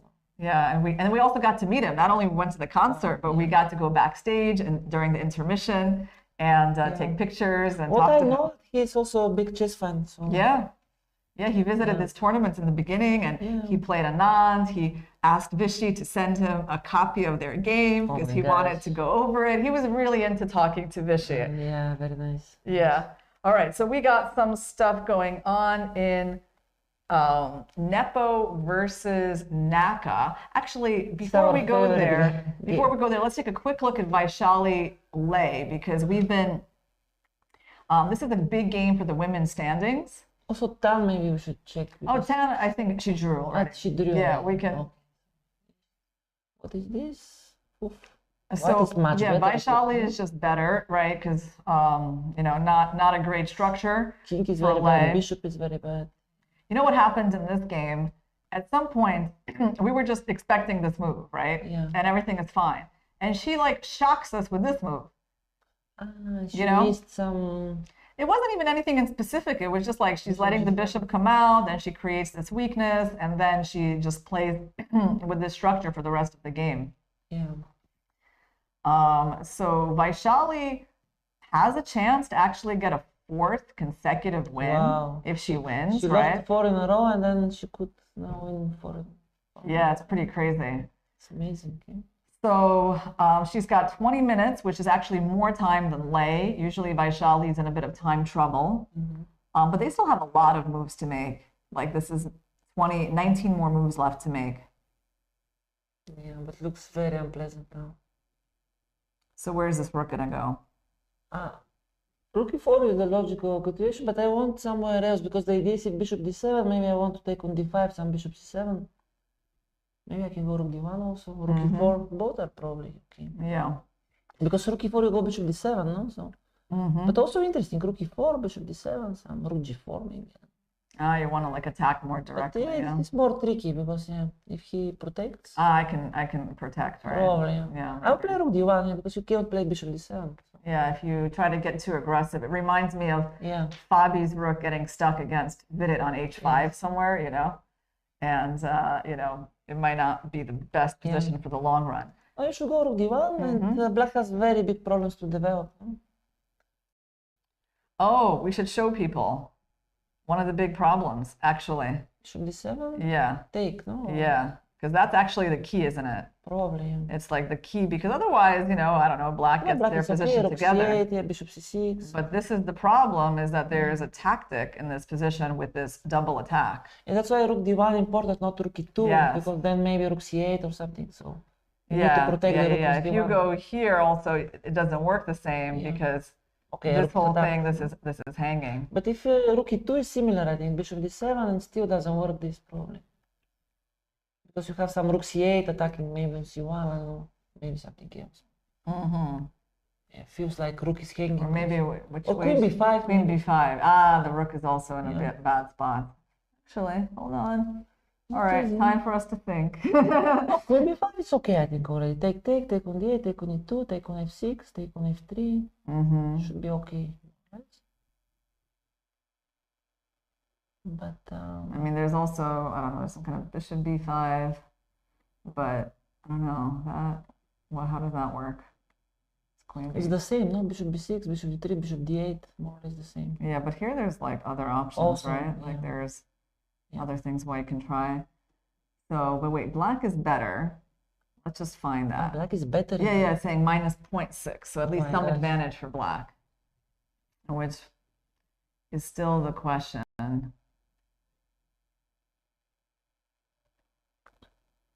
Because, I mean, does this move make a Yes. difference? Probably. I think so, yeah. Somehow you take my Take, queen take, and Yeah, because it's not hanging, and now maybe bishop b1 or something. Yeah, this looks pretty good for black. Yeah. Okay. So basically what we're thinking here is that Vaishali has a nice position. She did play rook d1. Yes. And so the problem for Lei is her ability to develop these pieces. I really don't know what she will do here. It's very difficult, no? What else you can... Yeah. Where was this bishop coming from? It was coming from here. And, you know, this is the irony, though, right? So, like, she goes here, and then she weakens that square. So was that even a good idea? Yeah, but already tough position. Maybe bishop g3 and bishop d7, but then, okay, white is always better. Why do you think she didn't play bishop d7? Why do you think, like, she didn't just develop this I guy? think she doesn't like maybe this bishop d5 structure at some point. I don't know. Maybe take on d6. I don't know, but It's not clear. Yeah, bishop d7 is much better, of course. Bishop b4 looks weird if you're setting yourself up to get that fork. Yeah. So she must have some plan of how she's Yeah, I don't know. getting Maybe out she here. missed the she thought rook e4 only, maybe. She missed rook d1, I don't know. It's tricky. Yeah. So, I mean, a5, did she play a5? if Vaishali wins, she's going to be doing Tan a big favor. Oh. And then Tan, with her solid draw today, will be 1 point ahead So of then- Lei. And she'll probably be able to wrap up the tournament tomorrow. So we'll come back to this game. Let's go to the men. We have Nepo and Naka. Let's see what Nepo decided to do after c5.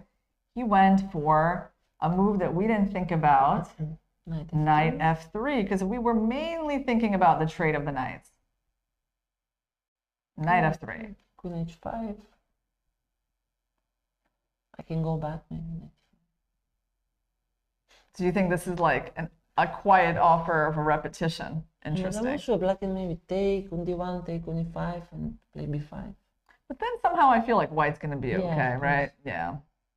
So I mean, what are Nepo's choices here? Does he have aggressive options? It's kind of hard to see what they would be because this is coming. Yeah, I don't think big options. And then also this is coming. Yeah. So this is sort of the safe move by Nepo. And there He could will be, play it, I think. yeah, because if he gets the queen trade, he's probably thrilled, Yes. Even, you know? some rook e7 something. Yeah, like, you know, if you trade, like, Oh, because black now queen. white's pieces are looking nice. So he probably will say no. I have bad feelings Yeah. about this game. I think it will be a draw soon. I think so. I think this is what we're seeing is like the beginning of Nepo finding a No, but he repetition. already found. He already Yeah. found. He just thinks now, but he knows. He'll play knight.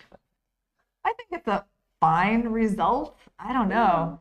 But tomorrow he plays Fabi, no? Fabi, who might win today. Okay, let's take a look and see, is Fabi on track to win? So he played rook dg8, Knight f1. knight f1. h4, knight 3. knight e3, and all right. Well, Some this knight is jumps, trying to get into the f5 square. Expect knight d4 now.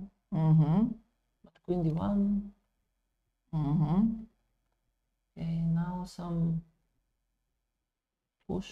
But where? If h3, c3 maybe. Yeah, this knight is doing a great job because it's like it's making the sacrifice impossible. Yeah. Because here you don't actually get to mate white. It's very safe. Yes. Mm-hmm. Okay, I can maybe. If I go g3, you still. Yeah, that looks pretty good. Okay. But maybe I take Take and play h3, h3, you know. and then c3. What can be even better? If I get rid of your knight, I would love to get rid of that knight. No, I would like Take to over play these h3 squares. with black. I wanted to play h3, Uh-huh. but then c3 was disturbing me. Let's say knight d4, queen d1, h3, and c3. I don't have time. You never know. I think maybe you can take on Take on g2 g2. and enjoy that. Let's But see then this what. is very concrete, no? Knight Yeah, d4, h3. Bobby played knight d4. And Okay. he'll play h3 also. So h3 and. How to play that? Yeah, because you can't really move the pawn. So in a way, you have to Okay, go you for can maybe c3. g3, by the way, no? You can. g3. I'll give up the Take exchange. king h1 and just try to block everything. Interesting. Okay, we'll look at that if we get desperate. But what else now? c3, c3. g2? We It's take. just terrible. No? Yeah, we open the h file and then we Right. open the bishop, and looks really good. Maybe we had some better way to mate.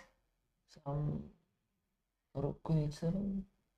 Ah, yeah, that's good. That's probably quite convincing. Should be Yeah. okay. Yeah, so we could win like that. So in a way, this is putting white in a very What- desperate What situation. else? Knight f5, but I don't like it. So yeah, I don't know. What else? So you're saying maybe even just sack the exchange. Yeah, I mean, there's not almost nothing else you can do. I think it's the only way. One of the only ways. Wow. It's still not easy to Go break. no? here, here, take the rook and play this Not position. easy to break because knight is good, everything blocked. Bishop is terrible. Yeah. I think this is the only Ah. It's not so bad. Well, Fabi must be thinking about this. He's like, that's really what Prague is going for, huh? I think he has no choice after h3, no? Already, yeah, no choice. Does black have other ways to play than h3? Yeah, but what else? Then I go c3. Next Yeah. move. So this is your next move, So huh? what else? You don't really queen g7, c3, knight f3 probably doesn't work, I think. Go away, no? So Yeah. Okay, He- he goes he did- h3. Yeah, it's Go. just too natural to I say no expect- to. I expect g3 now, yeah, immediately, see? Well, Prague knows this is only chances to keep those files closed. And, okay, should we take the exchange? I mean, sooner or later maybe you need, no? Because anyway, c3 is Yeah. correct. By the way, Nepo and Naka are finding their way to that repetition. I think they made Of course. a few more moves like that, yeah. No, but they already know, yeah, both of them. They know, yeah. You don't think anyone is gonna sidestep it now. They already know. Yeah, pity because it was interesting game, no? And then It was a Naka great found game, the c5 yeah. and yeah, after c5 was already difficult. Yeah, white need to make a draw. I mean, I think Nepo can be kind of disappointed at how that game went because I feel like he should have tried, he had chances to create something after the opening. Probably, yeah. And then to be like on the defending end of that, Yeah. trying to like find his way to a draw, can't make him feel too good. And now they gotta hope that Prague can hold on. On the other hand, it's also a bad result, no? Because, okay, one game left, he's still leading, so, I mean, it's still kind of there, no? So it's not so bad. Yeah, Prague is checking out their board. So Prague inviting the knight in. Oh, okay, let's talk about how we're gonna win, if we can even find such a way. By the way, Yeah, should we take the rook? Not, but, Oh, let's take it. I think it should probably at some point not take. I don't see how black can win here. It's very difficult, no? Bishop d2, queen to just take. If f5 is not really a plan. I always sacrifice, take on f5. Okay, there was a draw in the game that we never looked at today between Vidit and Abbasov. Interesting. I can't remember who Abbasov plays in the last round. I think it's not one of the. It's not one of the contenders. leaders. Yeah. So it must be. Oh, it could be like Prag or Firouzja. Firouzja, I think. Firouzja, maybe. Uh-huh. Not sure. Well, Because I think Fabi is playing with Fabi is playing with Nepo, Nepo. and Naka is playing with Gukesh, I believe. Yeah. So it's very interesting. It's really the best possible pairing for the last round, isn't it? Oh, it's great, actually. Yeah. For the last round, it could not possibly be any better. The four players in contention will be facing off against each other. So, No, of course. and we might have we might even have a situation where they're all In the regulation, tied, what is you they know? all play tie breaks? Or? Yeah, there is going to be some kind of a round robin tiebreak. So no one gets excluded. It's but it's not like elimination tie break? See, this is Hikaru Draw his showing face, his, huh? like, I'm not happy with this draw, but I guess I'll give it to you. That's what it is. I don't know what he's so unhappy about, because right now there doesn't seem to it's be a good much result, he can do. But right? also good result with black, no, to make draw. Yeah, I mean, I guess, okay, he's thinking where to go with the queen, right? So what other options does he have than that? Does he He's want not to... really better if he goes somewhere else, no? Let's go here. Probably he can, but it's not really playing for win, I think. Right, there's a lot of options here. Yeah. You could try G3, what do you think? Or I think it's possible, probably G3, why not? G3 sends the queen back, but he could keep the game going Yes, if he's he can. really ambitious. I don't know, but I think it's, you know him better. Do you think he'll play? I think with those faces, if he's not. Draw. Yeah, I think he's putting too much energy into making those faces in order to keep the game going. In terms of the time situation, he's got 31 minutes. He has a couple of minutes more than Nepo. I mean, he has. Which move is it? It's a move 25. He can play Queen F4 or some Yeah. other move, yeah. I think. So rapid and blitz playoffs between all tied players. There's a rapid all play all. If that's tied, a blitz all play all, and a blitz knockout. Well, so first they play all simply. yeah, Like a tournament. It's like a round robin rapid. Wow. Yeah, so because normally it's Like knockout. 15 minutes plus 15 plus 10, I Because think. normally no other events they were like knockouts. No? Yeah. But here it's different. Little bit. Well, I think it's a very fair system. Yeah. You know, we're not going to get anyone excluded. Of course. From playing. I think that whole situation where like people could be tied and then you still lose without even having a direct match is kind of ridiculous for the candidates. Of course. You know? Yeah, and having people go crazy because they have the worst tie breaks. I think some years ago they had this tiebreak. It was the player who won more games with black or something. Right. Which was very unfair. I remember when Karyakin qualified, it was the last round. They had the same points and he played Fabi, he was white. So Fabi needed to win with black. It was very unfair. 2016, Yeah, it was very unfair. No, it's incredible for how many years this bad tie-break system went on, right? Yeah. What do you think about the no increment in the men for the first 40? I'm not a fan of this. No. I'm not a fan. Especially, I'll tell you why, because I think we never play nowadays without increment. Right. There's no other tournament. So it's very difficult now to adjust suddenly. No? I mean, let's say World Cup, Grand Swiss, we never play without increment. Yeah. So why now if they play without? I mean, it's a bit strange, no? Yeah, no, it is strange. I don't say think shocking in a it way, can be you know? good also, but if you play more constantly this time control, then it's better. But if you never played like this, it's a little bit. So tell us a little bit about what you're doing these days. I know you make these very nice opening courses. Ah, okay. Yes, that I have studied. This. I do know. Of course, on the Sicilian, you've got some. Can I say for whom I'm doing the courses? Yeah, go ahead. It's modern chess. They're very good. They're friends of mine because they're from Bulgaria.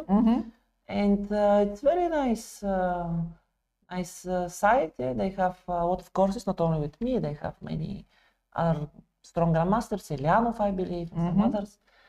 And yeah, it's very nice. It's but I'm actually happy that many grandmasters they buy, like very strong ones also. Very it's helpful. nice. It's nice to know that they follow. Are you working on anything right now? Any courses? I have, but it's a secret. But soon it will be out. Yeah. Ah, nice. Okay. Yeah, I'm working. Yeah. That's cool. After here I'm very busy, obviously. But after, and you've also written books. You have you've done 2 books only. Yeah, with the whole D4, I think, repertoire. Two books. Yeah. I also had chessable course, one Najdorf chessable course.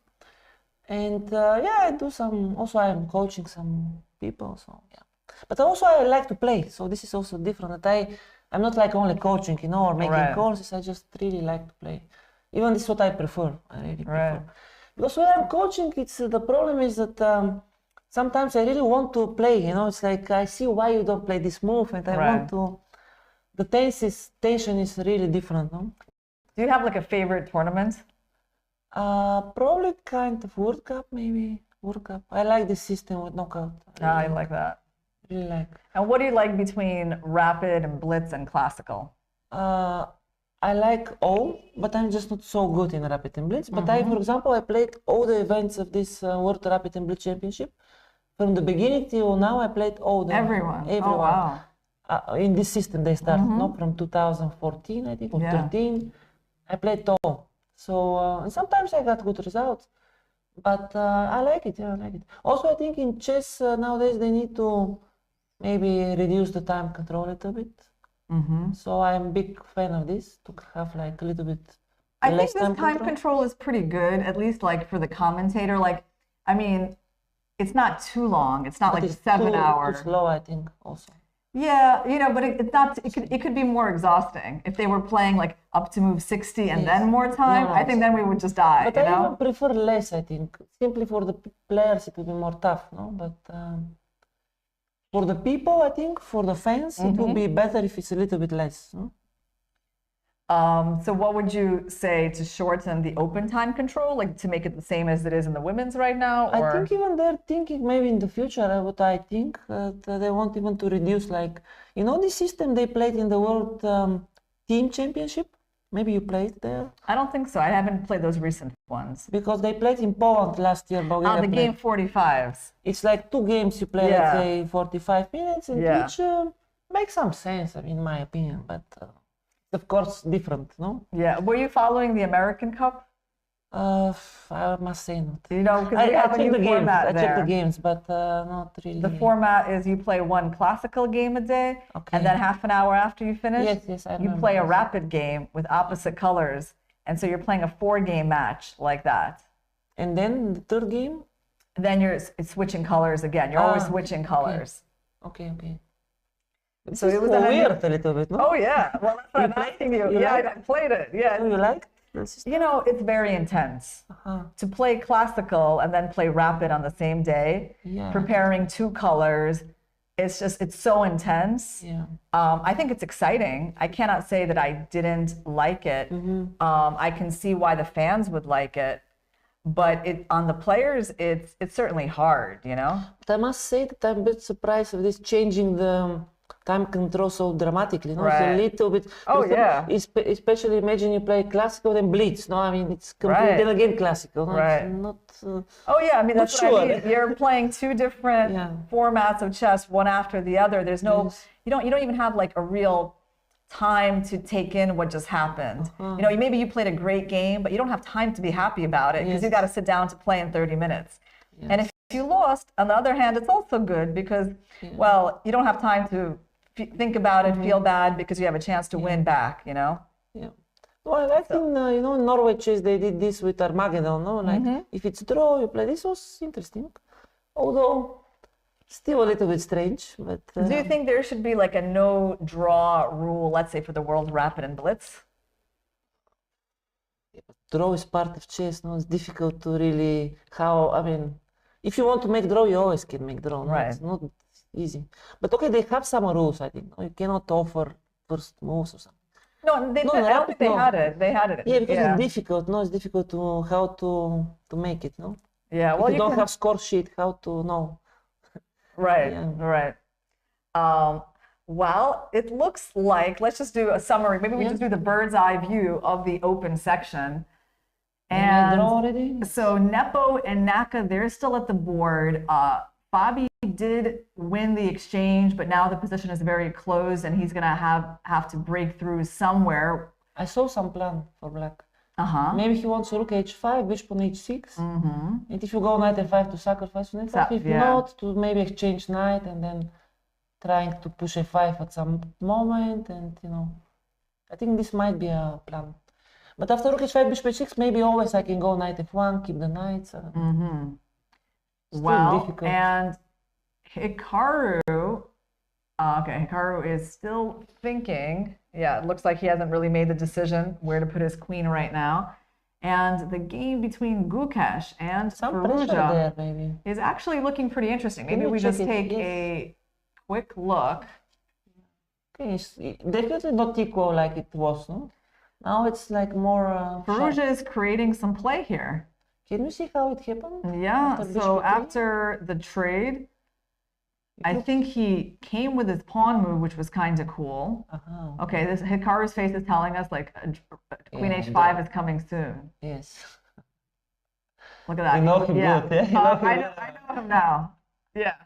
Queen H5 is on the board. Happy to interpret that expression for you guys.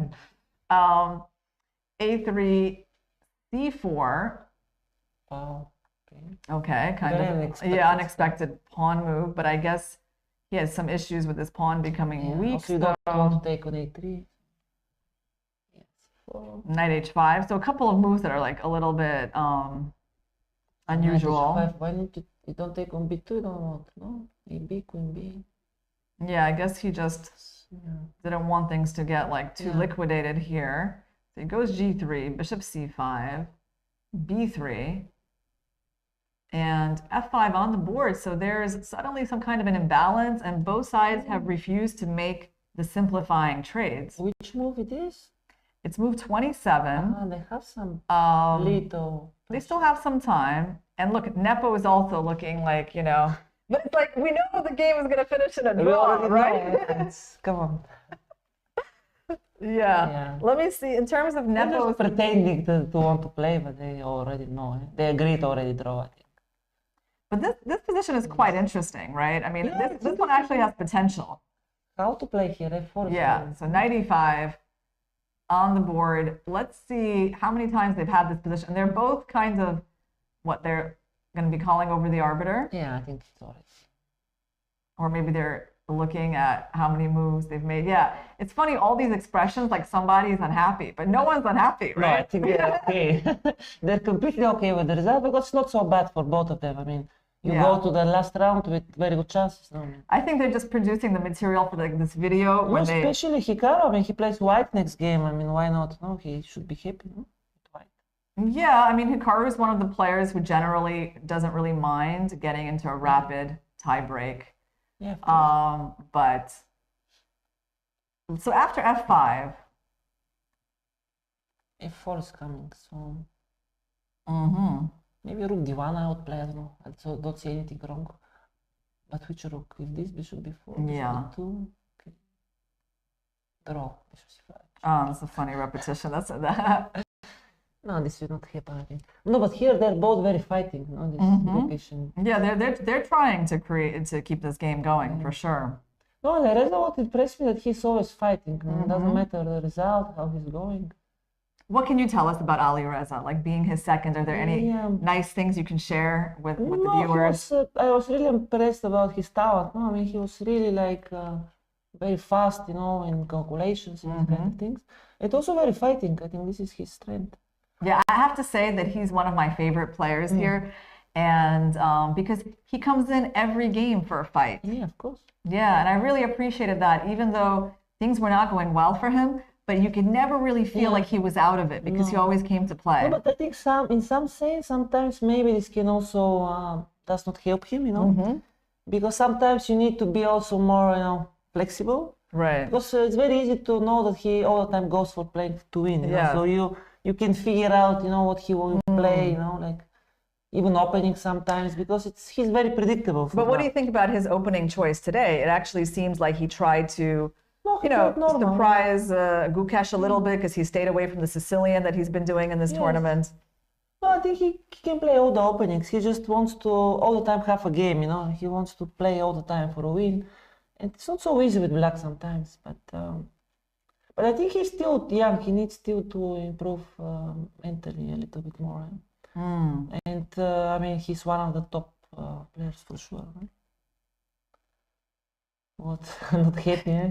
No, but it's so funny, you know? It's like... Let's see if Nepo makes any expressions now as they count the number of times they repeated this position. Also not happy. Right. Both not happy. It's just a draw is such a terrible result. Let's look at each other a little bit. For Nepo, it's a little bit worse, this result, because he plays tomorrow with Fabi with black. Yeah. But still, it's, I think, okay. Do you think it's a problem that he's playing Fabi as black? Because it also opens up chances for him to win if Fabi is behind and has to really risk a lot to beat him. I think he needs, first of all, to survive the opening, because Fabi is very good. So, I mean, okay, it's unpleasant to play with Fabi with black, no? Like it's last round, okay, yeah. I don't know. Of course he has chances, but I mean, he would prefer maybe to play with Gukesh with white, not with Fabi with black, but... No one wants to offer a draw, yeah. right? It's like a psychological they battle cannot here. agree also, no? They need to make 40 moves or something. Interesting. Nobody wants to claim also the draw. Right. I'm pretty sure they made already 3/4 repetition. No? Let's actually check that out. I think so. Okay, so here everybody's waiting for the other one to, you know, to claim the draw, but so here even the arbiter is there, no? He's waiting. Yeah. So we have 1. Yes. Yeah, definitely. Okay, that's 2.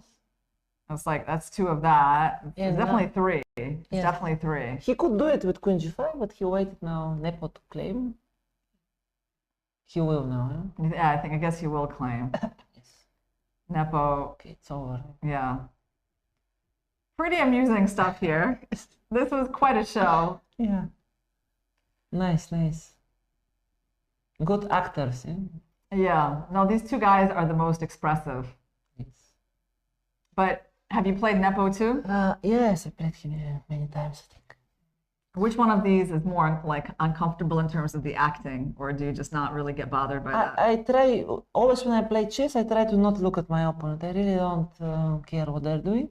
But when I watch like this now, I mean, it's really impressive, no? What they're doing. It's like really, because during game, I don't try to, because, you know, many people, they do some things, you cannot always, you know, influence your game. So I think it's better to not. Well, Ivan, it's been great having you here. Thank you so much. Thank you. It was fun. It was really fun. Thank you. And we're going to go on a short break, guys, and we will be back in a few minutes with Aman.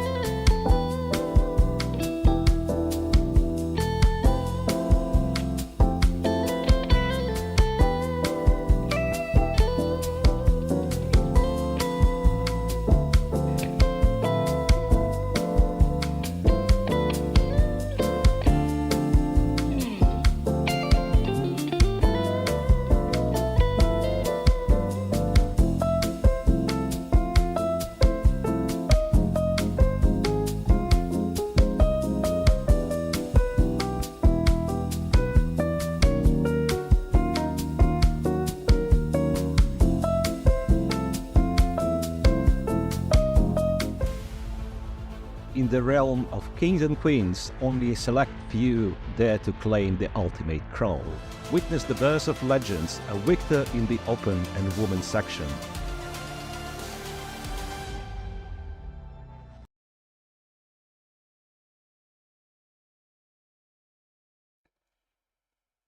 We still have 2 games in progress in the open section, and that is between Prag and Caruana, and Gukesh and Firouzja. So let's jump into the game between Gukesh and Firouzja, because it is getting a bit unbalanced.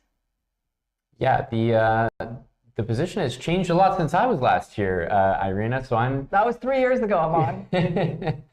I'm playing catch up as well. It's interesting. I mean, with the pawn on e4 and the long-term pawn on a3 for black, I can only see good things happening for Firouzja. Like that pawn on a3 kind of looks like no big deal right now, but it just always matters in some endgame down the line. Yeah, so Firouzja has this protected pass pawn, but of course, you know, white has the blockade possible. Interesting why that knight. So the knight just never had a chance yet to settle on that square because there were f4 ideas. So he actually blocks f4. And maybe black had some edge here, but the move knight f6, the computer doesn't love too much. I don't know. It's not obvious, though, like what black should have done instead. No, I mean, knight f6 looks entirely logical. Maybe it just allows the knight to occupy e3, and right now it's kind of stuck on f1, so perhaps you could just play it later. I imagine knight f6 is a good move, but maybe just not at the moment. I feel like in these positions, if black ever achieves b5 in a good way, just to get the c pawn to capture, then there's more like c and d file you can use to access white's position. But if there's only a d file, white's just going to double the rook, knight on e3. There's a lot of action in the women. Let's go to Lei, who is black against Vaishali, because these ladies are trying to make the time control 8 moves away. They're both under a minute, so a lot can happen. Yeah, and I think we just saw a very committal move played f5, and especially in time pressure, you look at the c5, e5 squares, and they look tough to deal with. Well, one cool thing for Lei is that she actually managed to get this bishop out from c8, where we were not sure how that was ever going to happen. Yep. So this actually looks like a pretty decent position for her compared to what she's had most of the game. We see Vaishali retreating her knight a la Nepo to d3. Yeah, knight coming to e5 rather, it looks so strong, and especially when you just need to make a quick move, it's nice to have one ready to go. Knight to f4 is definitely on my mind as a move. I think that Lei is pretty much out of trouble in like a practical sense. Yep, agreed. And especially with this time situation, of course, anything can happen in the next 7 moves before these ladies make time control. So knight f6 is on the board. Lei went for this pretty quickly. And we also see a move from Vaishali.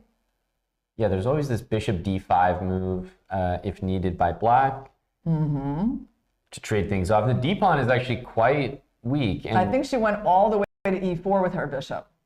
Makes sense. f3 is pretty committal by white, although I have to admit I'd be tempted by it. But yeah, you just weaken that diagonal, then the queen can always go to b6 in the future. I mean, I agree with you that bishop d5 was also like a very viable offer of an exchange. Can I show you a tactic that will probably not happen, but like... Those are my favorite. Yeah. Like, for example, if this rook moves away, let's move it away. This is kind of a cool tactic. And specifically to c8. Yeah, that's beautiful. Yeah, I moved it specifically so I can fork you twice. That hurts. Yeah. Queen h6 is brilliancy material. Yeah, well, we're in a brilliant mood today. You know, I was telling Ivan that I had done some energy healing today. You know something called Reiki? I've heard of that. Awesome. Well, we'll talk about that more when things get boring. But for now, we have these moves until the time control. And we got queen c3 on the board from Vaishali. Looks like a great move overall. I was seeing a few lines where black kind of wins the d pawn but then the diagonal becomes a problem. This has the same idea. I'm almost looking at the move, d5, like in the right moment, that will really hurt. And I didn't want to play f3 with my queen on h3. So this makes sense to centralize the queen a bit more. Yeah, interesting move. Okay, so she's just defending her pawn. Basically all she's doing. It's still interesting to me why she wasn't like incentivized by this trade of the bishops earlier. I still think that Lei recognizes she needs a win in these last two rounds in order to catch up. Time pressure is a great way to try to exploit. So she probably just wants to maybe keep pieces on, keep it a little bit tricky. It's the moments of truth, Aman. Bishop d5 or bishop b7. d5 is a great move, but I feel like bishop b7 is more how she wants to play right now. Okay, I'm still going to guess for bishop d5. Okay, let's see. Oh, I think you were right. No, I think. Oh, no, I think was you're right. Okay. You folded very quickly there. Wow, I thought her hand was going further with that bishop. Okay. I think this is the best move, but I'm a little surprised to see it after she played bishop e4 earlier. So hard to really guess what she's. Yeah, pawn takes, I guess queen takes, or, well, actually knight takes is a really good recapture too. Yep, rook So c8. she wanted to provoke this move because it sort of weakens this diagonal, which I think is exactly what she's getting. And in Vaishali's situation, I might not really want to trade those bishops. Yeah, so she tries not to. She plays bishop a4, which I can understand. Because in general, you know, this bishop is supposed to be better than that bishop in this position. Or at least these pieces are competing over the d5 square. That's right. Yeah, and I mean, rook e7 here wants to go to c7. At that point, I think rook c1 looks tempting. But then white's got that classic problem. I want to use the c file and the e file, but I also need to defend that d pawn. So at any point, Lei can just move the bishop, and white probably has to move a rook back. Yeah, rook e7 looks very natural, but rook f8 really doesn't look bad either. Yeah, I mean, it's kind of hard not to play. Okay, I think rook she went to e7. f8. Really? I think so. Did Wow. Yep, that's f8. Yeah, I mean, sometimes you feel strange moving the rook up and the pieces get a little less defended. So, yeah, rook f8, keeping it simple. Everything's defended. She wants to play rook c8 next, right? Maybe didn't want to give up the c file entirely with rook e7. All right, so after rook f8, if we go rook c1, and you attack us, I guess I'm going to sack bravely. Brave would be a good word because let's see. The rook question c8. can be asked. Yeah. Rook c8, does white go and take that rook? And we actually have it on the board. Like, Yeah. this is what so she can go back with the queen, which I think she will. doesn't do too much. Yeah, I agree. Like this, I mean, this looks very risky for white because this pawn is weak. And yeah, I guess you already foresaw that there was stuff like this attacking the pawn. Yeah, so white cannot really go crazy with the queen. They just gotta step back to d2. But she's thinking about it now. Yeah, queen d2, queen e3, all these moves look pretty reasonable. Yeah, but I think she went to e3. No, d2. Okay. Yep. There we go. So yeah, Vaishali had a wonderful position earlier. Most of that is gone. That's been, you know, part of her storyline in this tournament, right? A lot of advantages disappearing in time trouble. Looks like rook f d8 played. And, you know. One more move to time control. Hey. I was thinking about You're it. thinking? Yeah. I was I thinking think the about audience already knows those ideas are possible. Yeah, with the rooks attacking each other, there's no way to really make it work. I mean, you can trade on c8, you know, to do it first if you really wanted to, but there's no points. That's the problem. Then you're just being flashy to trade queens, and I'm not really sure. Yeah, you're basically giving up the C file for no reason. So that's not what's going to happen. And that's why on the board, we have rook c3. Looks like a good move. A great way to take the C file when you already have it. I mean, in this position, it almost feels like both sides have their pieces almost maximized. Like every piece is very well placed. So rook c3 says, if you take me, then I take back with the queen, and now you don't have rook c8 again. So she took on c3. Okay.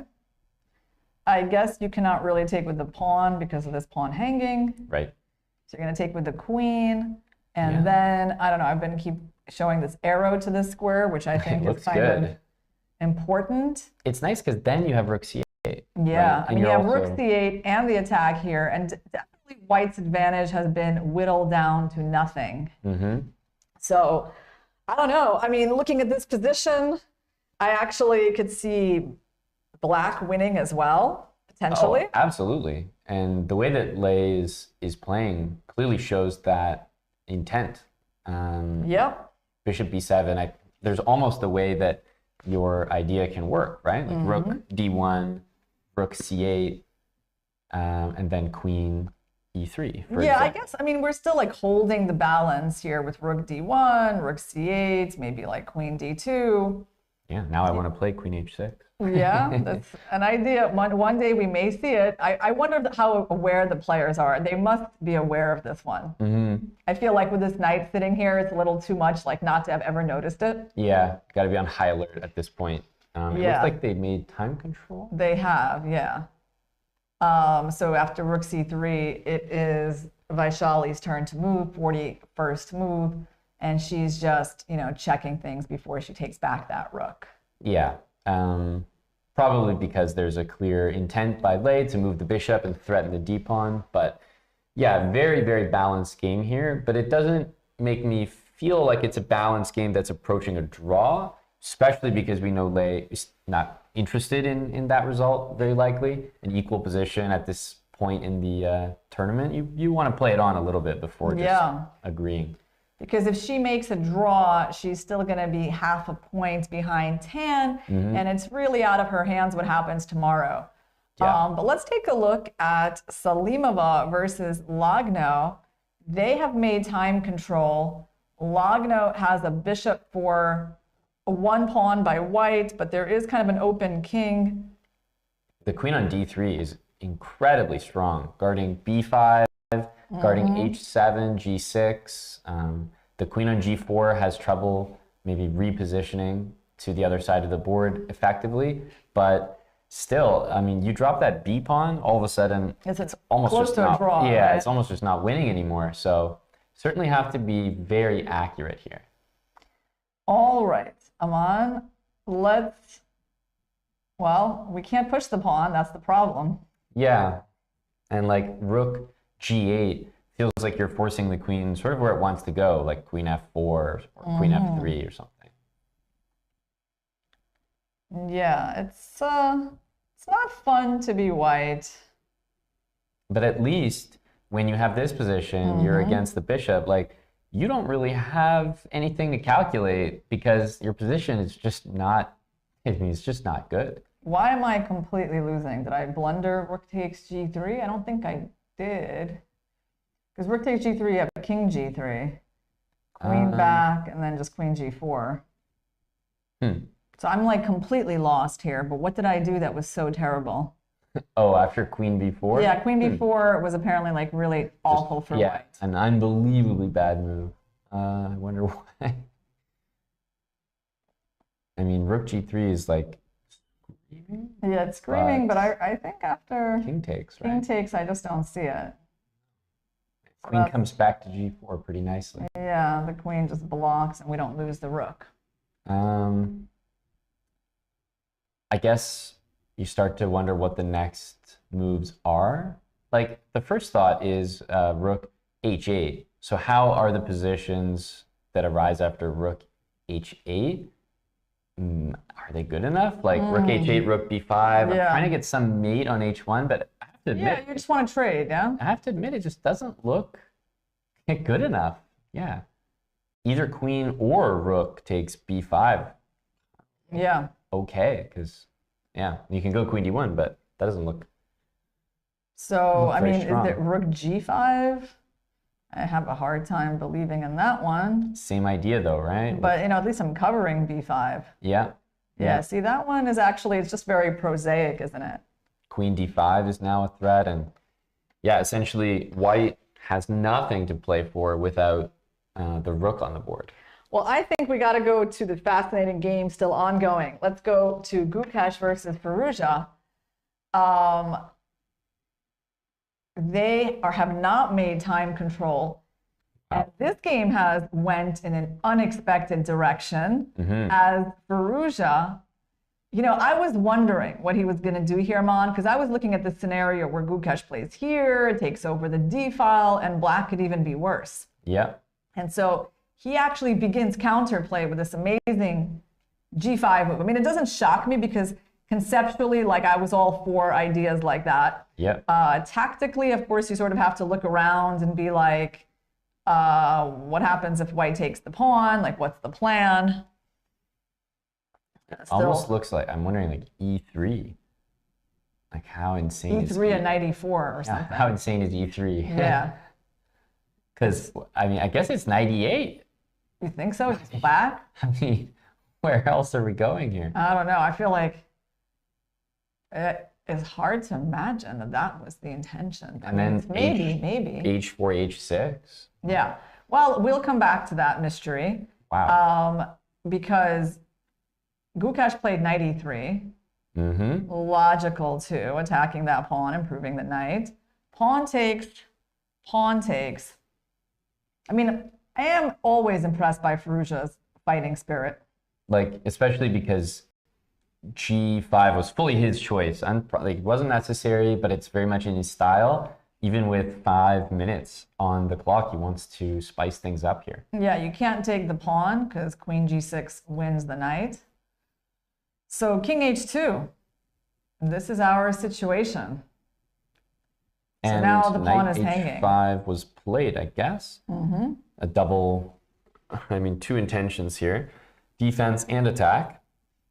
We also have a move by Gukesh.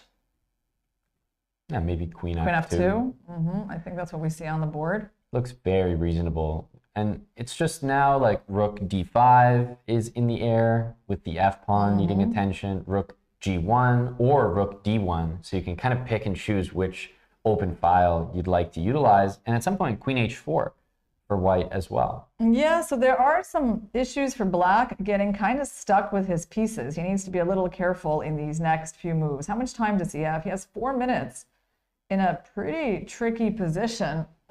This could be a big opportunity for Gukesh. But if he wins, he will be the leader out of all of these players. Yeah. So this is very, very important for the tournament standings, these next few minutes.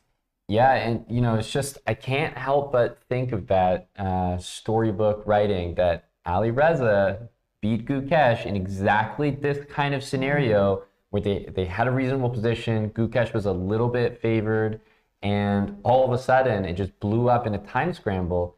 Maybe that's about to happen again. Ali Reza really thrives in those situations, and Gukesh did not look up to task last time. The problem here is that there's always like knight d5, right? So attacking this pawn is not so easy. It seems like there was some move the computer liked more for black than this queen f7 move. Yeah. It wasn't super productive, was it? On the other hand, he didn't have any other way to get the knight to h5. Yeah, I mean, it makes a lot of sense. Okay, he is playing... Rook g6, probably, yeah. Or g6, yeah. Yeah. Makes sense. Okay. So what about rook d5? Yeah, like I feel like I'm always starting with the very direct moves because they're the most forcing. So like if we attack this pawn and improve our rook, is black going knight g7? I mean, there's a chance. I really don't want to. Maybe I can do my queen c7, which I don't. That's right. You have to really calculate that one, but maybe. If we are frustrated with having to calculate it, I think him with a couple minutes is probably feeling the exact same way. Well, knight g7 is possible, and I think he is going to have to deal with this move because rook d5 is on the board. I think especially when the time gets a little low, moves like knight g7 just kind of come to you quickly, and you're like, okay, let me take that safe move. He knows g7 covers f5 forever. You won't have to worry about that pawn. Yeah, I mean, it's still, solid enough for black after knight g7. The rook is really well positioned on g6. On the other hand, white's pieces are the ones who are attacking black and tying him down, right? Yeah. You have rook e to d1 is a pretty logical follow-up to that move with rook d7 threatened under 2 minutes now. Still needing to play a couple moves here. The way I see things going, I do remember what Anish said, right? Is that Firouzja creates a mess and then makes miscalculations in it. So I don't know. He certainly has been playing very fighting chess again in this game. It's been great to see. Is that going to work out for him or not? That's going to be the question. Yeah, this is such an improvement from Gukesh to their last time scramble. He has tons of time. He's making the obvious looking moves, doubling the rooks. Like this just looks easy for him to play, whether or not he has a sizable advantage. Yeah, so what can we do to hold this together for black? I mean, what are white's threats? That's the question, right? Like, how big of a threat is this? Yeah, I actually would kind of think of it the other way. Like, what's black up to? Because as white, I do feel like rook d7 is meaningful. Right. Okay, did we see rook h6? Maybe for queen h5? Rook h6. Like, that's a threat. There Yeah. we go. That's a real one. The knight on g7 is now fully on defensive duty, but this is a serious idea. He's got less than a minute to make 2 moves, Firouzja. Well, thankfully for him, he's still playing good moves. Yeah, he hasn't looked out of sorts yet. It hasn't looked like the time has influenced him to make any poor moves. Right. And queen h5 at least is going to be an easy follow-up. That's nice. It's nice to be doing something active with that queen. And the other nice thing is after queen h5, then, so let's say rook d7 gets played here, queen h5, queen g3, you can slide the rook back to g6. Yes. And that's really comfortable. Yes, this is a big move. And then we could make, for example, we could see a draw. We could see it. Wouldn't be crazy. Yeah. Wouldn't be out of the ordinary at all. But let's see, I mean, if Gukesh is going to try to be more ambitious in these next couple of moves while Ali Reza is in this big time shortage. Yeah, the problem is I'm not sure that he has a move right now that will really stop queen h5. So it feels like Ali Reza kind of has a guaranteed queen h5 coming, and the rook goes back to g6 afterwards. That looks like the next 2 moves. He can do things like that. I mean, he can go like rook g1 with the idea of queen h5. There's rook g3. Yeah. So there is that repositioning. That's right. To guard the pawn. Keeps the game going. Is it very strong? I don't know. Because there's also queen h4. I don't know. Does queen h4 do? Maybe we need to get out of this situation. Yeah. Good players, they get out of pins. But look at that. Already that move was a mistake. I feel like if white can orchestrate the queen to, that long diagonal a1 to h8, it could be pretty nasty. There's also always these checkmates to worry about. Let's go to a1. That's an interesting move. Yeah, interesting. Can't take the knight, unfortunately, but... Here's a cool way that we can blunder into checkmate. It's not even checkmate. It's fine. Yeah, I was thinking maybe rook h3.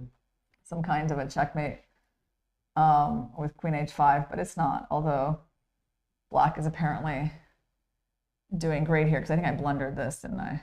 The f4 pawn is lost. Yeah, the f4 pawn dropping, I mean, white's position is lost immediately. Okay, so rook g1 to g3 is an idea. What other idea? I mean, because this is coming, and then you're going to have to kind of accept a repetition, right? So he does go rook g1. Okay. Firouzja's got 55 seconds to make 2 moves. I don't think queen h5 will be that difficult. Well, he goes rook g6. He elects to go rook g6. I don't know. I do think that the queen on h5 was useful before rook g6, but maybe he didn't like the idea of queen h5, then rook g6, and it feels like the queen on h5 could be just way too far away from all the action. It's a very solid move by Firouzja.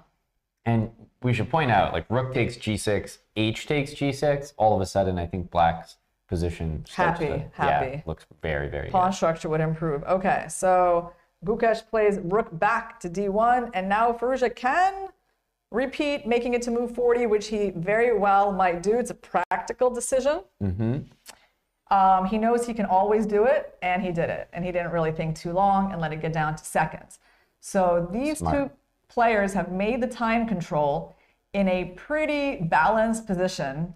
Yeah, it is very balanced, even though I would say the position itself actually looks like there's a lot going on. White's king's under attack. There's an open g file towards black's king. White has total control of this d file.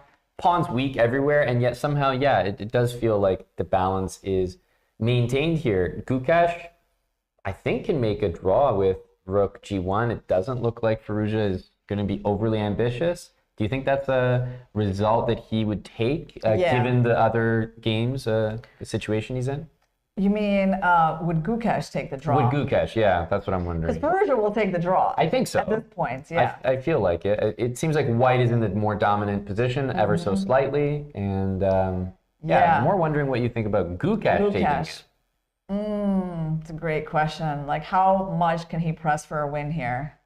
With queen h5 being like the obvious threat and just a different kind of repetition forthcoming. I mean, let's take a quick look at the move queen to e2.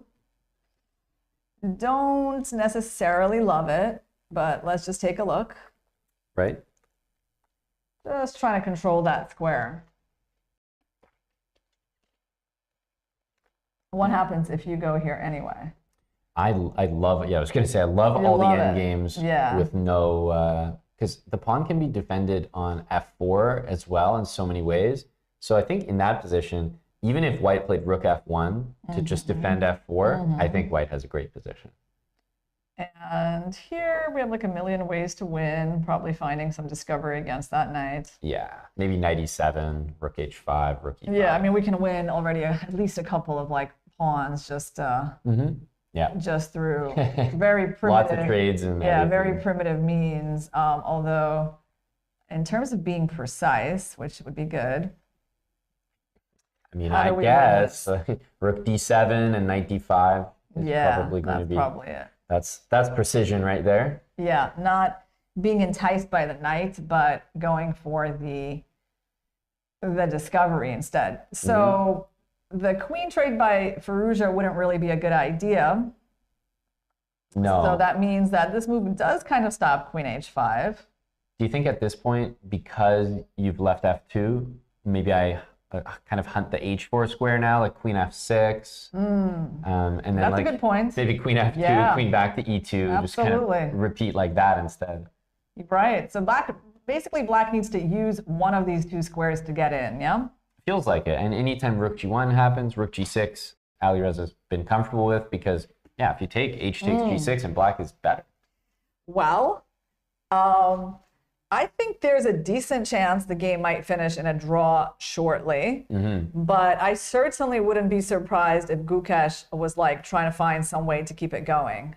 And I do think that he's operating with not so much risk here. So he's just got back to the board after time control. He sees rook h6. He kind of can tell himself, hey, I've got this draw if I want it. Let me spend a little bit of time and see if I like the opportunity to continue.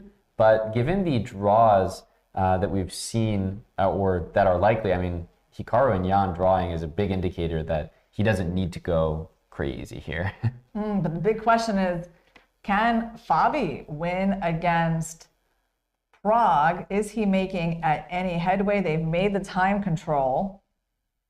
White has 7 pawns. Black has 7 pawns. Did I count that right, Aman? Yeah, it's a tricky one though. Lots of weird double pawns throwing the calculations off. All correct though. Okay. So basically, interesting. Prag doesn't even have one pawn for the exchange, but he's not too much worse because he does have this amazing knight. It's really the best piece on the board. And these rooks cannot find true open files to work on. Mm-hmm. So Fabi just moved something forward. A queen. Is this endgame going to offer him chances to win? My first inclination is like white accepts the queen trade. Yeah. Because, for example, let's say that white was for some reason scared and played queen f2. I think the position just gets worse. Black's happy to control this diagonal, and yeah, white can probably play king e2 pretty comfortably here.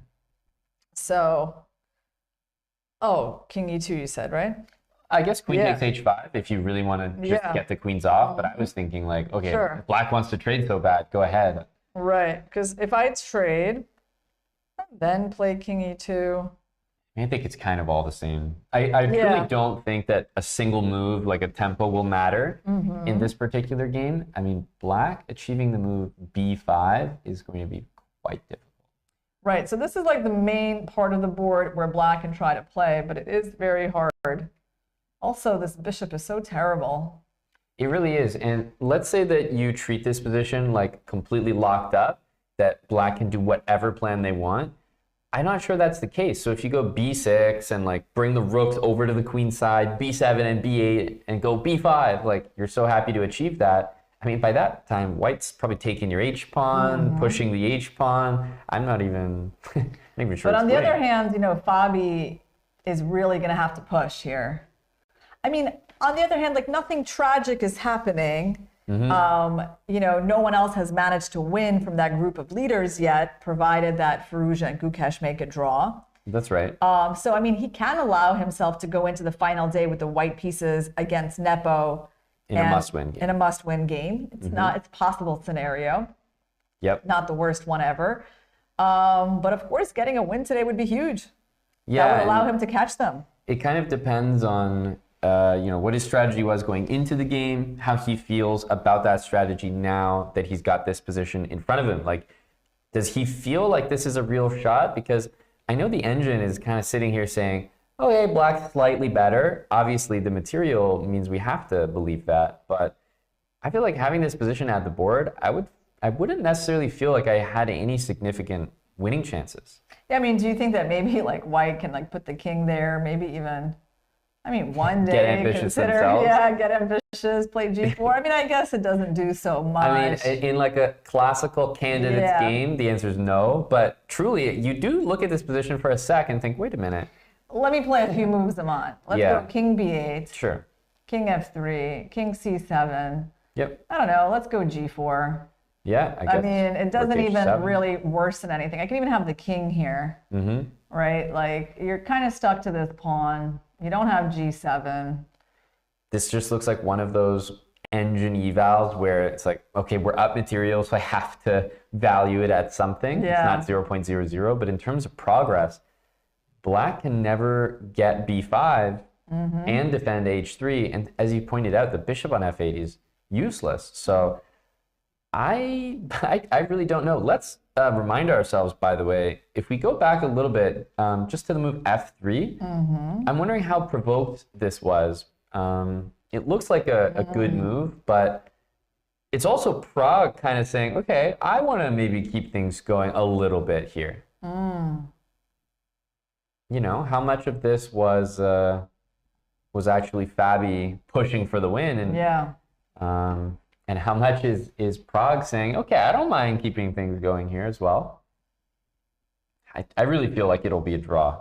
I think this is likely, yeah. It is hard in this type of position to really see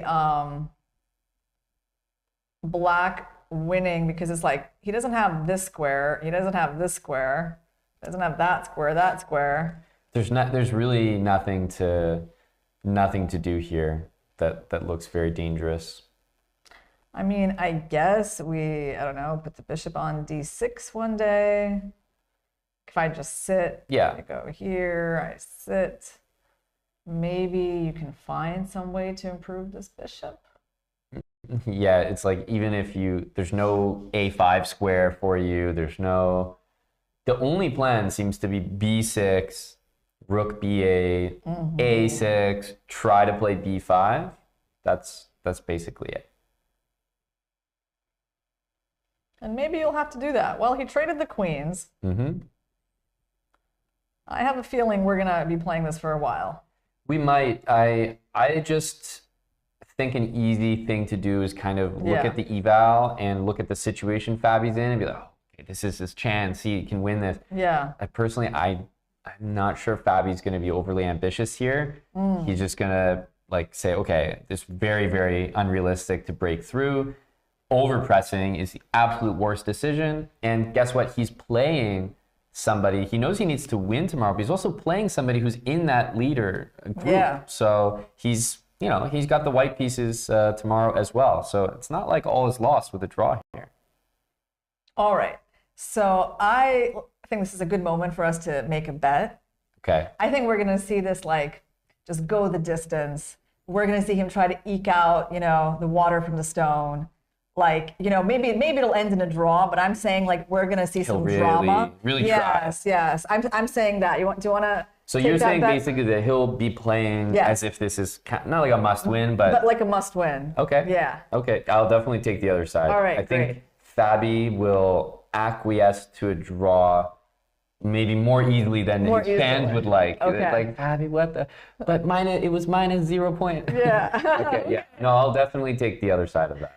All right. And well, we have Gukesh. He's still thinking about whether he wants to continue that game. We have a couple of women's games still going. Shall we take a look? Yeah. This was because I need more bets to talk about, Aman. Not just my bets with Vichy. And I mean, they're not even existent anymore. You've already won them, right? Well, I won one. Oh, we still have that one going for every day. We have how many wins will there be?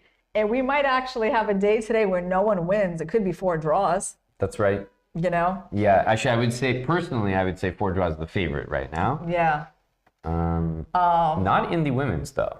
The women. So we have Salimova improving her position against Lagno and kind of holding the balance for now, I guess. It's the move e4, right? Yeah, it's the access to the h7 square that Lagno wasn't careful enough about. So somehow she was better here, but she plays this move and it completely diminishes the advantage to nothing. So what was the best move here for Black? What were we thinking? We didn't look at queen f4 exactly. We were looking at queen b4 and then rook g5. So at least that move wouldn't be available here. Queen c7 is like a pseudo threat. It's not really doing anything.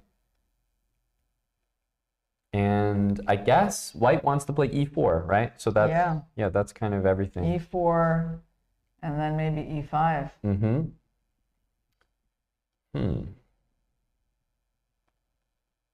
Not simple.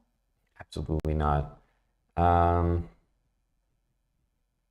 I mean, not to mention, that queen c7 is a threat. Yeah, it really is. I mean, like, well, you're going to go bishop e7. You got to make sure your queen stays guarding that. Like, for example, rook g6, a move that definitely comes to mind. But then it's like, wait, dropping like queen c7, rook h7 ideas. Doesn't look right. So this evaluation of 1.8 is actually quite deceptive, yeah? Like in terms of what would have preserved that for Lagno. So she plays rook c8. Now I understand, right? She was trying to control c7. Totally. And then Salimova plays e4, trying to go e5, rook c4, and then she just defends the pawn. And says, hey, my king will go to h3 and g4 and be relatively safe. Meanwhile, Black's king almost gets left behind. Right. So interesting. So our winning threat almost is like rook h7. Yeah, seriously. Well, why don't we take a look for a second at why we didn't just go there? Why didn't we just start with a check, which looks so... Yeah, king g8. And there's this annoying coordination issue that the queen, yeah, basically queen takes e4 next move, no matter what, will work. So what was our draw here, Aman? We had a draw, but this is hanging. It's a really big problem. Maybe, I was going to say rook b7 and try to trade queens and take on b5, but black probably has decent winning chances there. Yeah, I would think so, right? I wouldn't consider this to be No, this is good, very good chances. completely drawn just because white wins this pawn. I mean, this one is still on the board. So yeah, there's some funny way to keep the balance. This is really intriguing. Maybe rook h6.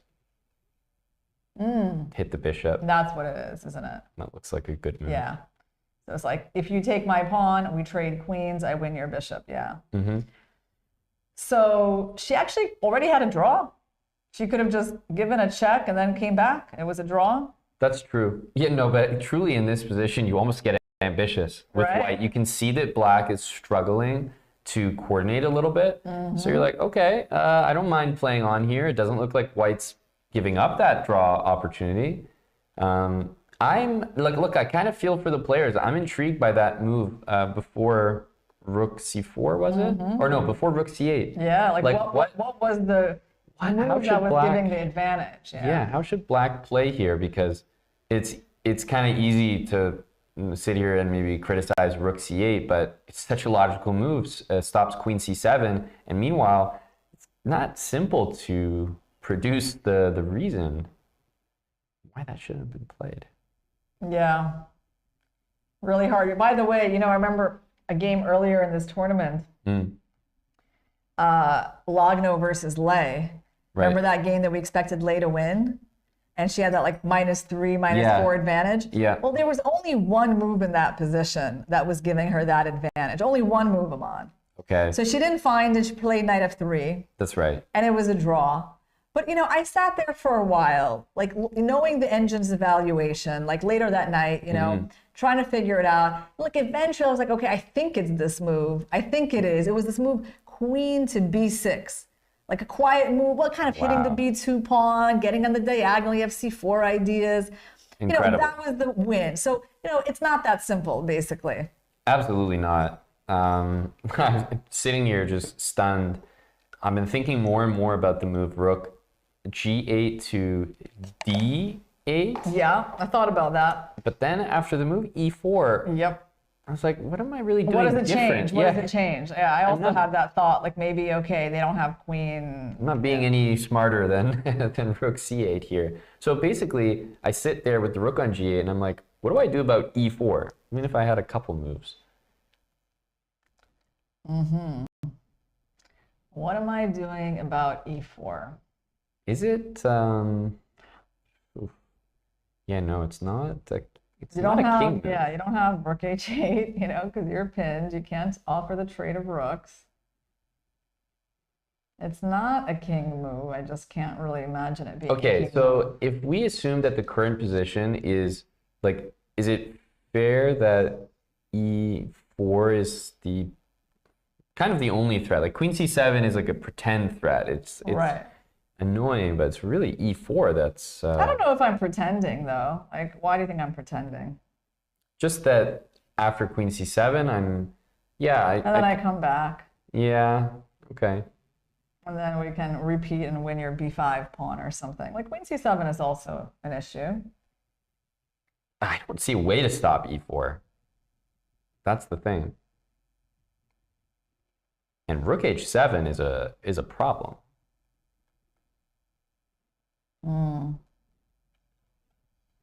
What about queen c3? Queen c4. Still drops a lot of the advantage, yeah? Yeah, well. By the way, do we have viewers in the chat who might want to ask us some questions? Please welcome them. Yeah, we are inviting you guys to... It says this new commentator is good at predicting moves. They must be talking about you, Aman. Really? What have I predicted? One of our viewers says, I'm rooting for the Americans, but I also like Gukesh, and also it'd be nice for Jan to finally win the world championship. Also, I like the other players. Sorry if this is controversial. You know, honestly, I feel like that actually sums up my feelings. I feel like reading that from David Baxter, it's kind of like how I feel. Like, of course, I think it's good for, well, American chess, you know, maybe chess worldwide, for, you know, Fabio or Naka to win. Right. But, you know, I certainly think that there's good storylines surrounding the other players, right? So it's very hard to have like a strong preference because you feel like it would be good for all of them to win. Yeah, yeah. It's it pays to be a politician with that point of view. Just. But you know, the funny thing is that I even feel that way. Like, it's not even that I'm trying to cover up my preferences, you know? That's fair. That's fair. Like, for example, you know, I liked Firouzja in this tournament as well. Like, if he would be up there in that group, you know, that'd be another storyline that I would like, you know, like one of the most interesting, aggressive players in this tournament doing well, right? Yeah, that's the thing. Nobody is without a storyline here. That's right. It's true. You can create a storyline for, you know, pretty much everyone, right? Like, if it was a Basov, it would be like, the lowest rated player in history to... Yeah, that's right. Well, storylines are fun. Yeah. So we still haven't found a move here. No, I've been like actively thinking about it as we've been talking. Yeah, I'm like, you haven't been listening to me at all, have you? I've been like preoccupied. I'm noticing the moves currently being repeated, but it's only one move. Gukesh went back rook g1 and Ali Reza played rook g6 there. Okay, so they might be going for that repetition, yeah? I mean, Gukesh is now getting twice lower on time. I mean, he does have increment, but I'm not sure that his position is giving him a lot of chances to play. He just doesn't need to do something here. But then he's going to be facing Naka tomorrow with black, you know? Maybe he's definitely in more of a situation compared to Fabi, for example. You know, Fabi's got Nepo with white. He's got Hikaru with the black pieces. So yeah, I would agree with that assessment. But how perfect are the pairings for the last round? Yeah, unbelievable. Right? Yeah. I mean, everyone who is kind of irrelevant to the race for first is out of it, not involved in these pairings, and the top four will be battling it out with each other. Yeah, I mean, this is unbelievable that it happened this way. All eyes on Hikaru versus Gukesh and Fabiano versus Jan. Yeah, and so the only question is Irina going to win our bet today? Because Fabiano, he is making a little bit of an effort there on the queen side, doing some maneuvering, taking his king.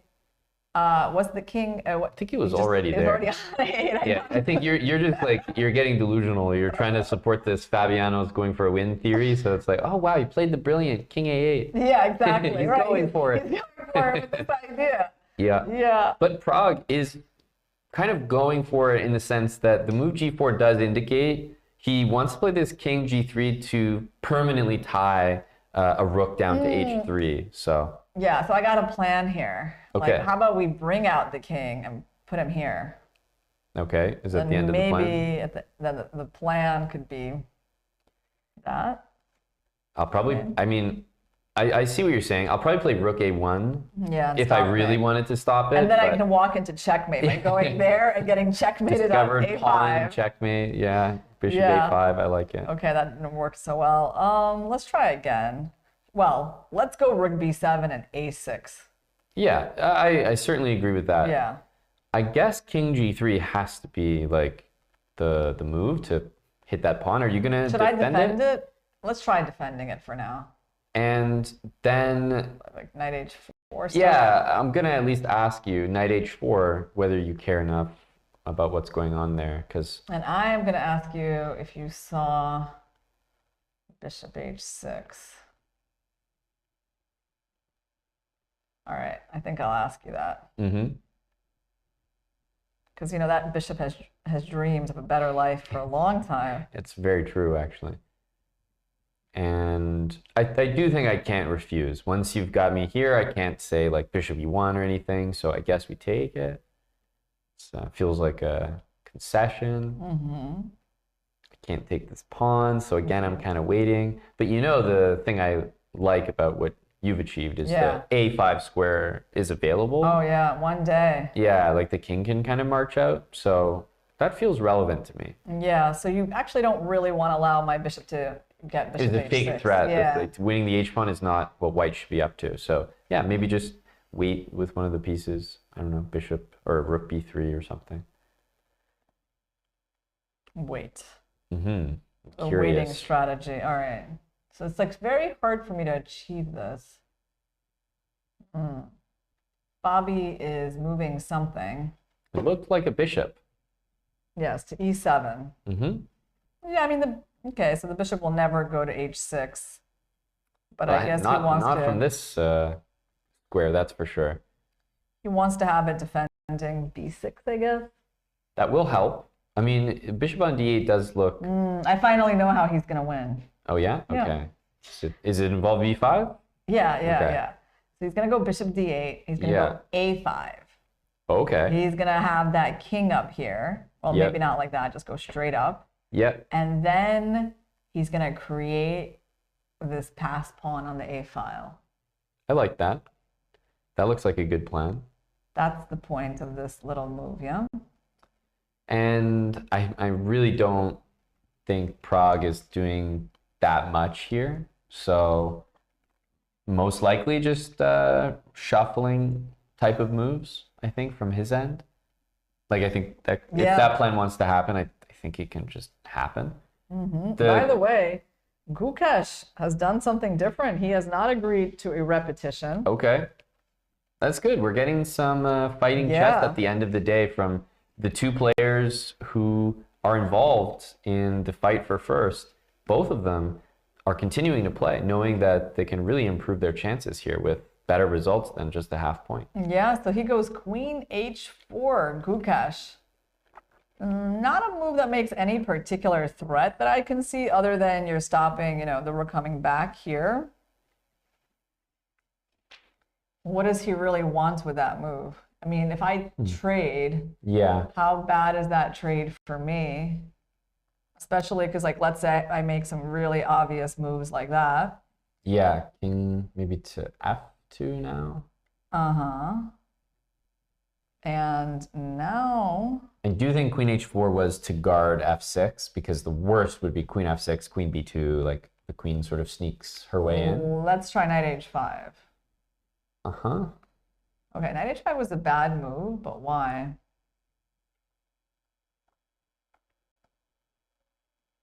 So maybe, I'm trying to understand if white benefits from rook d8 or not.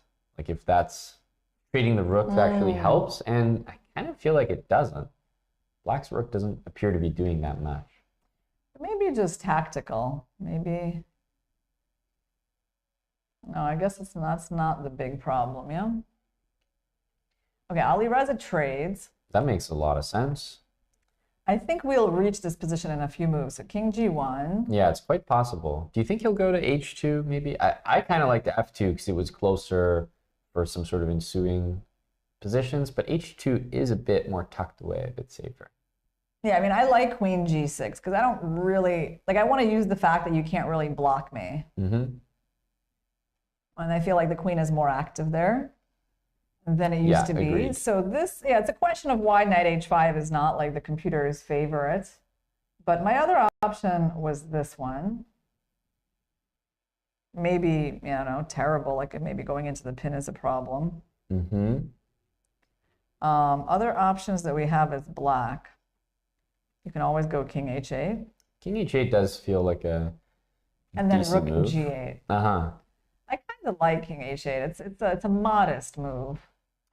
Yeah, it doesn't look like it should be too problematic for Firouzja. Remember, Gukesh needs to do something. And as soon as Gukesh maybe gets ambitious with b4, c5, those moves can also loosen up the position as well. Then he gives Firouzja a chance to show his talent. You know, so there is a lot of intrigue still left in this game, actually. You know, because basically, let's hand it to Gukesh. He has declined a repetition. He is showing that he wants to make more out of this game and go into the final round as the sole leader in the tournament. It's a big decision. Yeah. We'll see if it pays off.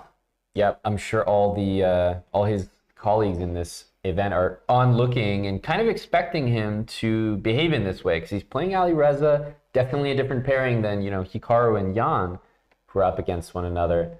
This, if you think of the big picture, he is supposed to, with the white pieces, push against Ali Reza. I think this is our best moment to take a break before we come back. I think there's plenty of excitement still left in these games. There is, yeah.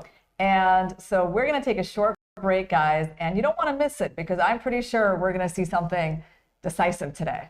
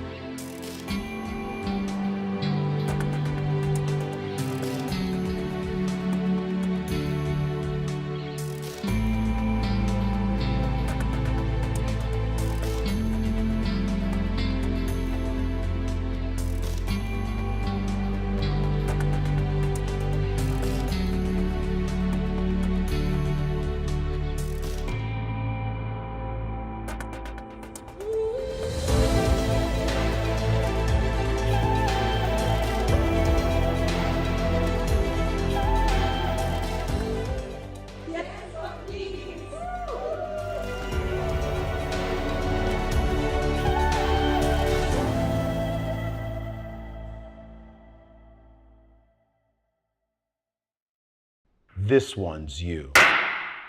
The king sucks. He can only move one square. You've got to reassess your chess. Grandmaster Maurice Ashley presents Jeremy Silman's How to Reassess Your Chess. So go to chessable.com/yourchess and start reassessing your chess today.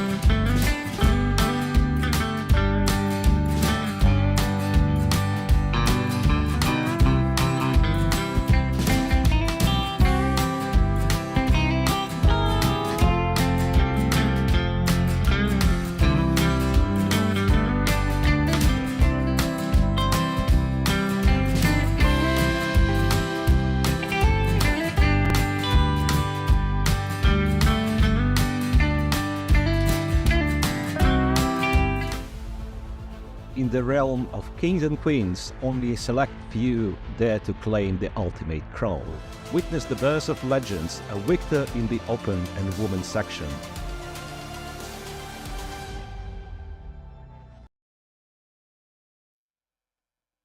Well, we've had major events happen in the Gukesh Firouzja game while we were on the break, so let's jump into that as the evaluation now firmly favors Gukesh.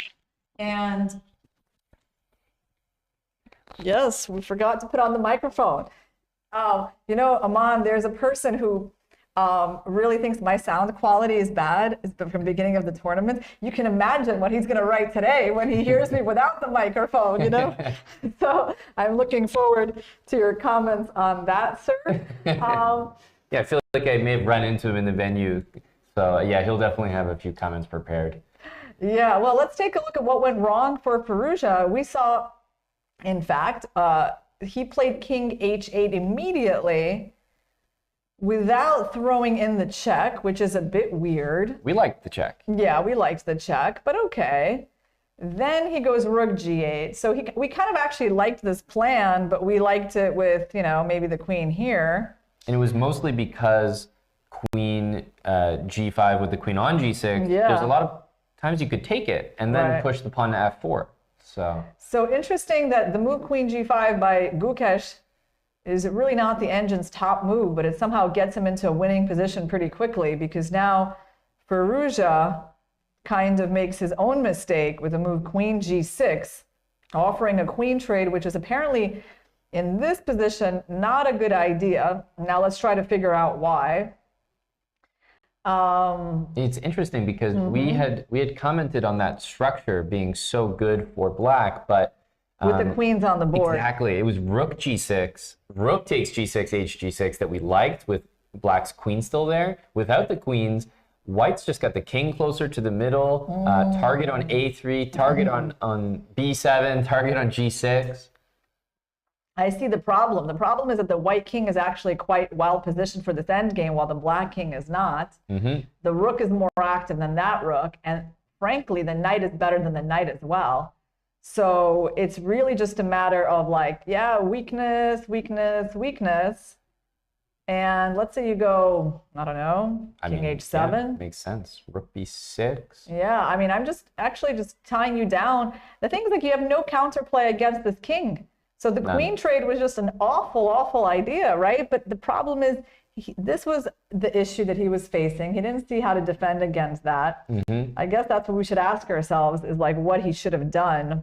Yeah, how could we have even improved on what he did there? So I mean, Rook F8 exists, but that's not too interesting. But there's probably like, what I'm feeling is like it must be knight moves and then some kind of queen G7. So we need some sort of a like I don't know, even like this. Yeah. Okay. I see what you're saying, like, yeah, queen G7 and try to make something happen. Now maybe nothing is actually happening because you just take my knight and you... The knight's a remarkably good defender. Annoyingly just walk away from me. It's amazing. As I chase you. But I really can't chase you for long. Yeah, the knight just holds all the squares. Yeah, queen H2, king E1, it looks like. Not that one. Not that one. That one walks into checkmate, so it's this one. I think so. Yeah, and that way you can use the knight to block right. the check and white wins. So, okay, my sacrifice didn't work, but maybe there's just a better way to do it, because I feel like it's the main active idea is this. Maybe we need the queen not to be on, but then again, you're taking an F5, right? Yeah. So where was the queen? Is it that I trade and take on here? No, so what about your same idea, queen G7? Because now queen G1, queen, just thinking the queen on H5 was very useful. Right. So maybe queen G3 and then queen F3. That's like a bit of a difference. I mean, you can always go for the queen trade, but like F4 will hang somewhere, right? So if you really want to be safe as white, you can go for that. But I guess black is also, oh, sorry, not this way. What am I doing? First we, yeah, this is just a knight giveaway, so let's not do that. Maybe trade and knight f4 to h3. Yeah, like if I take, white's up a pawn, but I guess black has even rook f8. But some yeah, play here. This knight f4 looks good as well. Yeah, knight f4 looks like a very nice active move, but okay, maybe I it think is I rook like f8. rook f8, but only in hindsight after seeing knight f4. Also, because the king has no good squares, because then knight f4 is the problem. Yeah. So you can't go there, you can't go there, then you can't go there because of rook f3, so you're forced to go back, then rook f3 is very annoying, right? Exactly. Right, so something like this is what we're trying to accomplish, and black would have had counterplay. So, you know, I just want to say that it's kind of an intuitive move. 96. Like, yeah, because it's active. You're freeing your pieces. Yes, there's a little bit of calculation to do, but you sort of feel that you must play against this open king, right? Because if you go to an endgame, it's just perfectly placed for that endgame. What's surprising to me is not that knight e6 was so intuitive, it's that queen g6, Firouzja's choice, is so unintuitive. It really is. It really is awful. It's just not. What do you think he didn't appreciate about this position? What do you think he missed? Because he has a lot of time. Yeah. Queen g6. He had a lot of time. Easily calculate queen g6, hg6. And he likes middle games. Yeah, he's the type to excel a bit more when the queens are on, playing against the white king in this position. I'm going to honestly tell you, I don't see any chess reason of like why he would play this. I'm thinking it's just a gift to Gukesh for declining the repetition.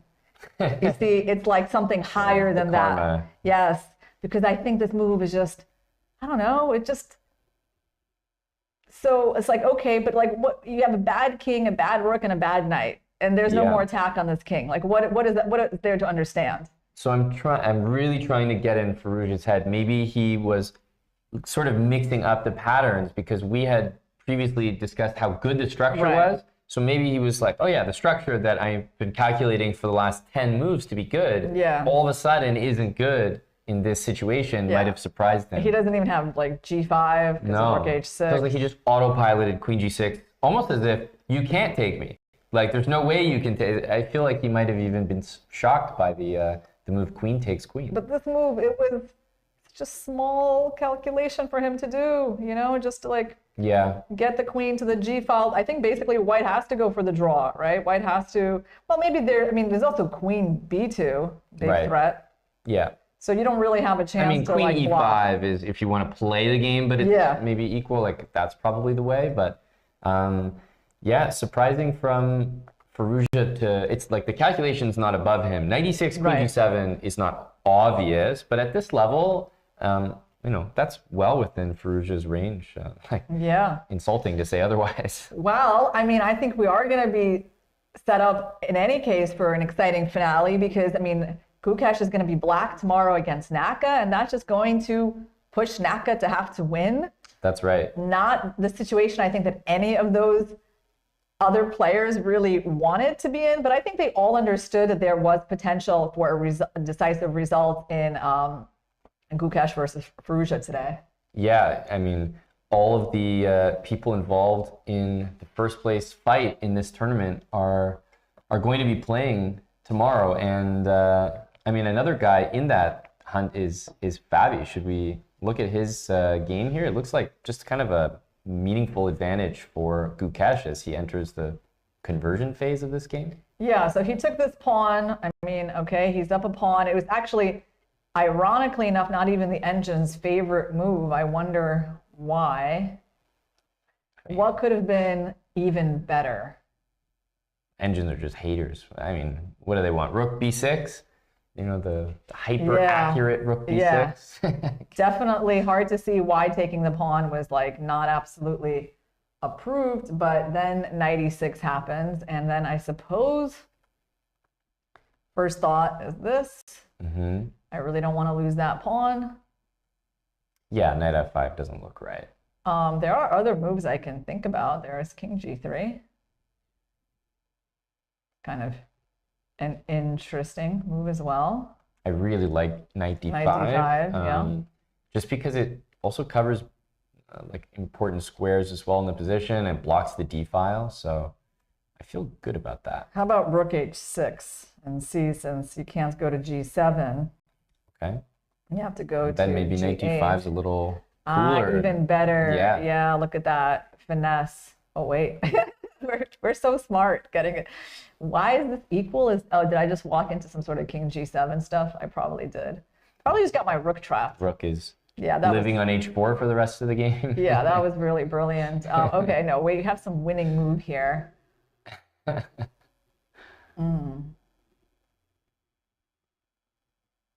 right. I mean, I don't know. King g3 was always pretty interesting. Fair. Like maybe we need to just do that and like then try to take here. Yeah, but if king g3, then I'd rather do it without the check. Right. So what is this brilliance move here that we're looking for?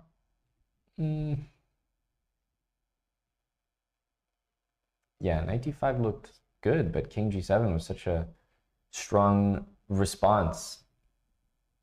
Maybe, I wonder if it's rook, like h5. Like, so I kind of want, after knight f4, to entice you maybe to take my h-pawn and get your knight trapped, but... Well, we see knight d5. Knight d5, much more human, from... Very natural move. Gukesh, then, I don't know, throwing in the check and then looking for the winning move, which was not obvious. And if you then play knight d5, you're actually trapped. Yeah, this looks totally fine. It's my first instinct, because as white, you want to preserve the pawns. You don't want to take on f5, lose f4, and have this mass like trade go on. So try to hold f4. If you get king e3, you feel very good, like pretty much winning. Yeah, Firouzja needs to do something kind of quickly. Shall we go knight c5 and give it a whirl? I mean, I have some idea of knight b3. Absolutely. Trying to promote the pawn. Yeah, if I get kind of on the wrong train of thought, like rook h6 or something, and I can't get my rook back. Right, because you do have this idea for now. So I guess you would just go king e3. Yeah, I mean, I think it's overwhelming. Well, something here is relatively better. I mean, since it's only the knight that can move. I mean, it's either, I mean, king h7 is not going to be it. But what was the last move? Was it knight e6 from g7? So there's no way it's knight back to g7. Right. Yeah, it's not knight back to g7. Like, we want to go here. We want to go there. What can keep you alive? I mean, I really just don't have an explanation for Firouzja's move. Yeah, e3 you can try. I just didn't think this was going to... I'm just trying to liquidate. Like, I feel like the position's getting to be lost, but... Right. Like, I didn't think this pawn was that important. You can actually play rook h6. I remember how the computer loved that check. Yeah. So you go king g8. Then we sort of want to move. Can I take an f5? Can I just be really greedy? Yeah, I wonder how rook e2 is. Just...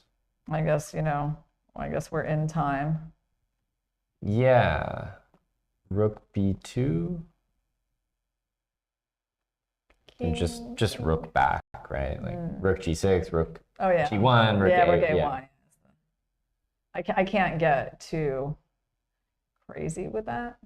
Yeah, and it's kind of fun to try to mate you, though. This is not fun for me. But all right. So what can we say? It looks like Gukesh now has excellent chances to win this game and go into the final round as the sole leader on +4. An incredible score. Yes. And it kind of shapes up to an interesting statistic that I was made aware of much earlier in the tournament after they had played, I think it was 5 rounds. And Nepo and Gukesh both had 3.5, I think, at the time. And it was basically looking at all the previous candidates and time stamping. Whoever had the lead at that point went on to win the event. And so it was Nepo and Gukesh. So if one of them wins, it holds true yet again. Oh, wow. So we also have Caruana desperately trying to win his game, especially probably seeing what's going on in Gukesh's game. I mean, Fabi needs to give it his all right now. They can see the other games going on, right? Like obviously they get up and walk around, but he can see the screen, so he will be very aware that looks like Gukesh is winning. A lot of progress has been made by Fabi in terms of opening up the queen side. The move b5 eventually was prepared, and but it was your idea a5, so I think b5 on its own was actually never convincing me with a6 b5, but a5 king a6 and then b5, that was very clever. Well, yeah, Fabi's move bishop d8 was like, I think it was maybe bishop e7. Yeah, that was the big clue as to like the whole plan, and then he eventually put the bishop there, then he went for this. He was beautifully protecting that pawn. Eventually brings up the king, eventually puts a rook on the b file, pushes this in. Now he has dangerous looking passed pawns on the queen side. But for now, white's blockading. Okay, apparently things were very good here for black, right? -2.5. And he kind of lost a big part of that with rook c8. But let's see what is on the board. Knight c4, rook c6. Yeah, I don't really get why this rook just left the open file.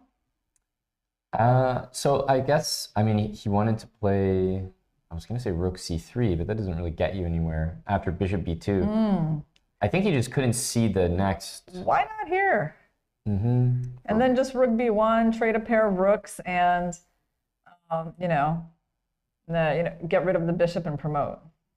So can you get rid of the bishop? It feels like white plays knight c4 and just like hangs on.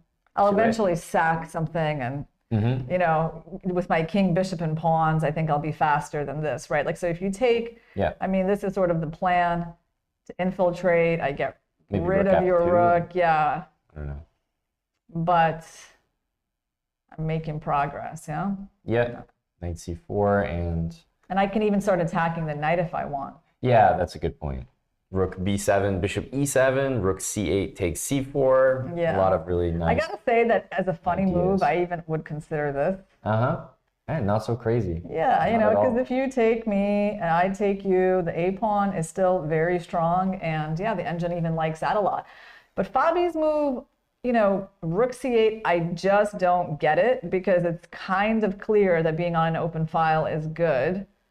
And, yeah, like that's where your winning chances are coming from. Rook c8, okay, knight c4. I mean, that might be costly, because I don't understand what this rook is doing here. I guess he wants to defend the pawn and go bishop e7. That's the point. Just like more simple, but even still, bishop e7, I'll take it. Take h3. The a pawn is not going. He's kind of not doing what the computer wants him to be doing, and his evaluation is dropping. I think the way Vishy says is it's dropping like a stone. I like it. Yeah, it feels like it. But the other thing is that I'm not sure if the eval is dropping. I'm not sure what Prag can do to, like, is there ever a parity you can reach? Can I win this pawn? Can I go, like, I don't know, bishop back somewhere and try to just take your pawn from you? And like king b5, knight a3 and back or something? Or even like the chuck. Okay, yep. By the way, let's take a quick look at what is going on in Vaishali's game. Can she win her 4th game in a row against one of the contenders in the women? Wow, it looks like she has a queen endgame reminiscent of her endgame against Garechkina. She's masterful in these types of positions. Where in the world did Lei blunder into this? Lei's position was quite okay for a long time. I love that g4 move that Vaishali put together, because, yeah, it's probably equal, but white's always going to stand a little bit better. So everything was okay. Like, they were in some pretty safe endgame. But I guess it was trickier than it looked. But this move, this king move f7, starts to get black into trouble. And now, well, she's losing her pawns, right? with check. So, I mean, Oh, wow, she just traded the queens, and it's a winning king and pawn endgame, completely winning. Oh, that is a tragedy for Lei. She has just pretty much handed the tournament to Tan. Tan is going to be 1 point ahead in the final round. I mean, she's just going to need a draw. Yeah, only needing a draw to secure. I mean, the thing about Queen F4, great find. For some reason, it didn't even occur to me because Queen F6 was so crushing as well that if Lei was allowing Queen F6 and Queen F4, something went horribly wrong because it was just equal. Yeah. It was 0.00 on the engine right here. A couple moves ago. But it was a little tricky because her queen can't really move without losing the pawn. Right. It's not. It's the kind of equal where I see it's a little problematic. But wow, that is such a sad situation for Lei. Yeah. Who's been having such a good tournament. And this really will be 4 in a row. For Vaishali, how often has that happened at a candidates in general? It feels incredible. It feels like a record of some sort. It's like a Cinderella story. I'm trying to remember as well where that will leave her in the standings. Lei's playing on here, but this is completely over. Wow. Yeah, the problem is that Lei's extra pawn on the H file cannot move, so the only relevant passed pawn on the board is white's. Well, I think Lei's in the phase of the game where it's just like you haven't quite got to the acceptance phase because you know you've made such a categoric mistake. And as a former chess professional myself, I definitely feel for her here. That's kind of a sad way for this impressive candidate's run to end because she's a point behind Tan, and so tragic. I mean, anything can still happen in the last round, but I guess the scenario where she wins, Tan loses is not the most likely. And certainly, I don't know how this really happened to her, as her position was just fine after they completed time control. Maybe she was trying too hard to win. Yeah, and there's the handshake. Vaishali, it's two stories here, right? Vaishali, so impressive to win and conclude the tournament with 4 wins in a row, and Lei not fully signing away her chances, but you'd have to say the way that this tournament has gone, Tan pretty much getting half a point at least every round seems to be a huge favorite now to win this tournament. Yeah, well, all the women's games are done. This is the only decisive game of the day for the women. And we have 2 games still in progress in the Open. So let's take a look. Fabi has given away, one of his A pawns, but he seems to be really holding on to this H pawn, and it's interesting because it really felt to us that at some point you had to let that go in order to get the real winning chances. So I'm not sure if he's going to be able to do it with just the rook and the bishop on the queen side. He needs to watch out not to lose that final pawn, because that's going to be the end of his winning chances, right? So right now his bishop is under attack. I guess I see it. Well, I see the check maybe being possible. Right, of course, yeah. The only thing is that we're sort of threatening c3 and winning the pawn. Yeah, the H pawn will be super annoying to deal with. Like king f3, rook b7, right? Because we could imagine him finally taking that opportunity. c3. And yeah, rook b5. I was looking at king e2, bishop g3. It's kind of that's funny. kind of a funny. That's actually a good move, isn't it? Yeah. Black wins. Yeah. I love that. Well, what can we do to stay alive here? Apparently, we don't have to do much. Apparently, it's probably just as simple as going like bishop e3. Just a move, right? Because a5 pawn is being targeted. Maybe even rook. I was going to say rook a1, but that drops. Oh, that drops a pawn. That drops a pawn. Bishop h6. I mean, I don't really see. What could it be? Yeah, actually, the bishop on c1 is so not needed. Bishop h6 actually could be a good move, although f5 kind of. We're blundering f5, which I didn't really mean to do. I don't really want to deal with this idea, although, maybe, right? You can keep going and it gets sharp. So we see Bishop b4 on the board. Yep. Fabi went in a different way without the check. But I just gotta say, right, like, let's go back for 1 second. Yeah. And if, like, for some strange reason, Fabi doesn't win this game, like, you will look at this position and be like, how did I not play rook b7 to b1? Yeah, especially because at this point, he's already demonstrated that he's clearly playing for the win. He came up with this fantastic plan, a5, b5, has the a-pawns to play with. You're not winning this game if the a-pawn doesn't materialize. There's no other way. So you feel like you have to kind of go all in on that idea. Yeah, I mean, it's not like this pawn was super relevant in this position. So this whole thing where he, like, starts taking the rook off the open file, yep, winds up losing one of his extra pawns there. Yeah, not amazing. And unfortunately, like, anything can happen, but Prag has pretty little time, and you can't count this game out. You can't, but now I'll just throw the other thing in the mix, that Prag can also win this game, which is crazy to think about, but you've already indicated, like, there's a few ways. Oh, you drop that a-pawn, suddenly you have almost no winning chances if you're Fabi. So you also have to be super careful here, and it's just that we've seen the evaluation drop and drop and drop, so it's unclear to us whether Fabi is kind of like gaining or losing momentum here, because it feels like he's losing it. Oh yeah, I mean, he's gonna be very unhappy with that particular decision, I think. All right, let's take a look and see, is Gukesh versus Firouzja. How is that going? It's going well for Gukesh.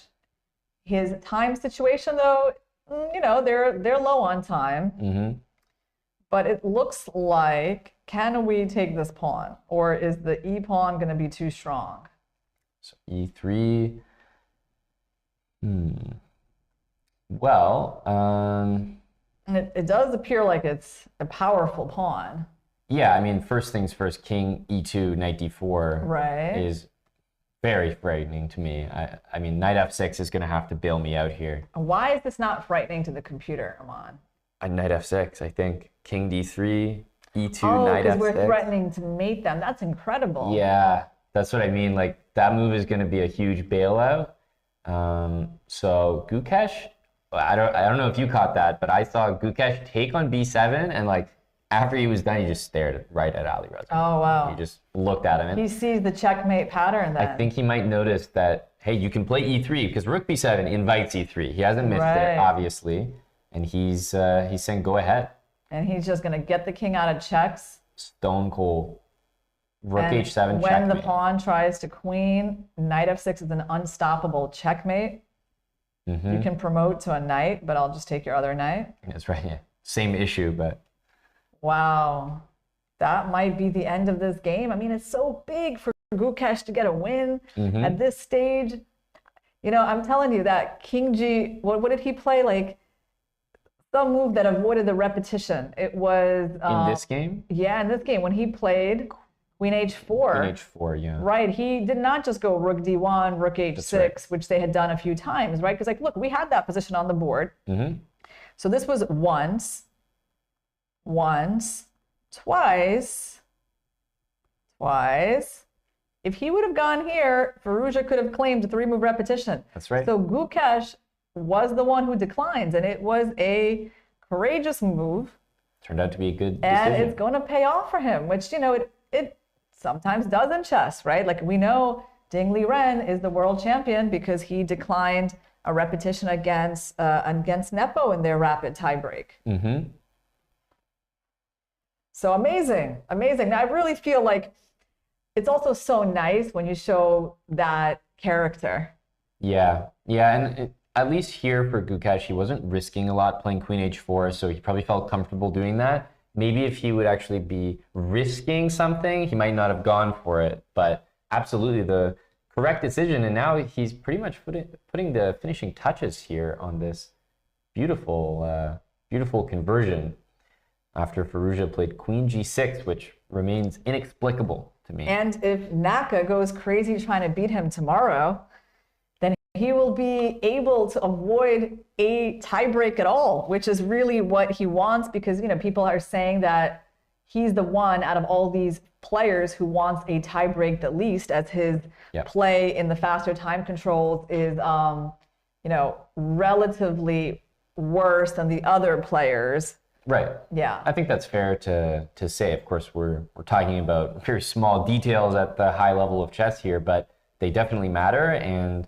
he looks like he's seizing his opportunity right now. I mean, knight e3 comes to mind. Rook e7 kind of comes to mind. I don't really know how good rook e7 is, or if it's good at all. But yeah, then you have to think, can this pawn be captured, right? Like, you go there. I mean, maybe you can do it. I think he actually did it. I have a feeling that's where he swung the rook, but let's see. It feels the most natural, because if black gives up the rook from e6 and hands the e file over to white, not only do you have to watch for knight f6 mate, you have to watch for the pawns going up the board, and black can't play knight b4. It's just not possible. So I don't really know how he's going to continue. You know, I have to say, I really do feel for Firouzja. I mean, he's just lost so many games in this tournament. And on the other hand, he's tried so hard to play fighting chess, right? And like to try in every single game and still have this poor result. You know, it is sad, but, you know, I'm still a fan. Well, I was gonna say that's what the fans say. They're always like, oh, you know, we want you to play fighting chess, and then you play fighting chess, take some losses. Well, maybe don't fight that much. You know, a few draws wouldn't hurt. Well, I mean, tomorrow his game is not going to be as exciting for the fans, since he's going to be not in one of the games that we're going to concentrate on. But yeah, somehow it's kind of like it goes along that scenario that Giri was saying, you know, creates complications, and then somehow there's a miss somewhere. You know, it's really like a lot of the games have followed that scenario. He's wonderful, I think, at creating those fighting positions. He's got so much fighting spirit. But yeah, this tournament has not gone well for him, although let's see if the last move changes anything. So like c5, knight d4, anything can still happen in this time trouble, right? I mean, you could take a pawn, maybe start a few checks. There's still some precision required from Gukesh. Did we see king g2? It kind of looked like king g2. Yeah, king g2 is on the board. Yeah, and I guess we won't be taking that pawn. Yeah, the thing about this is I think the engine's preferences, unless we're seriously blundering, are not going to matter too much. There's a lot of paths to victory here. White needs to take care of the move knight takes g3, or knight takes b3 rather, and that's pretty much it. Yeah, so they're actually repeating because I think Gukesh wants to win some time. And so he didn't mind. So he knows king g2 is not really an attempt to save the pawn, but he did gain some time to figure this out right now. Yeah. So, okay, let's figure out how we're going to win for white. So you can't really push the pawn. You know, if you push here, it feels a bit slow. It does. Yeah, I'm always remembering that knight f6 move exists as soon as that gets played. But knight d4 is covering everything. It's covering b5. It's covering c6. So it doesn't feel that easy. Right. So, okay, he's getting down to a minute, and we're still not 100% sure how he's going to do this. So how does he get these pawns going? Yeah, I mean, I'm like wondering about the caveman approach of knight b4 and like trying to push c6. Because once the pawn passes c6 and you get it to c7, it feels like, I mean, yeah, you're queening it immediately. Rook e8. Like that, yeah. Rook takes h3 and then c6. And it's like, yeah, there's rook f3. There's like a few moves to think about, but it makes a lot of sense. It does get the job done, doesn't it? Okay, so that's one thing he can do, knight b4. That's a good try. I like it. It's direct. Very direct. Yeah. Yeah, I just have a problem in front of me. I can't push the c pawn, so. Okay, he went from b4. Totally normal. Okay. And because he can sack that pawn. Maybe b5, knight takes b5, and then c6, like that kind of thing if rook takes h3. Okay, so rook h3, I think Firouzja just kind of has to do. I just don't see what else he can do. And then... Yeah, so how is b5? Okay. Oh, he played king g2, actually. Okay, because Sure. kind of clever, actually. Rook d3, knight f6. Yeah, he's trying to drive away the rook so he can, like, set up his mating threats again. I think we'll see rook h6. Rook h6, likely. And then Yeah. back to this. So we gave up a pawn. Mm-hmm. We can't really play b5. Yeah, I wonder at this point, you know, how tempting it is to go like rook a7. yeah, it's like almost, yeah, it really was on that train of thought. Yeah. I mean, we could go knight e3. I think a lot of moves will be good here. You know? I was thinking of knight c3 to play b5. So Ali Reza is still thinking. He's got this hanging rook. Is there something crazy that he could do? Don't really see it. Such a tense moment here as, you know, Ali Reza knows he's losing here. For sure he does, but he also knows the pressure's on Gukesh to just put this one away and, hey, time is ticking. I think, you know, he should have just had a rule, which is like, do not trade queens ever. You see? Like, because he lost that endgame to Fabi, and he said that he didn't really want to play that endgame. Yeah. And then today, if he would have just stayed in the middle game, I mean, this never would have happened. So I feel like, you know, he needs to think a little more carefully about those queen trades because, you know, he just feels like so much more confident in the middle games, right? Yeah. I know he's trying to be that full package player, though. You can't really have a certain style. Yeah, that I know. I mean, I'm just kind of kidding when I say, but I mean, in a way, that rule would have worked well for him. Yeah, for sure here. Yeah. Rook b7, ever logical. Just one of those pawns needs to push. So.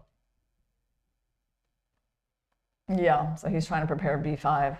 And at this point, you start to get desperate as black because you need a move. White's threatening something, and it's tough to find an answer. Rook c6. Maybe to try to stop b5, but you know, at that point, White can play king f2, king e3. Oh, he knows that he's lost. I think he just played king g8. Yeah, that move probably won't do much to stop b5. Yeah. Well, I mean, I have to say, Gukesh earned his luck. That's undoubted. You know, it was a pretty even position. He declined threefold repetition. Hey, you just gave Ali Reza an opportunity to play a different move and play on in a certain way. c6 is still not on the board. I guess you could go b6 if you want. It's tough not to play c6 in this position. Sometimes you get in your own head and you're like, wait a minute, c6 lets him sack the knight for 2 pawns. He doesn't deserve like that kind of an out. Oh yeah, no, that's why b6. He'll play b6. Yeah, of course. Don't even bother like letting that happen. Yeah. Yeah.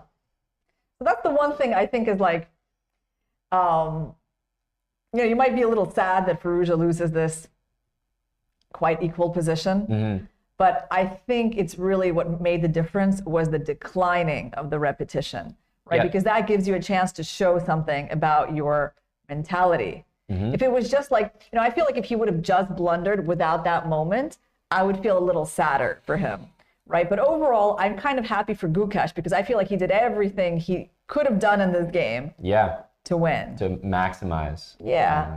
I mean, Firouzja played a great game for a lot of it. You know, he had a great position. It was just a really fighting game from both sides. But in that key moment, you know, Gukesh's decision, you know, is going to give him that extra half a point over the other players.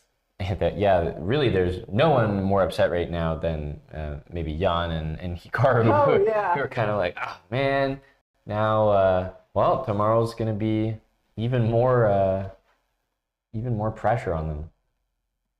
Yeah, and I mean, actually, Jan playing with black against Caruana, and he's going to have this mindset like, you know, making a draw should have been great. It might not even be enough because Gukesh is going to be ahead of him. So it's actually setting us up for an absolutely crazy last round where like everyone is going to feel they need to win. Everyone, right? And I'm wondering who it's going to affect because sometimes when you need to win, the opponent knows you need to win and they're like, okay, well, I'll just play solid and let them overpress. And I mean, as long as Gukesh wins tomorrow, that's it. No one's going to be able to catch him. That's right. I mean, if he wins the last 2 rounds of the candidates, let's just say it, he deserves. Absolutely. Like no one should be able to catch him at that point. Yeah, I agree. No tiebreak would be required. But this is huge. This is huge for the tournament. It's, you know, he stayed at the board kind of longer than nepo-naka today.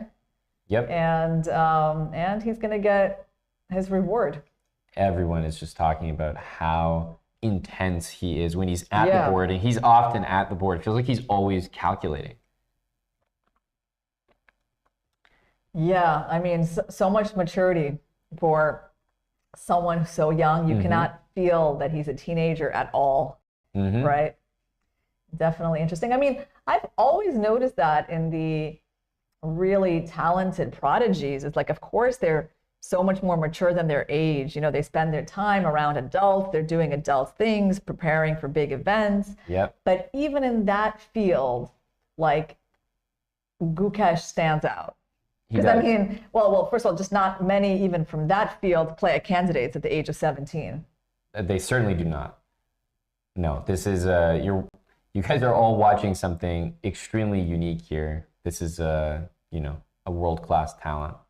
I mean, if he challenges Ding for the world championship, it's going to be a great story as well. You know, 2 superhouse chess countries, China and India. I mean, look, I'm not one for trivia, but would he be one of the youngest world champions? Like, I mean, the youngest. Incredible. Well, because it's only Kasparov before him at like 22. 22, right? So, I mean, it's not even close. It would shatter that. And there's the handshake.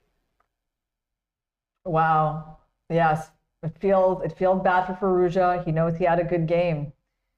He did his best, you know, I think.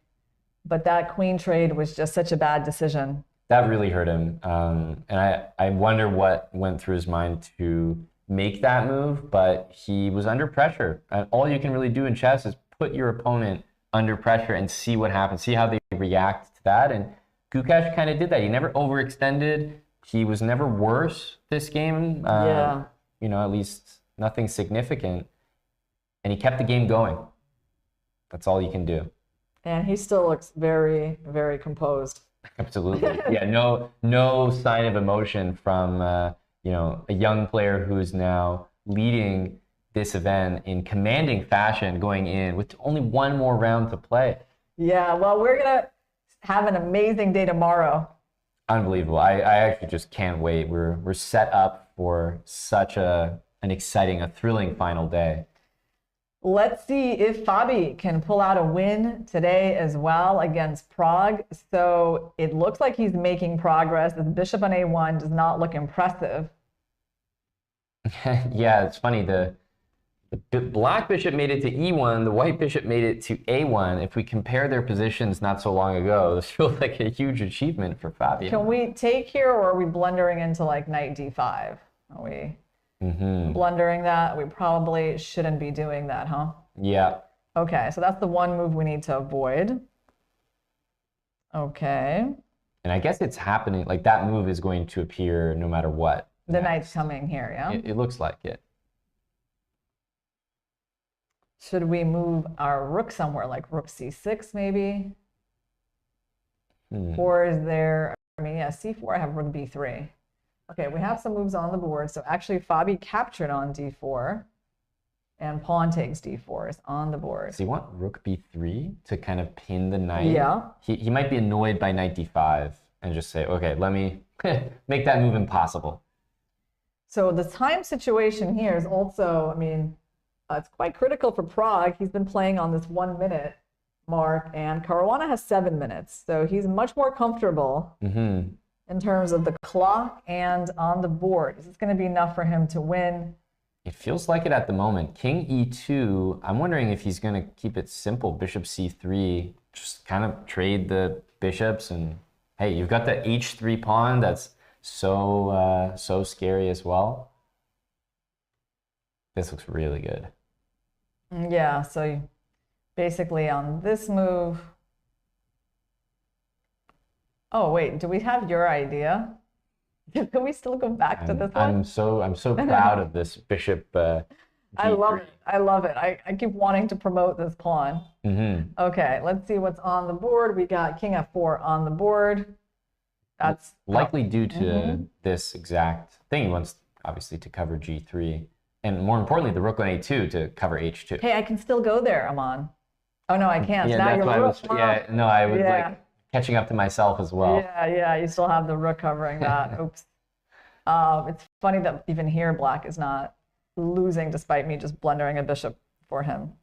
Then that's a good sign for Fabi, if he can give away his entire bishop and not be losing.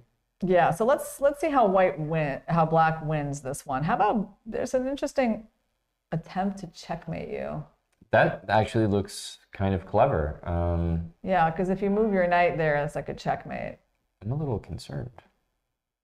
Okay, we see some moves. Okay, rook c1 on the board, so he just decides to activate the rook. I like that. Make sure this rook can never move. Mm-hmm. By the way, at some point we might even like trap your bishop one day. Yeah. So Fabi doing his utmost. And I don't know. I guess it would have been awesome to have 4 players tied at the same score. But you know what? It's still pretty awesome. Yeah, this is like Fabiano's done the most that he could possibly do. You just can't control other players. Like Gukesh winning his game is not something Fabi can. It's not under his control. If Gukesh wins the last 2 games, like, hey, the guy just deserves the win. One thing though is that, like, for me, Naka and Gukesh were like the 2 favorites. So their matchup in the last round, I think, is great. You know, and well, Naka's going to have to win if he wants to take Gukesh's position, right? That's right.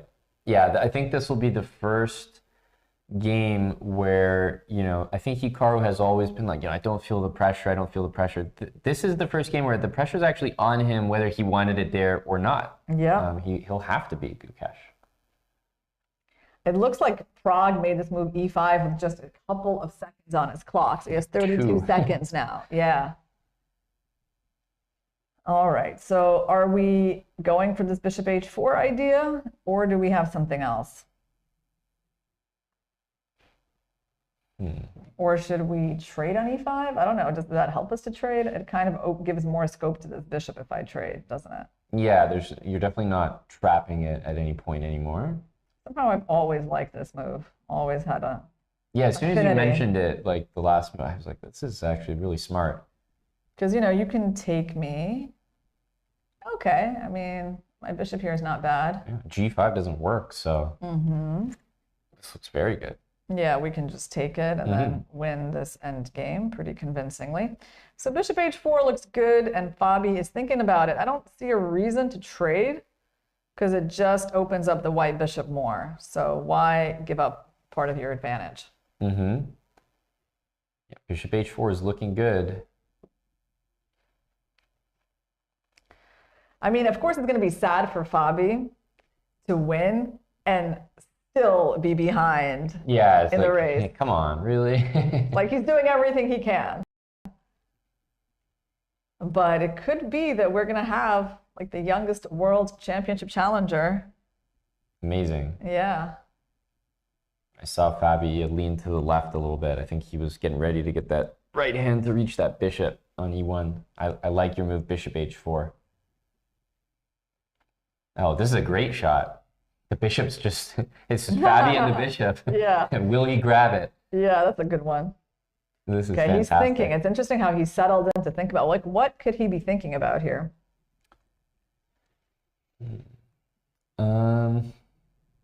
Yeah, rook. I mean, it's like he needs to E1. get rid of the. Yeah, he needs to get rid of this. Make sure that like this pawn doesn't promote. Yeah, I was thinking like, okay, rook b1.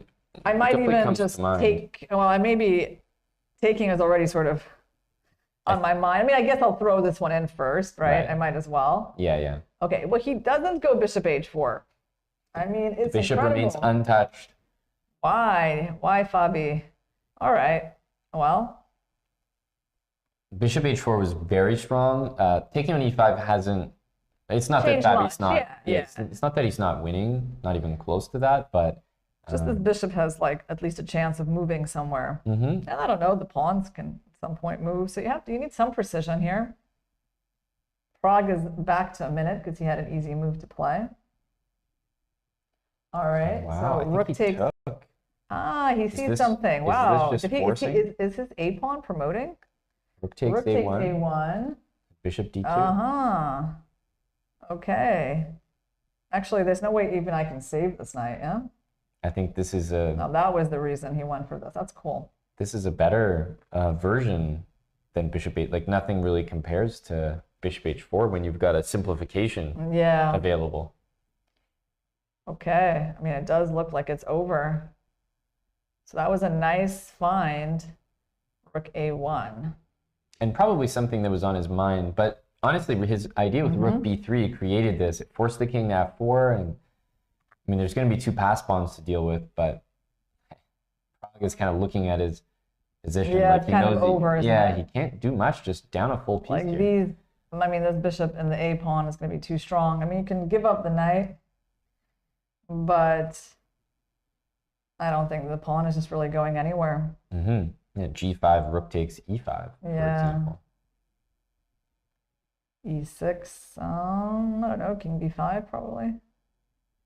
Maybe we need some more precision here. Oh, like precision like that. Yeah, bishop there was it's kind of funny, rook A3 move. Yeah.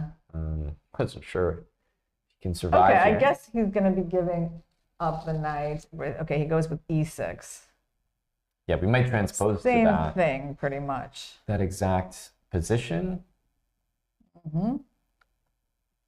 It does feel like taking with the rook is somehow the right move. Yeah. But I always find myself looking at moves like rook D1. Oh, taking with the rook here, apparently there is a problem. Did we just blunder into rook D1? Yeah, I was trying to In set this myself... position, it's a little different, right? I was trying to set myself up there for an alley-oop to rook D1. So actually, he takes with the bishop. He avoids that. Okay. Okay, there was a trap set by Prag. So, like, it just, until the bitter end. Yeah. Very tricky players. Okay. We got king F5. And what is Fabi going to do to get these pawns moving? Does he want to try to win that pawn? So if rook B5 check, I really like getting that bishop to like G5 there. Oops, blundered that. Oh, yeah, that's even We'll have to even go better. That way. And yeah, I suppose rook G5 is probably a little too much. Like king F7 and E7, and it's on a light square, so I can't really do anything about that. Well, he went, he has king F5, it's on the board. Bishop C5 will always be a reasonable move there. Bishop C5, yep. Stopping the pawn from moving. And king F6, then we have rook F3. G5, I imagine is... Yeah, and king F6, we always have that resource. Oh, yeah. Yeah, we want to... At the end of the day, it's hard to see those double attacks, right? Yeah. We had to blunder it twice, just for good measure. Well, once each, Yeah, just to even it out. Yeah, I didn't really learn until I did it myself. Yeah. But okay, let's see what Prag does here. He's thinking. Does he have any chances? I mean... You might go rook A2 to just go rook A2. I mean, G5 is the only other, I think, significant contender. All right, let's go G5. Yeah, it feels correct. And okay, G6, G7 is pretty serious. Okay, he played rook C1 instead. Trying to activate the rook. King F6 is possible, so kind of also getting the rook off of A1 with tempo. Yeah, I guess intuitively, I'd say king B5. But look at that. It's sort of, it's fine. I guess you can sort of do any move you want, right? Like you can do anything here, but look at that. Like a move like bishop B4 already starts dropping the advantage. And it's because of this H pawn covering G3, so the rook can never really access that square for defense. You think it's G5 or King F6 here? Like, King F6, Rook F3 somehow never impressed me. so you think it's like this one? Mm-hmm. Yeah. So, okay, there's still precision required from Fabi, actually. Not any old move will do. Like, the white pawns are definitely still dangerous. Mm-hmm. Okay, he's about to make a move, and he played King B6. Okay, so that's kind of like the King B5 that I was thinking about. Yeah. Good move. King B5, I wonder what the difference in some cases is like that you queen with a check on E8, which could matter. Right. Yeah, just no need, I suppose, to have that there. 5 on the board. Makes sense. Well, Okay. Prag is doing his best to push the pawns. Absolutely. So bishop, also King B6, I should point out.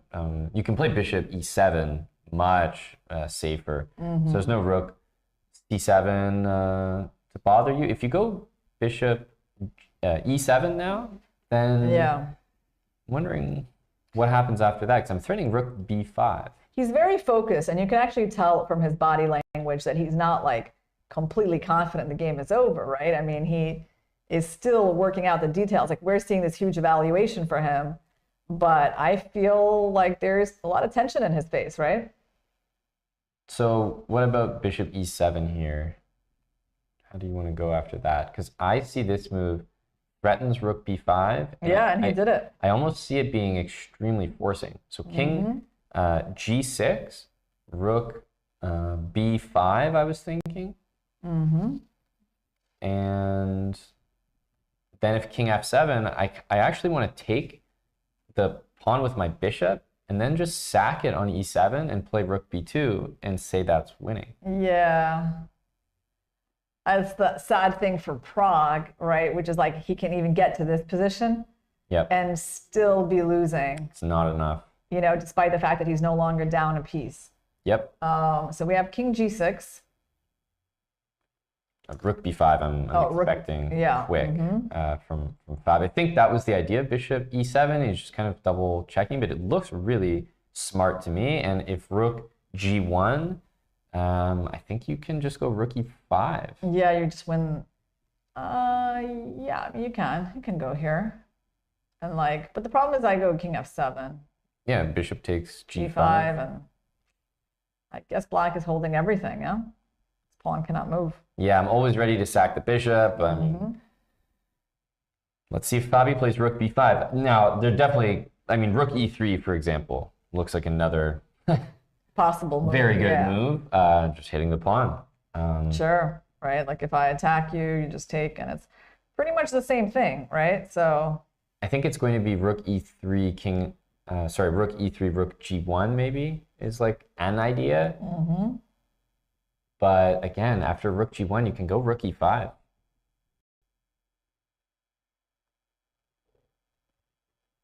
So you're saying if I take you, you attack and try to push your pawn. Maybe, yeah. But you can sort of keep me tied down in the same way. Sure. Yeah, I think this is a key construction, rook from B3 to E5. So rook E3, E5, and rook B5, E5 both look completely winning to me. Okay. So Fabi has his choices, can't really go wrong, which is the good news for him. He plays A4. Okay. Probably good as well. Sure. So I guess what's the intent here? I mean, he's just saying you can't really move your king. Yeah, you're kind of stuck for the moment. Yeah, if you go there, I take. And then there's always rook F3 check. Yeah. Yeah, looks good. Looks good. Why not push the pawn? And so if you want to play king F7, you kind of have to play rook G1. I don't know what else. So I kind of expect that move. And then I think A3. Okay, king F7. Can I go A2? I'm like, can I just be impatient and try to promote that pawn? But I guess I can't, right? Because there's rook A1 business probably. And just no need to lose the A pawn for that. Right. So we need to just patiently move the bishop. But here we can just sack on. Ooh, it's close though. Yeah, sack on G5 and A2. I mean, personally, I just think bringing the rook to E5 was a lot simpler in terms of risk. Rook c8 by Prag. Right. Okay. Trying to get the rook behind the pawn. And again, I find myself looking at rook e3. It just looks so strong. Oh, also, there's a little trap, which is if you go here, there's maybe rook b8, and I at least, well, I can win your rook before Who's the resigning. trap for? Yeah, like, I don't know, like if I go a7? Yeah, you need to find a good square for the king, and then you still promote. Still, rook takes h3, yeah. and then a long, job ahead. Rook c8, rook e3. Okay, I like this one. I feel like this is a sign that Fabi's got it now, because I don't see any way to hang on to these pawns other than the lines we've sort of looked at where you're like losing a bishop. Yeah. But those are winning for Fabi. Well, it's amazing. I think everyone in the tournament will be rooting for Naka tomorrow, including all the other people who are trying to win. Mm-hmm. Yeah, of course. Right? It's just funny to have like Nepo and Fabi playing their own game, but like really rooting for Naka to win. Or at least not to lose, right? But I mean, if Naka draws Gukesh and Nepo wins, that's a possible scenario that could still lead to us to a tiebreak. Mm-hmm. There's some moves coming in. It looks like rook e8 to hit the bishop was met by a3, which is understandable. Okay. Yeah, black saved the pawn. Mm-hmm. And yeah, I think it's getting close to the point where Prag resigns, yeah? I mean, he is like losing these pawns. Yeah, I think at this point, I've always felt bishop e7 with the rook on e3 or e5 is just, you're kind of covering everything. Yeah. So I would bring the king, like king b5, king b4, and that kind of feels like too much. Because rook e5 now, king f7, and you lose the a pawn. So now I kind of just want to leave things as they are and go king b5. So I'm wondering if I'm missing something there. Rook, king b5, rook a7, probably. So you're not even going to bother to take this pawn, yeah? I mean, yeah, I guess I could, but... He went king b7. Okay. Yeah, very clever. Well, what's the idea on... Oh, he just takes and goes rook a6. Yep. Yeah. Yep, takes in rook a6. Yeah, this is it. That's the move that prompts the resignation. Mm-hmm. Because there's a check and a swing over of the rook. But Prag is going to play another move. It feels wrong to move the rook off the a file. Then I feel like Fabi's job is not tricky. Like rook back to e8, you can just play a2.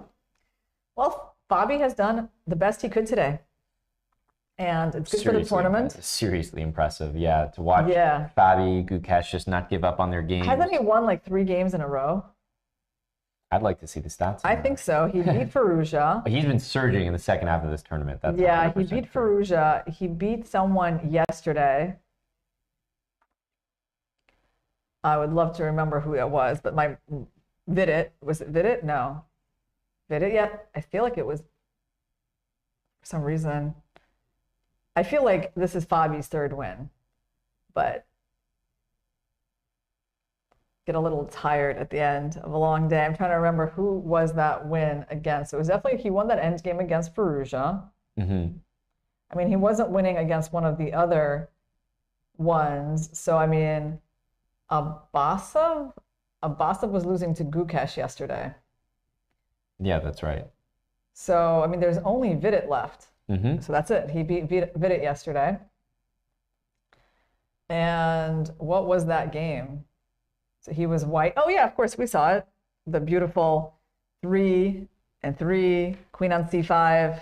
Now it all rings a bell. Oh, remember that one? The beautiful, probably the masterclass of the round, if not the tournament. So he's won 3 in a row to be in contention, and he's still not at the leader group. Right? Yeah, to still not be with the leaders is a real shame. Let's see if our viewers are having any questions for us. This is a nice conversion, queen a2 check from Fabi. Yeah, he's going to trade the queen on g8, and there's the handshake. The h2 pawn. It's so funny that that game was winning because of that h3 pawn there on the left side of your screen. Prag is a little dejected after that result, but Fabi squeezed something, not out of nothing, but definitely a position that looked very difficult to win. And I wouldn't say he made it look easy, but he never gave up on it. Yeah, and therefore he finally joins Nepo and Naka. Mm-hmm. And the only thing that is disappointing for him is that they are not leading the tournament right now. Yeah, in a thrilling day today, we saw Gukesh and Fabiano win while Hikaru and Jan drew their game against one another, which, as you mentioned, means Gukesh kind of has everything in front of him. If he wins his game tomorrow, albeit it's against Hikaru, certainly a tough pairing, but if he can do it, there's no tie breaks needed. There won't be any discussion. That will be your winner. So Gukesh has at least everything in his control. And I think, a draw is also a pretty good result for him tomorrow, because the only way he gets caught is if Nepo will win with the black pieces, which is, not, let's say, the most likely scenario. It's always possible. But even a draw by him would put so much pressure on Nepo. It's crazy, actually. Yeah. Nepo is in a very difficult situation playing black, as if he's supposed to hold against Fabi. But really, he probably needs to, look for a win. They're both going for the same result, right? Yeah. Fabi and Nepo. So if we do see a draw by Gukesh, then it really opens things up for, someone to try to catch him. I mean, the only player really satisfied with a draw tomorrow will be Gukesh. That's right. Yep. So let's take a quick break at the end of this day.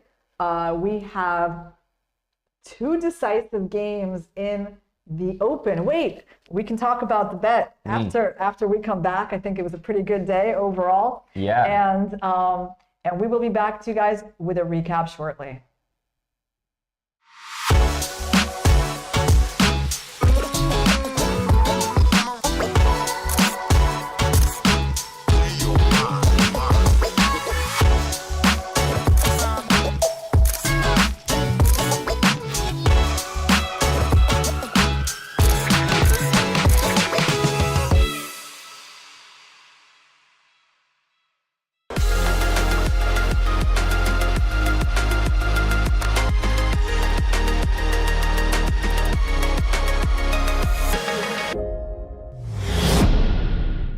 What's the main difference for you participating in the candidates compared to your normal tournaments?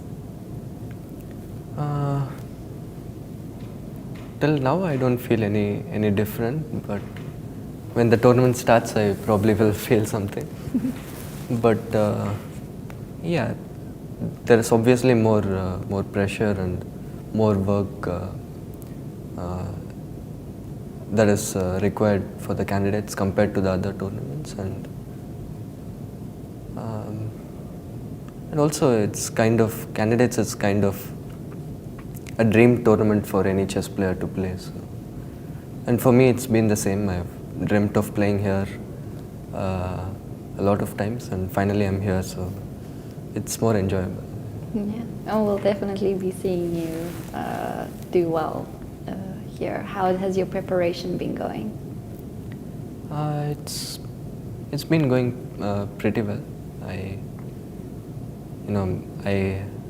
have a very nice team, and we had a lot of fun together, and we did some nice work, I think. So yeah, let's see how the work pays off.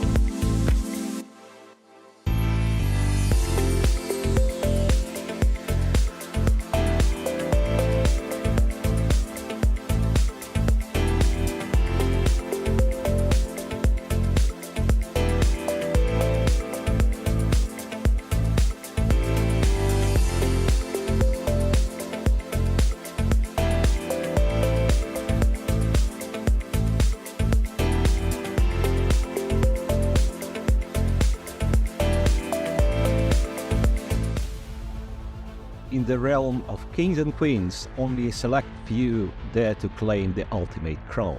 Witness the birth of legends, a victor in the open and women's section.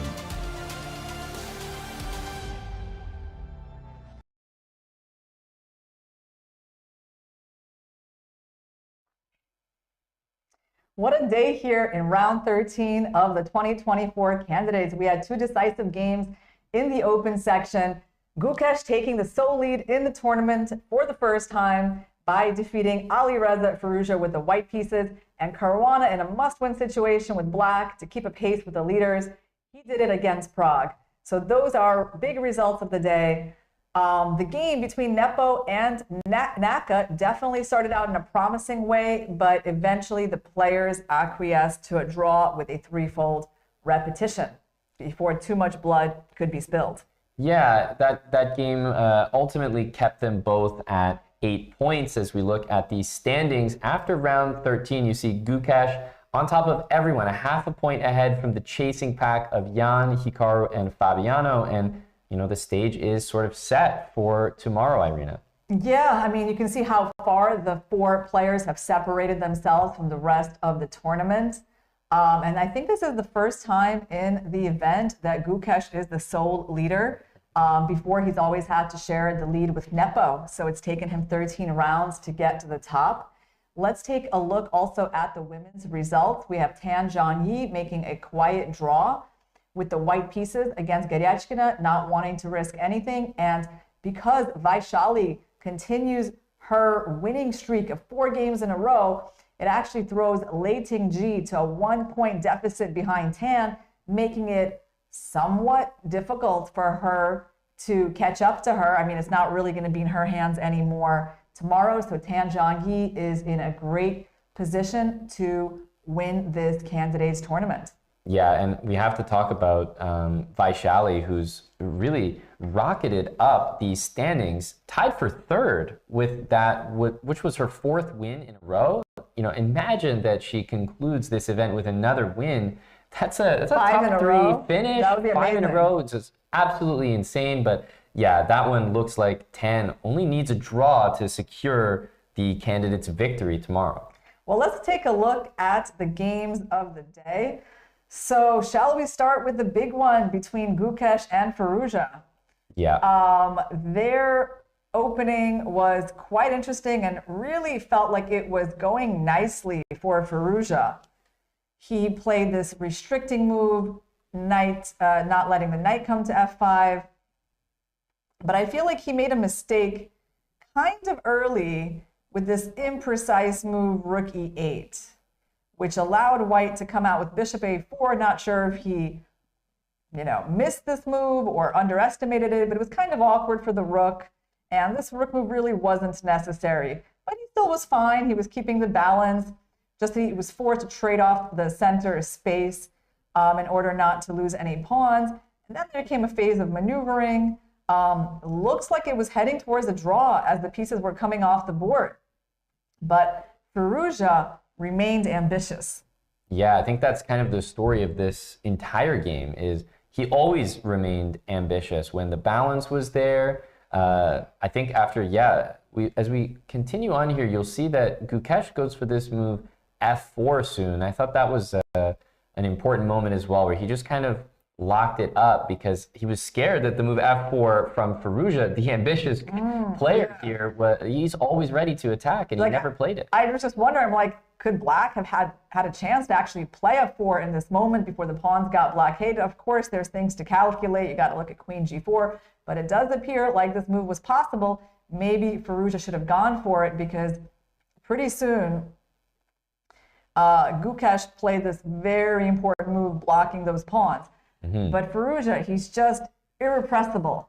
Yeah, no, you can't stop him from attacking. The move g5 was thrown in, and the interesting thing is after g5, it was unclear who was going to make better use of the g file, and the move g5 also weakened the f5 pawn permanently. And for the rest of the game, it felt like he was stuck defending a pawn that he didn't, he's like, I didn't sign up for this. Yeah, I mean, White got like the easier position to play with this knight that's blocking the passed pawn on e4, attacking this one. It was easier, but it was balanced, and they repeated moves for a while right here. Yeah. Right before the time control they began. So black was trying to get their queen out, white brought the rook in, and then Firouzja was just like, okay, let's trade. And Gukesh was like, no. So we repeated a bit. And this was, I think, the key decision of the whole game, where Gukesh decides, all right, let's keep the ball rolling. We're not doing a threefold repetition. And I just think that this decision was very akin to Ding declining the repetition in his win in the tiebreak game with Nepo. Yeah, completely agree. And there's a moment here where white could have taken on g6 and black would take with the h-pawn. And I only mention that because I think that played into his decision later, because this would be fantastic for Firouzja, but the queens are on the board. And so later, Irina, we saw this honestly slightly inexplicable decision from Alireza a couple moves later when things were under control, and he went for queen to g6 in reaction to queen g5. We were thinking he needed to play the much more active knight to e6. Although this gives up a pawn, you can solve your issues tactically here and make it perpetual, if not more. So it was surprising that with so much time on his clock, Alireza didn't go for that. Instead offered a queen trade going into that pawn structure, but with the queens off the board, it was not as good. I mean, actually looking at the time usage is shocking. He spent less than a minute on this losing decision, and he had 21 minutes. Yeah.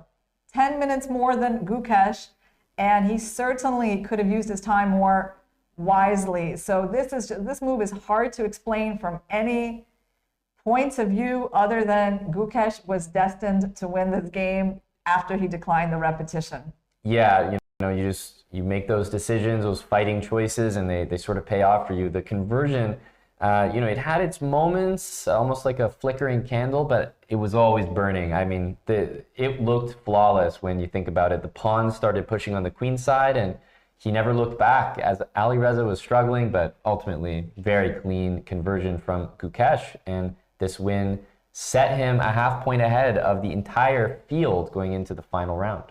Well, the other big game of the day, I guess we can maybe look at it briefly, it was between Nepo and Naka, just because everyone was watching that game, and even though it ended in a draw, we felt like at some point after the opening, White's position was looking quite promising, but Nepo played this part of the game really quite tentatively. And starting with his bishop c2 move, Hikaru actually played really well. He was playing super accurately with these pawn moves. Yep. And when he got Nepo to put the knight back, I mean, it was starting to feel like, hey, maybe black could win this game.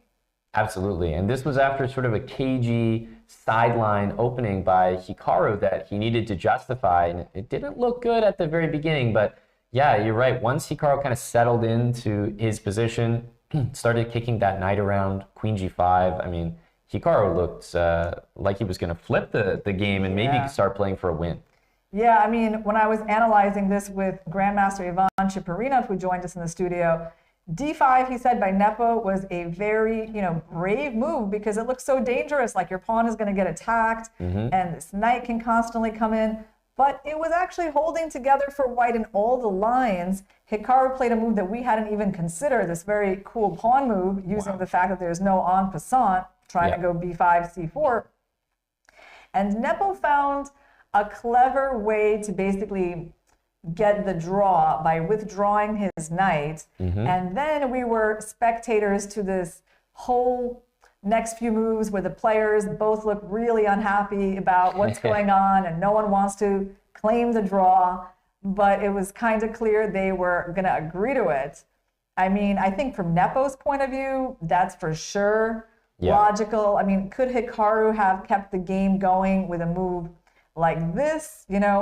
Well, that's a question, right? He's not really better, but I suppose he could have looked for ways to keep playing. But objectively speaking, it seems like this repetition made sense. Yeah, and neither one of these players at this point would know the results of other games. So, a draw maintaining the lead at this point is certainly a decent result for both.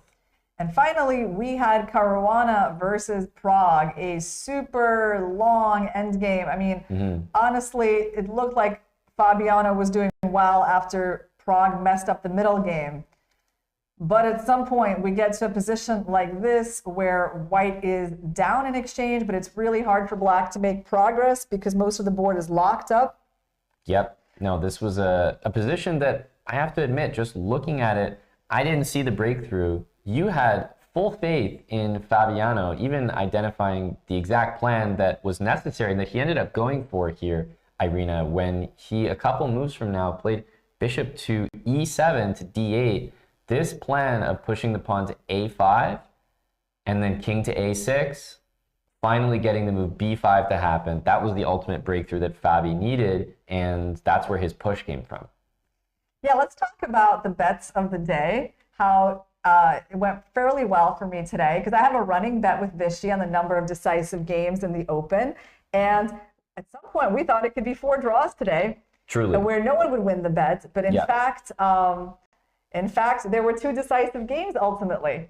So I actually continued my winning streak there. And then we also had a new bet between us, Aman. I think the bet was really that Fabi would try to eke water out of a stone, was the way I put it. Like, there was no way this game was going to end in some draw. And I think he eventually did, right? We knew that that's how it was going. He did. And honestly, even if Fabi had drawn that game, his effort, I would have still given. I would have said, you know, you still won, because he really did try, and I didn't see the plan to try that much. But that a5, like, I completely missed it, and Fabiano saw it the whole way.